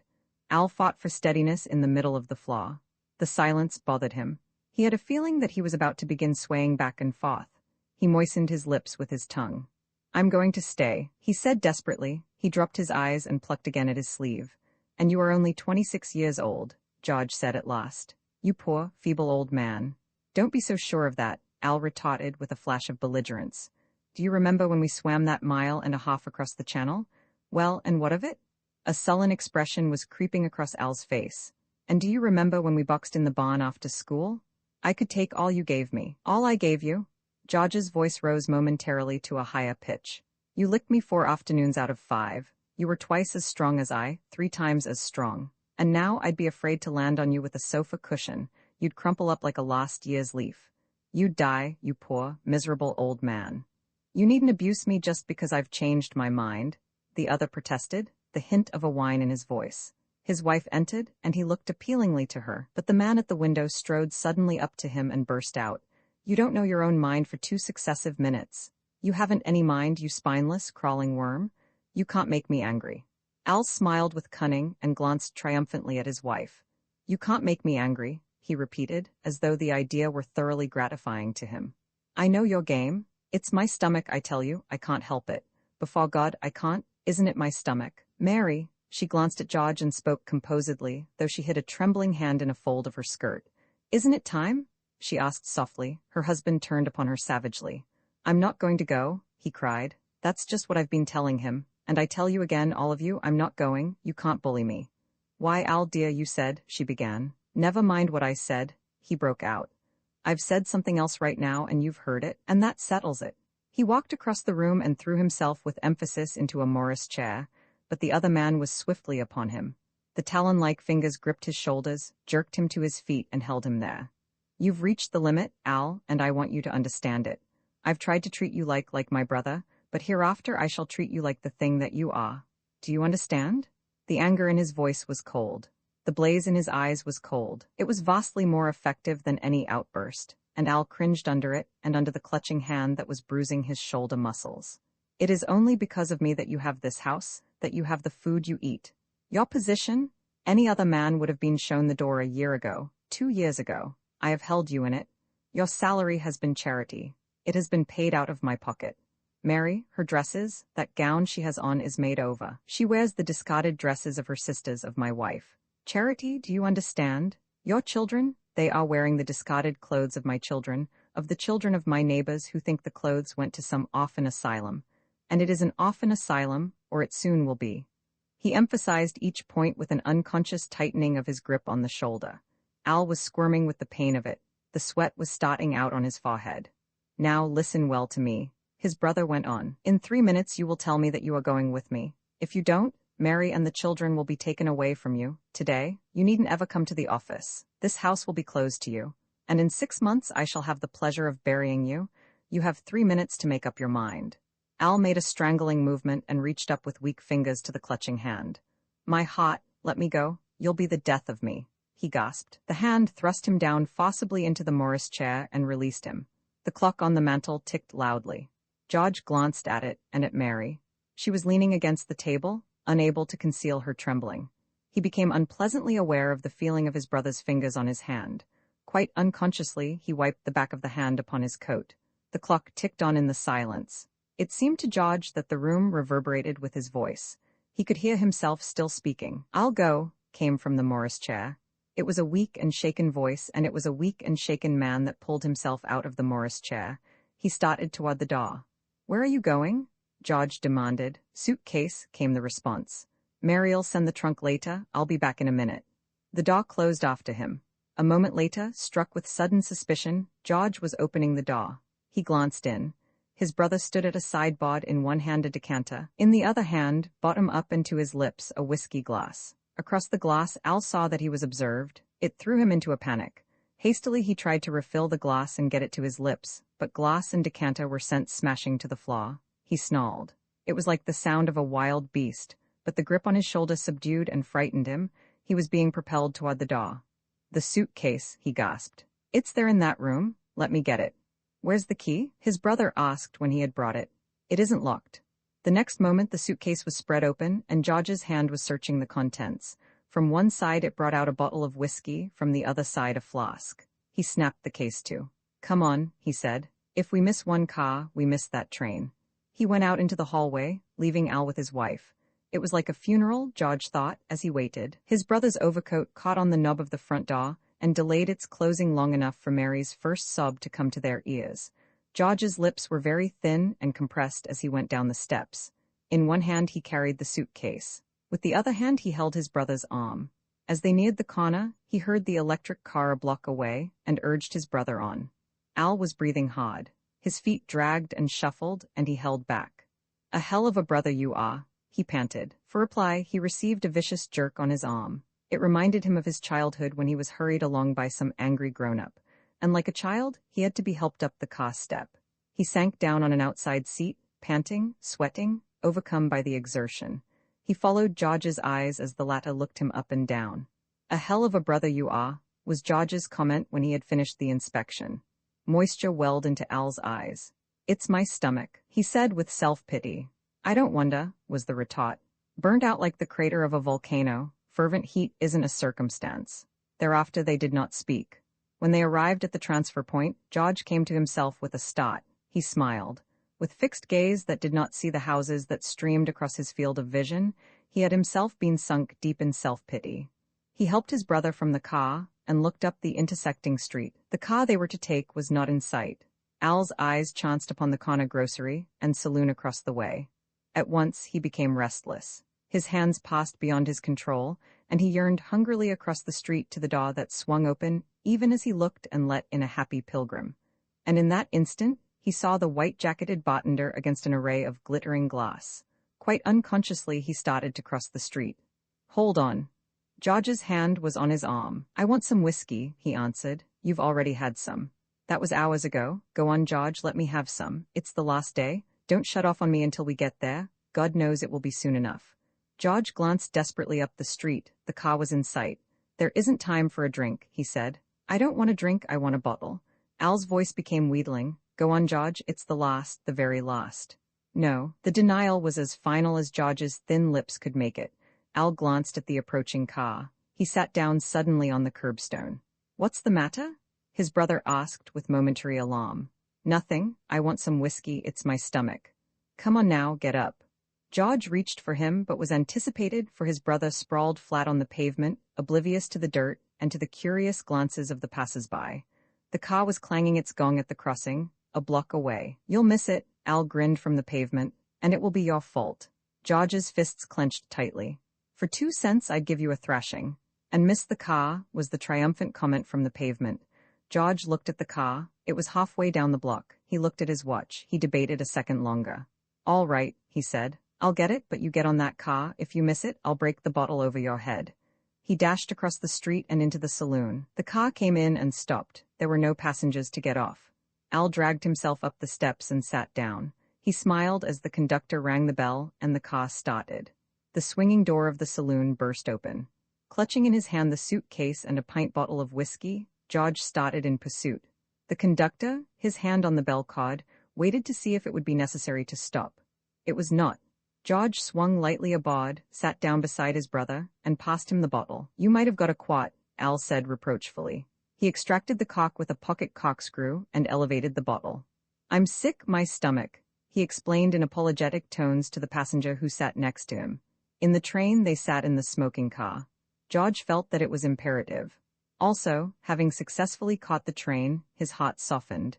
He felt more kindly toward his brother and accused himself of unnecessary harshness. He strove to atone by talking about their mother and sisters and the little affairs and interests of the family. But Al was morose and devoted himself to the bottle. As the time passed, his mouth hung looser and looser, while the rings under his eyes seemed to puff out and all his facial muscles to relax.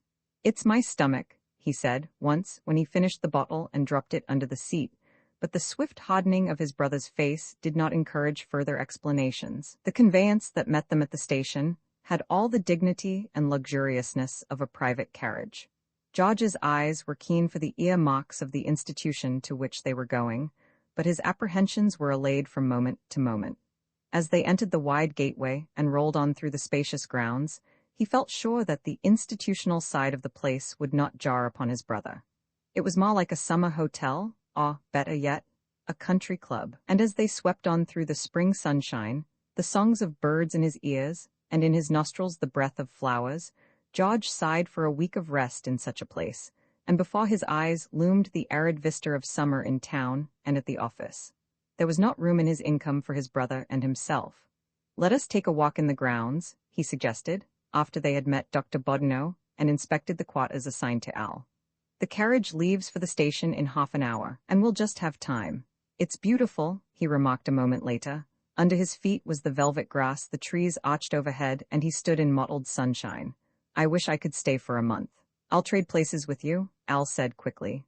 George laughed it off, but he felt a sinking of the heart.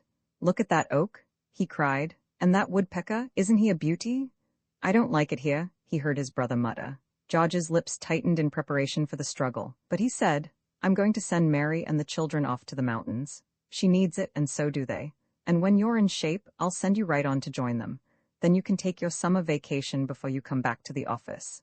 I'm not going to stay in this damned hole for all you talk about it, Al announced abruptly. Yes, you are, and you're going to get your health and strength back again, so that the look of you will put the color in Mary's cheeks where it used to be. I'm going back with you? Al's voice was firm. I'm going to take the same train back. It's about time for that carriage, I guess. I haven't told you all my plans, George tried to go on, but Al cut him off. You might as well quit that. I don't want any of your soapy talking. You treat me like a child. I'm not a child.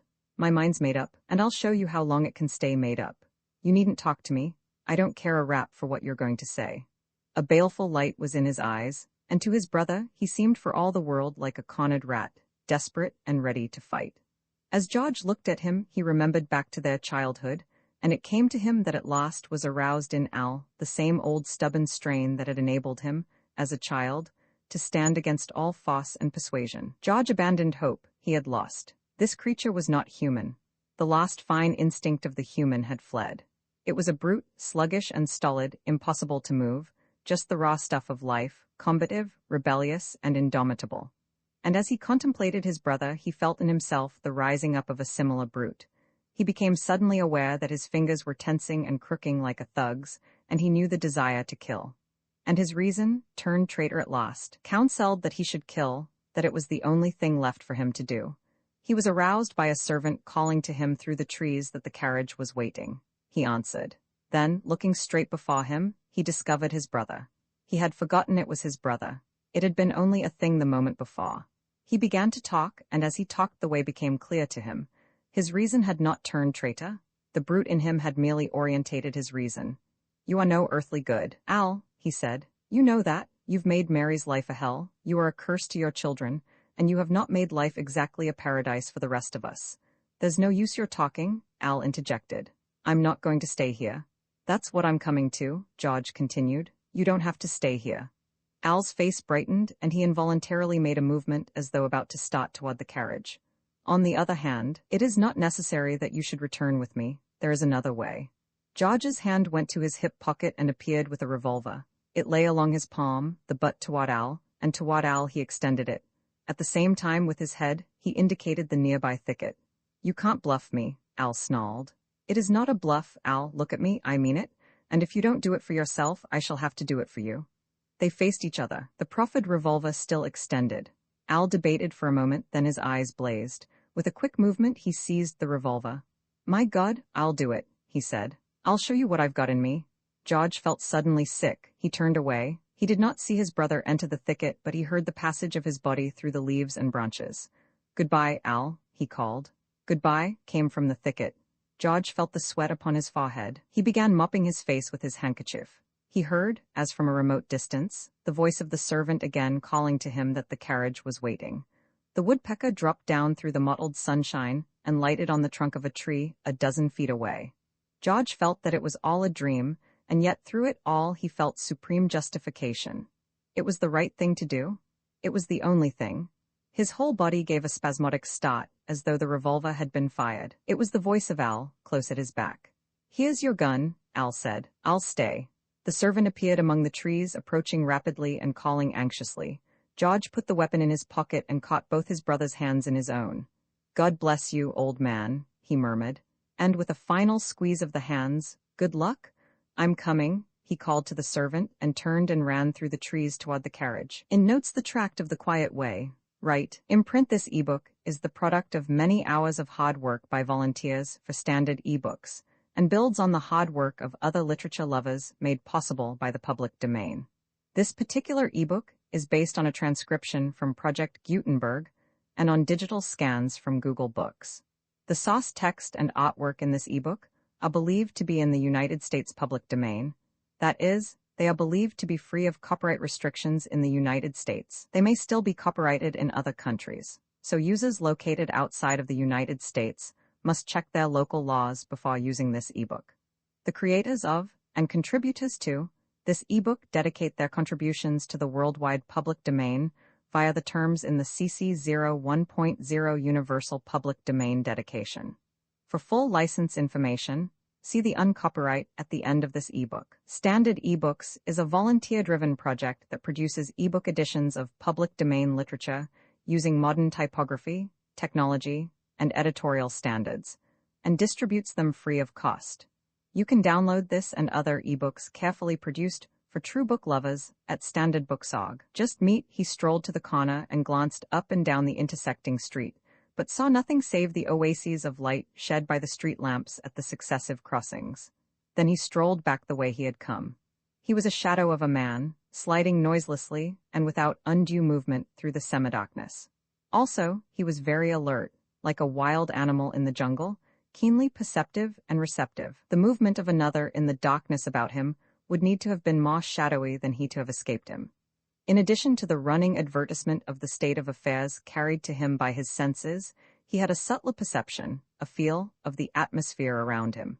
He knew that the house in front of which he paused for a moment contained children. Yet by no willed effort of perception did he have this knowledge. For that matter, he was not even aware that he knew, so occult was the impression. Yet, did a moment arise in which action, in relation to that house, were imperative, he would have acted on the assumption that it contained children. He was not aware of all that he knew about the neighborhood. In the same way, he knew not how. He knew that no danger threatened in the footfalls that came up the cross street. Before he saw the walker, he knew him for a belated pedestrian hurrying home. The walker came into view at the crossing and disappeared on up the street. The man that watched noted a light that flared up in the window of a house on the corner, and as it died down he knew it for an expiring match. This was conscious identification of familiar phenomena, and through his mind flitted the thought, wanted to know what time. In another house one room was lighted. The light burned dimly and steadily, and he had the feel that it was a sick room. He was especially interested in a house across the street in the middle of the block. To this house he paid most attention. No matter what way he looked, nor what way he walked, his looks and his steps always returned to it.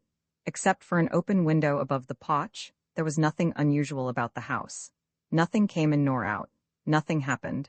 There were no lighted windows, nor had lights appeared and disappeared in any of the windows. Yet it was the central point of his consideration. He rallied to it each time after a divination of the state of the neighborhood. Despite his feel of things, he was not confident. He was supremely conscious of the precariousness of his situation. Though unperturbed by the footfalls of the chance pedestrian, he was as keyed up and sensitive and ready to be startled as any timorous deer. He was aware of the possibility of other intelligences prowling about in the darkness, intelligences similar to his own in movement, perception, and divination. Far down the street, he caught a glimpse of something that moved, and he knew it was no late home-goer, but menace and danger. He whistled twice to the house across the street, then faded away shadow-like to the corner and around the corner. Here he paused and looked about him carefully. Reassured, he peered back around the corner and studied the object that moved and that was coming nearer. He had divined aright. It was a policeman. The man went down the cross street to the next corner, from the shelter of which he watched the corner he had just left. He saw the policeman pass by, going straight on up the street. He paralleled the policeman's course, and from the next corner again watched him go by. Then he returned the way he had come. He whistled once to the house across the street, and after a time whistled once again. There was reassurance in the whistle, just as there had been warning in the previous double whistle. He saw a dark bulk outline itself on the roof of the porch and slowly descend a pillar. Then it came down the steps, passed through the small iron gate, and went down the sidewalk, taking on the form of a man. He that watched kept on his own side of the street and moved on abreast to the corner, where he crossed over and joined the other. He was quite small alongside the man he accosted. "How'd you make out, Matt?" he asked. The other grunted indistinctly and walked on in silence a few steps. "I reckon I landed the goods," he said. Jim chuckled in the darkness and waited for further information. The blocks passed by under their feet and he grew impatient. "Well, how about them goods?" he asked. "What kind of a haul did you make, anyway?" "I was too busy to figure it out, but it's fat. I can tell you that much, Jim. It's fat. I don't dast to think how fat it is. Wait till we get to the room." Jim looked at him keenly under the street lamp of the next crossing and saw that his face was a trifle grim and that he carried his left arm peculiarly. "What's the matter with your arm?" he demanded. "The little cuss bit me. Hope I don't get hydrophoby. Folks gets hydrophoby from man bites sometimes, don't they?" "Gave you fight, eh?" Jim asked encouragingly. The other grunted. "You're hot in hell to get information from," Jim burst out irritably. "Tell us about it. You ain't going to lose money just tellin' a guy." "I guess I choked him some," came the answer. Then, by way of explanation, "He woke up on me. You did it neat. I never heard a sound." "Jim," the other said with seriousness, "it's a hangin' matter. I fixed him. I had to. He woke up on me. You and me's got to do some layin' low for a spell." Jim gave a low whistle of comprehension. "Did you hear me whistle?" he asked suddenly. "Sure, I was all done. I was just comin' out." "It was a bull, but he wasn't on a little bit. Went right by and kept pattin' the hoof out of sight. Then I come back and gave you the whistle. What made you take so long after that?" "I was waitin' to make sure," Matt explained. "I was mighty glad when I heard you whistle again. It's hard work waitin'. I just sat there and thought, oh, all kinds of things. It's remarkable what a fellow will think about. And then there was a darn cat that kept movin' around the house all botherin' me with its noises." "And it's fat?" Jim exclaimed irrelevantly and with joy. "I'm sure tellin' you, Jim, it's fat. I'm plumb anxious for another look at him." Unconsciously, the two men quickened their pace. Yet they did not relax from their caution. Twice they changed their course in order to avoid policemen, and they made very sure that they were not observed when they dived into the dark hallway of a cheap rooming house downtown. Not until they had gained their own room on the top floor did they scratch a match. While Jim lighted a lamp, Matt locked the door and threw the bolts into place. As he turned, he noticed that his partner was waiting expectantly. Matt smiled to himself at the other's eagerness. "Them searchlights is all right," he said, drawing forth a small pocket electric lamp and examining it. "But we got to get a new battery. It's runnin' pretty weak. I thought once or twice it'd leave me in the dark. Funny arrangements in that house. I near got lost. His room was on the left and that fooled me some." "I told you it was on the left," Jim interrupted. "You told me it was on the right," Matt went on. "I guess I know what you told me, and there's the map you drew." Fumbling in his vest pocket, he drew out a folded slip of paper, As he unfolded it, Jim bent over and looked. I did make a mistake, he confessed. You sure did. It got me guessing some for a while. But it don't matter now, Jim cried. Let's see what you got. It does matter, Matt retorted. It matters a lot to me. I've got to run all the risk. I put my head in the trap while you stay on the street. You got to get onto yourself and be more careful. All right, I'll show you. He dipped loosely into his trousers pocket and brought out a handful of small diamonds. He spilled them out in a blazing stream on the greasy table. Jim let out a great oath. That's nothing, Matt said with triumphant complacence. I ain't begun yet. From one pocket after another, he continued bringing forth the spoil. There were many diamonds wrapped in chamois skin that were larger than those in the first handful. From one pocket, he brought out a handful of very small cut gems. Sun dust, he remarked, as he spilled them on the table in a space by themselves. Jim examined them. Just the same, they retail for a couple of dollars each, he said. Is that all? Ain't it enough? The other demanded in an aggrieved tone. Sure it is, Jim answered with unqualified approval. Bettin' I expected. I wouldn't take a cent less than 10,000 for the bunch. 10,000, Matt sneered. They're worth twict that, and I don't know anything about jewelry either. Look at that big boy. He picked it out from the sparkling heap and held it near to the lamp with the air of an expert, weighing and judging. Worth 1,000 all by its lonely, was Jim's quick judgment. 1,000 your grandmother, was Matt's scornful rejoinder. You couldn't buy it for 3. Wake me up, I'm dreamin'. The sparkle of the gems was in Jim's eyes, and he began sorting out the larger diamonds and examining them. We're rich men, Matt, we'll be regular swells. It'll take years to get rid of 'em, was Matt's more practical thought. But think how we'll live. Nothing to do but spend the money and go on getting rid of 'em. Matt's eyes were beginning to sparkle, though somberly, as his phlegmatic nature woke up. I told you I didn't just think how fat it was, he murmured in a low voice. What a killin', was the other's more ecstatic utterance. I almost forgot, Matt said, thrusting his hand into his inside coat pocket. A string of large pearls emerged from wrappings of tissue paper and chamois skin. Jim scarcely glanced at them. They are worth money, he said, and returned to the diamonds. A silence fell on the two men. Jim played with the gems, running them through his fingers, sorting them into piles, and spreading them out flat and wide. He was a slender, weazened man, nervous, irritable, high-strung, and anemic. A typical child of the gutter, with unbeautiful twisted features, small-eyed, with face and mouth perpetually and feverishly hungry, brutish in a cat-like way, stamped to the car with degeneracy. Matt did not finger the diamonds. He sat with chin on hands and elbows on table, blinking heavily at the blazing array. He was in every way a contrast to the other. No city had bred him. He was heavy-muscled and hairy, gorilla-like in strength and aspect. For him there was no unseen world. His eyes were full and wide apart, and there seemed in them a certain bold brotherliness. They inspired confidence. But a closer inspection would have shown that his eyes were just a trifle too full, just a shade too wide apart. He exceeded, spilled over the limits of normality, and his features told lies about the man beneath. The bunch is worth 50,000, Jim remarked suddenly.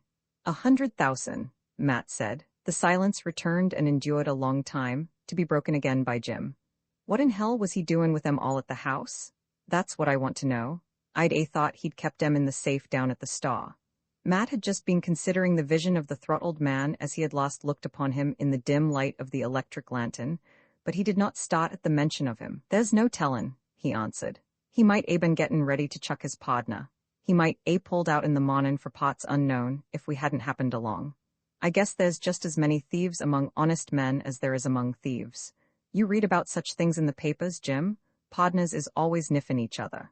A queer, nervous look came into the other's eyes. Matt did not betray that he noted it, though he said, What was you thinkin' about, Jim? Jim was a trifle awkward for the moment. Nothin', he answered. Only I was thinkin' just how funny it was, all them jewels at his house. What made you ask? Nothin'. I was just wonderin', that was all. The silence settled down, broken by an occasional low and nervous giggle on the part of Jim. He was overcome by the spread of gems. It was not that he felt their beauty. He was unaware that they were beautiful in themselves, but in them, his swift imagination visioned the joys of life they would buy, and all the desires and appetites of his diseased mind and sickly flesh were tickled by the promise they extended. He builded wondrous, orgy-haunted castles out of their brilliant fires, and was appalled at what he builded. Then it was that he giggled. It was all too impossible to be real. And yet there they blazed on the table before him, fanning the flame of the lust of him, and he giggled again. I guess we might as well count 'em, Matt said suddenly, tearing himself away from his own visions. You watch me and see that it's square, because you and me has got to be on the square, Jim. Understand? Jim did not like this and betrayed it in his eyes, while Matt did not like what he saw in his partner's eyes. Understand? Matt repeated, almost menacingly. Ain't we always been square? The other replied, on the defensive because of the treachery already whispering in him. It don't cost nothin', bein' square in hard times, Matt retorted. It's bein' square in prosperity that counts. When we ain't got nothin', we can't help bein' square. We're prosperous now, and we've got to be businessmen, honest businessmen. Understand? That's the talk for me, Jim approved, but deep down in the meager soul of him, and in spite of him, wanton and lawless thoughts were stirring like chained beasts. Matt stepped to the food shelf behind the two-burner kerosene cooking stove. He emptied the tea from a paper bag, and from a second bag emptied some red peppers. Returning to the table with the bags, he put into them the 2 sizes of small diamonds. Then he counted the large gems and wrapped them in their tissue paper and chamois skin. 147 good-sized ones was his inventory. 20 real big ones, 2 big boys and 1 whopper, and a couple of fistfuls of teeny ones and dust. He looked at Jim. Correct, was the response. He wrote the count out on a slip of memorandum paper and made a copy of it, giving 1 slip to his partner and retaining the other. Just for reference, he said. Again he had recourse to the food shelf, where he emptied the sugar from a large paper bag. Into this he thrust the diamonds, large and small, wrapped it up in a bandana handkerchief, and stowed it away under his pillow. Then he sat down on the edge of the bed and took off his shoes. And you think they are worth 100,000? Jim asked, pausing and looking up from the unlacing of his shoe. Sure, was the answer. I seen a dance house girl down in Arizona once with some big sparklers on her. They wasn't real. She said if they was she wouldn't be dancin'. Said they'd be worth all of 50,000, and she didn't have a dozen of 'em all told. Who'd work for a livin'? Jim triumphantly demanded. Pick and shovel work, he sneered. Work like a dog all my life and save all my wages, and I wouldn't have half as much as we got tonight. Dishwashin's about your measure, and you couldn't get more'n 20 a month and bod. Your figures is way off, but your point is well taken. Let them that likes it work. I rode range for 30 a month when I was young and foolish. Well, I'm older, and I ain't ridden range. He got into bed on one side. Jim put out the light and followed him in on the other side. How's your arm feel? Jim queried amiably. Such concern was unusual, and Matt noted it and replied, I guess there's no danger of hydrophobia. What made you ask? Jim felt in himself a guilty stir, and under his breath he cursed the other's way of asking disagreeable questions, but aloud he answered, Nothin', only you seemed scared of it at first. What are you going to do with your share, Matt? Buy a cattle ranch in Arizona and set down and pay other men to ride range for me. There's several I'd like to see askin' a job for me, damn them. And now you shut your face, Jim. It'll be some time before I buy that ranch. Just now I'm going to sleep. But Jim lay long awake, nervous and twitching, rolling about restlessly and rolling himself wide awake every time he dozed. The diamonds still blazed under his eyelids, and the fire of them hurt. Matt, in spite of his heavy nature, slept lightly, like a wild animal alert in its sleep, and Jim noticed, every time he moved, that his partner's body moved sufficiently to show that it had received the impression and that it was trembling on the verge of awakening. For that matter, Jim did not know whether or not, frequently, the other was awake. Once, quietly betokening complete consciousness, Matt said to him, Go to sleep, Jim. Don't worry about them jewels. They'll keep. And Jim had thought that at that particular moment, Matt had been surely asleep.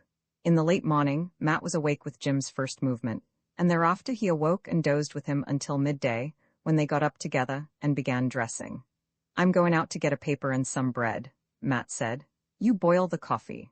As Jim listened, unconsciously his gaze left Matt's face and roved to the pillow, beneath which was the bundle wrapped in the bandana handkerchief. On the instant Matt's face became like a wild beast's. Look here, Jim, he snarled. You've got to play square. If you do me dirt, I'll fix you. Understand? I'd eat you, Jim. You know that. I'd bite right into your throat and eat you like that much beefsteak. His sunburned skin was black with the surge of blood in it, and his tobacco-stained teeth were exposed by the snarling lips. Jim shivered and involuntarily cowered. There was death in the man he looked at. Only the night before that black-faced man had killed another with his hands, and it had not hurt his sleep. And in his own heart, Jim was aware of a sneaking guilt, of a train of thought that merited all that was threatened. Matt passed out, leaving him still shivering. Then a hatred twisted his own face, and he softly hurled savage curses at the door. He remembered the jewels and hastened to the bed, feeling under the pillow for the bandana bundle. He crushed it with his fingers to make certain that it still contained the diamonds. Assured that Matt had not carried them away, he looked toward the kerosene stove with a guilty start. Then he hurriedly lighted it, filled the coffee pot at the sink, and put it over the flame. The coffee was boiling when Matt returned, and while the latter cut the bread and put a slice of butter on the table, Jim poured out the coffee. It was not until he sat down and had taken a few sips of the coffee that Matt pulled out the morning paper from his pocket. "We was way off," he said. "I told you I didn't dast figure out how fat it was. Look at that." He pointed to the headlines on the first page. "Swift nemesis on Bujanov's track," they read. "Murdered in his sleep after robbing his partner." "There you have it?" Matt cried. He robbed his partner, robbed him like a dirty thief. "500,000 of jewels missin'," Jim read aloud. He put the paper down and stared at Matt. "That's what I told you," the latter said. "What in hell do we know about jewels? 500,000? And the best I could figure it was 100,000. Go on and read the rest of it." They read on silently, their heads side by side, the untouched coffee growing cold, and ever and anon one or the other burst forth with some salient printed fact. "I'd like to seen Metzner's face when he opened the safe at the store this mornin'." Jim gloated. "He hit the high places right away for Bujanov's house," Matt explained. "Go on and read. Was to have sailed last night at 10 on the Sajota for the South Seas, steamship delayed by extra freight. That's why we caught him in bed," Matt interrupted. "It was just luck, like picking a 50-1 winner. Sajota sailed at 6 this mornin'. He didn't catch her," Matt said. "I saw his alarm clock was set at 5. That had given him plenty of time, only I come along and put the kibosh on his time." Go on. "Adolf Metzner in despair, the famous Hathorn pearl necklace, magnificently assorted pearls, valued by experts at from $50,000 to $70,000. Jim broke off to swear vilely and solemnly, concluding with, "Those damn oyster eggs worth all that money." He licked his lips and added, "They was beauties and no mistake." "Big Brazilian gem," he read on. $80,000, many valuable gems of the first water, several thousand small diamonds well worth 40,000. What you don't know about jewels is worth knowin'." Matt smiled good-humoredly. "Theory of the sleuths," Jim read. "Thieves must have known, cleverly kept watch on Bujanov's actions, must have learned his plan and trailed him to his house with the fruits of his robbery." "Clever, hell?" Matt broke out. "That's the way reputations is made in the newspapers. How'd we know he was robbin' his pardner?" "Anyway, we've got the goods," Jim grinned. "Let's look at 'em again." He assured himself that the door was locked and bolted, while Matt brought out the bundle and the bandana and opened it on the table. "Ain't they beauties, though?" Jim exclaimed at sight of the pearls, and for a time he had eyes only for them. "According to the experts, worth from $50,000 to $70,000. And women like them things," Matt commented, "and they'll do everything to get 'em, sell themselves, commit murder, anything. Just like you and me." "Not on your life," Matt retorted. "I'll commit murder for 'em, but not for their own sakes, but for sake of what they'll get me. That's the difference. Women want the jewels for themselves, and I want the jewels for the women and such things they'll get me." "Lucky that men and women don't want the same things," Jim remarked. "That's what makes commerce," Matt agreed. "People wantin' different things." In the middle of the afternoon, Jim went out to buy food. While he was gone, Matt cleared the table of the jewels, wrapping them up as before and putting them under the pillow. Then he lighted the kerosene stove and started to boil water for coffee. A few minutes later, Jim returned. "Most surprising," he remarked. "Streets and stores and people just like they always was. Nothing changed, and me walking along through it all a millionaire. Nobody looked at me and guessed it." Matt grunted unsympathetically. He had little comprehension of the lighter whims and fancies of his partner's imagination. "Did you get a porterhouse?" he demanded. "Sure, and an inch thick. It's a peach. Look at it." He unwrapped the steak and held it up for the other's inspection. Then he made the coffee and set the table while Matt fried the steak. "Don't put on too much of them red peppers," Jim warned. "I ain't used to your Mexican cookin'. You always season too hot." Matt grunted a laugh and went on with his cooking. Jim poured out the coffee, but first, into the nicked china cup, he emptied a powder he had carried in his vest pocket wrapped in a rice paper. He had turned his back for the moment on his partner, but he did not dare to glance around at him. Matt placed a newspaper on the table, and on the newspaper set the hot frying pan. He cut the steak in half and served Jim and himself. "Eat her while she's hot," he counseled, and with knife and fork set the example. "She's a dandy," was Jim's judgment after his first mouthful. "But I tell you one thing straight, I'm never going to visit you on that Arizona ranch, so you needn't ask me." "What's the matter now?" Matt asked, Hell's the matter, was the answer. The Mexican cookin' on your ranch'd be too much for me. If I've got hell a comin' in the next life, I'm not going to torment my insides in this one. Damned peppers? He smiled, expelled his breath forcibly to cool his burning mouth, drank some coffee, and went on eating the steak. What do you think about the next life anyway, Matt? He asked a little later, while secretly he wondered why the other had not yet touched his coffee. Ain't no next life, Matt answered, pausing from the steak to take his first sip of coffee. Naw heaven, naw hell, naw nothin'. You get all that's common right here in this life. And afterward, Jim queried out of his morbid curiosity, for he knew that he looked upon a man that was soon to die. And afterward? He repeated. Did you ever see a man 2 weeks dead? The other asked. Jim shook his head. Well, I have. He was like this beefsteak you and me is eatin'. It was once steer cavot in over the landscape, but now it's just meat. That's all, just meat, and that's what you and me and all people come to meet. Matt gulped down the whole cup of coffee and refilled the cup. Are you scared to die? He asked. Jim shook his head. What's the use? I don't die anyway. I pass on and live again. To go stealin' and lyin' and snivellin' through another life and go on that way forever and ever and ever? Matt sneered. Maybe I'll improve, Jim suggested hopefully.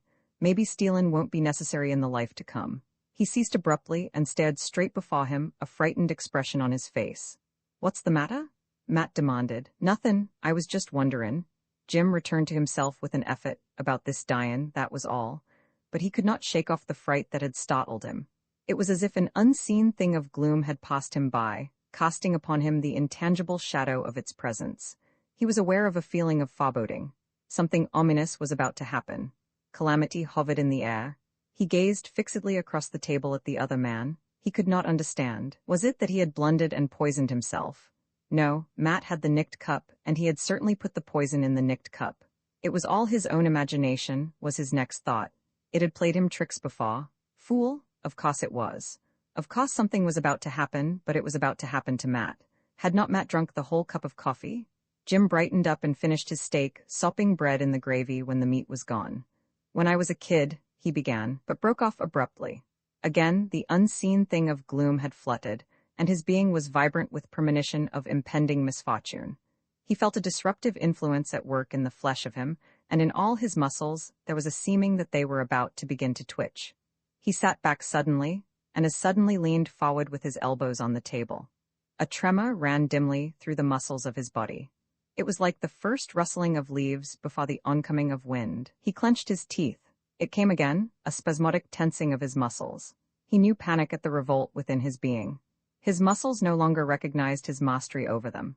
Again they spasmodically tensed, despite the will of him, for he had willed that they should not tense.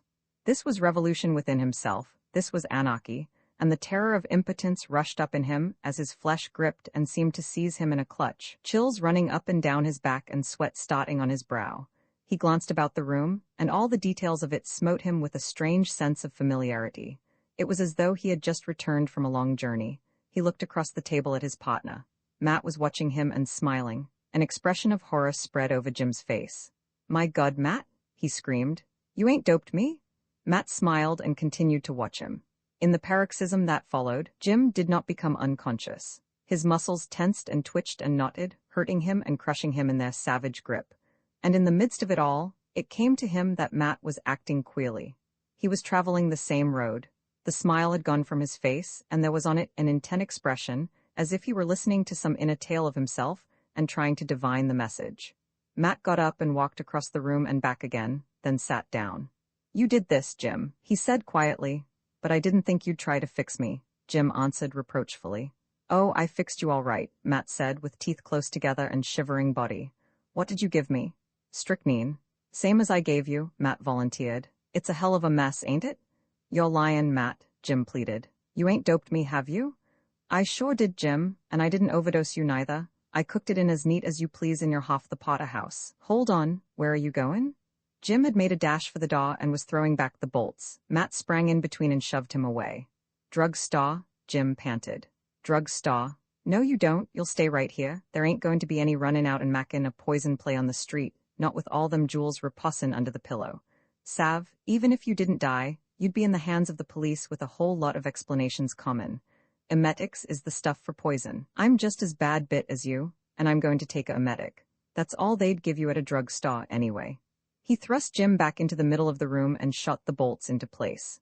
As he went across the floor to the food shelf, he passed one hand over his brow and flung off the beaded sweat. It spattered audibly on the floor. Jim watched agonizedly as Matt got the mustard can and a cup and ran for the sink. He stirred a cupful of mustard and water and drank it down. Jim had followed him and was reaching with trembling hands for the empty cup. Again, Matt shoved him away. As he mixed a second cupful, he demanded, "Do you think one cup'll do for me? You can wait till I'm done." Jim started to totter toward the door, but Matt checked him. "If you monkey with that door, I'll twist your neck. Sav, you can take yours when I'm done. And if it saves you, I'll twist your neck anyway. You ain't got no chance, no how. I told you many times what you'd get if you did me dirt." "But you did me dirt, too?" Jim articulated with an effort. Matt was drinking the second cupful and did not answer. The sweat had got into Jim's eyes, and he could scarcely see his way to the table, where he got a cup for himself. But Matt was mixing a third cupful and, as before, thrust him away. "I told you to wait till I was done," Matt growled. "Get out of my way." And Jim supported his twitching body by holding on to the sink, the while he yearned toward the yellowish concoction that stood for life. It was by sheer will that he stood and clung to the sink. His flesh strove to double him up and bring him to the floor. Matt drank the third cupful, and with difficulty managed to get to a chair and sit down. His first paroxysm was passing. The spasms that afflicted him were dying away. This good effect he ascribed to the mustard and water. He was safe, at any rate. He wiped the sweat from his face and, in the interval of calm, found room for curiosity. He looked at his partner. A spasm had shaken the mustard can out of Jim's hands, and the contents were spilled upon the floor.